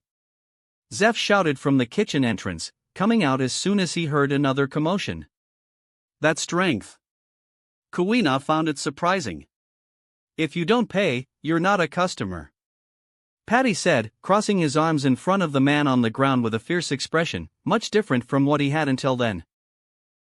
Jin was stunned, his stomach growling at this moment, showing how weak he was to react. That's right, waiter. You got him there. While customers and waiters celebrated, Luffy noticed Reiju once again, next to the owner, simply turning around to the kitchen when Patty grabbed Jin and dragged him through the restaurant. The waiter Patty simply threw Jin out of the boat. That was harsh. Nami murmured. Is this pirate really dangerous, Luffy-sama? Shirahoshi asked, showing her concern for the unusual event. No, just an ant in this sea, all pirates are weak here. Luffy simply spoke, his voice echoing through the relaxed atmosphere of the restaurant. His eyes observed the movement around, while his mind seemed to wander in thoughts. Meanwhile, Luffy couldn't help but notice Reiju once again leaving the kitchen, balancing a plate full of food toward the restaurant's door. So, you behave like Sanji in the end? Luffy thought, making a connection between the mysterious cook and the former crew member. While everyone returned to enjoying the delicious food, he saw the waitress and cook return to the kitchen with the empty plate. Without worrying about it, Luffy redirected his attention to his companions, ignoring the momentary commotion. And what do we do now? I'm so full. Yamato spoke, patting her slightly swollen belly directly. Can't you behave like a woman at least? Nami yelled, expressing her frustration with Yamato's carefree attitude. What do you mean? I'm a man. She said clearly, provoking strange looks from everyone around. Then why are you jealous of Luffy? Kuina asked in amazement. Because he's my woman. Yamato said confidently, revealing her momentary drunkenness. Wow, I regret approaching her like this is getting confusing and out of control. Luffy exclaimed internally, while everyone around slapped their foreheads, perplexed by Yamato's unexpected declaration. Forget about her, she's always like this. During our adventures, she'll understand she's a beautiful and delicate lady. Luffy broke the silence, prompting a pout from Yamato. But before Yamato could respond, Luffy changed the subject. Anyway, let's stay here for now. Interesting things are about to happen soon. Luffy said with a mysterious smile. Interesting things? Zoro asked, raising an eyebrow. Ho! Ha ha ha, it's going to be quite interesting, especially for you and Kuina. Luffy said, maintaining the same enigmatic smile. Kuina found it curious but didn't inquire further, trusting Luffy's words. Luffy and his crew spent the next 2 hours in the restaurant, enjoying good food and drink. The atmosphere was lively and noisy, with laughter and conversations filling the air. While the crew ordered more drinks and had fun, the restaurant returned to a relaxed atmosphere.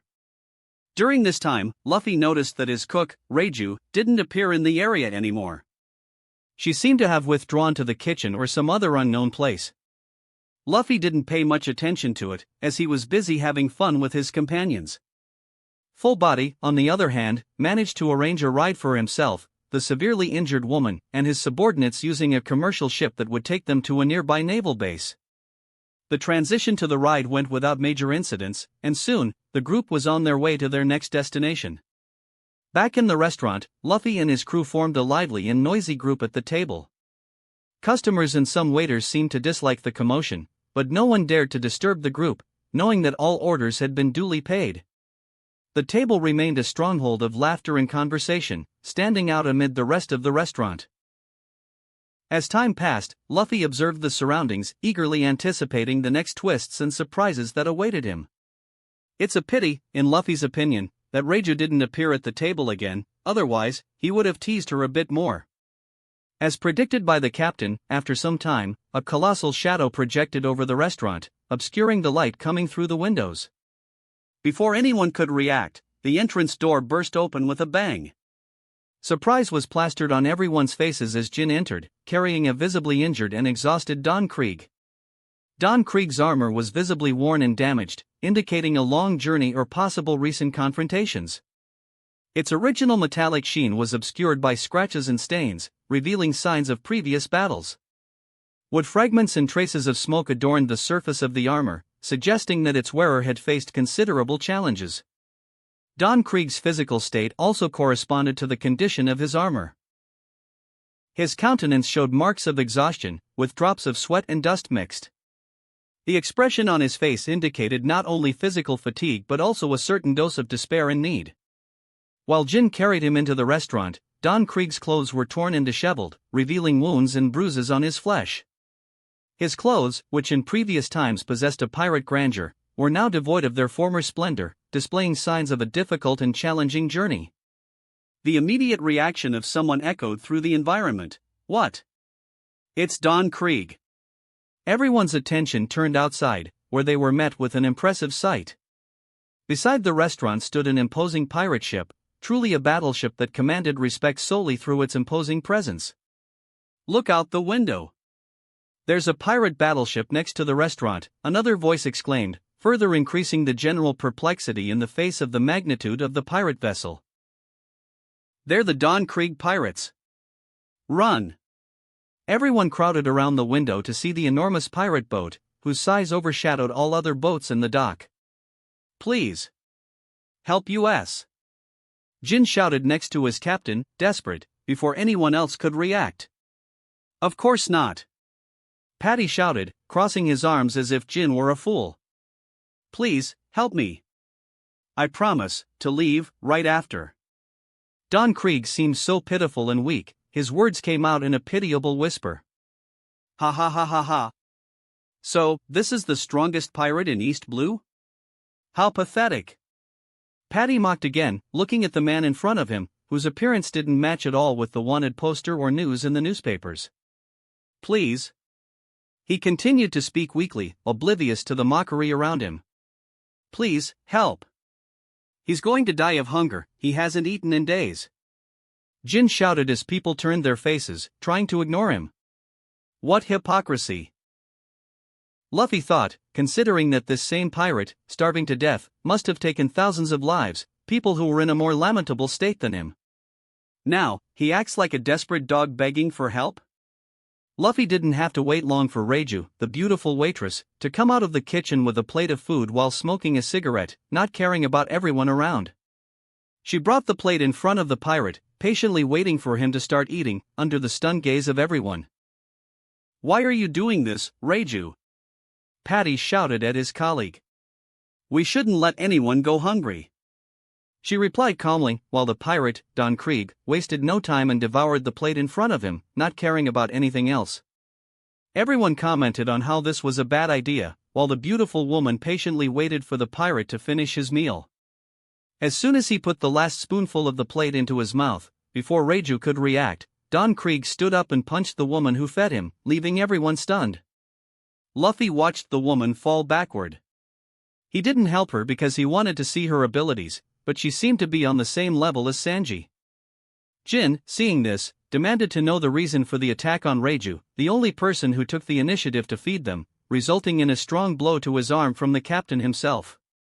The man didn't seem to care about his subordinates' questioning. He glared fiercely at everyone present, making his demands. "I want all the food you have. For all my men over there."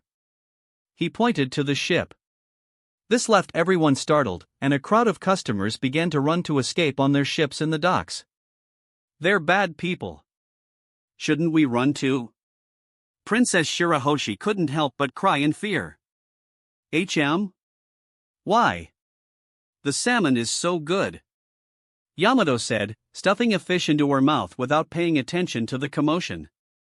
"How can you be oblivious to what's happening around you?" Usopp grimaced as he shouted at Yamato. "Ha ha ha. Don't worry, we have a new guest coming by sea, and I really want to see that." Luffy spoke excitedly, eager to meet Mihawk for the first time. "Take this." Patty came out with some kind of bazooka, something Luffy didn't imagine seeing in this world, and shot Krieg point blank. The explosion raised smoke as it subsided, but Don Krieg seemed unfazed by the attack. "What?" Everyone expressed fear at this moment, seeing that things were getting very bad for them. "Do as I say, give me all the food to feed my crew, otherwise, I will destroy this restaurant," he exclaimed like a madman and continued announcing his plans. "I intend to return to the Grand Line and prove that I am the strongest man in the world," he declared. Reiju got up calmly, a bloodline on her forehead, but she didn't seem bothered by the injury. Luffy wondered what she would do, and when she headed to the kitchen with the displeasure of her men, shouting at her for feeding their enemy, a hand caught her and stopped her from continuing to walk. "Hey, why is my cook going to waste food on a dead man?" Luffy casually asked, ignoring the imminent danger. That wraps up this part of the revised version of What If There Was a Different Luffy. Thanks so much for listening. I will try to get the revisions done as soon as possible, so stay tuned for that. If you enjoyed the video, don't forget to like, subscribe, share it with your friends, and please consider supporting the original author as well. See you in the next one.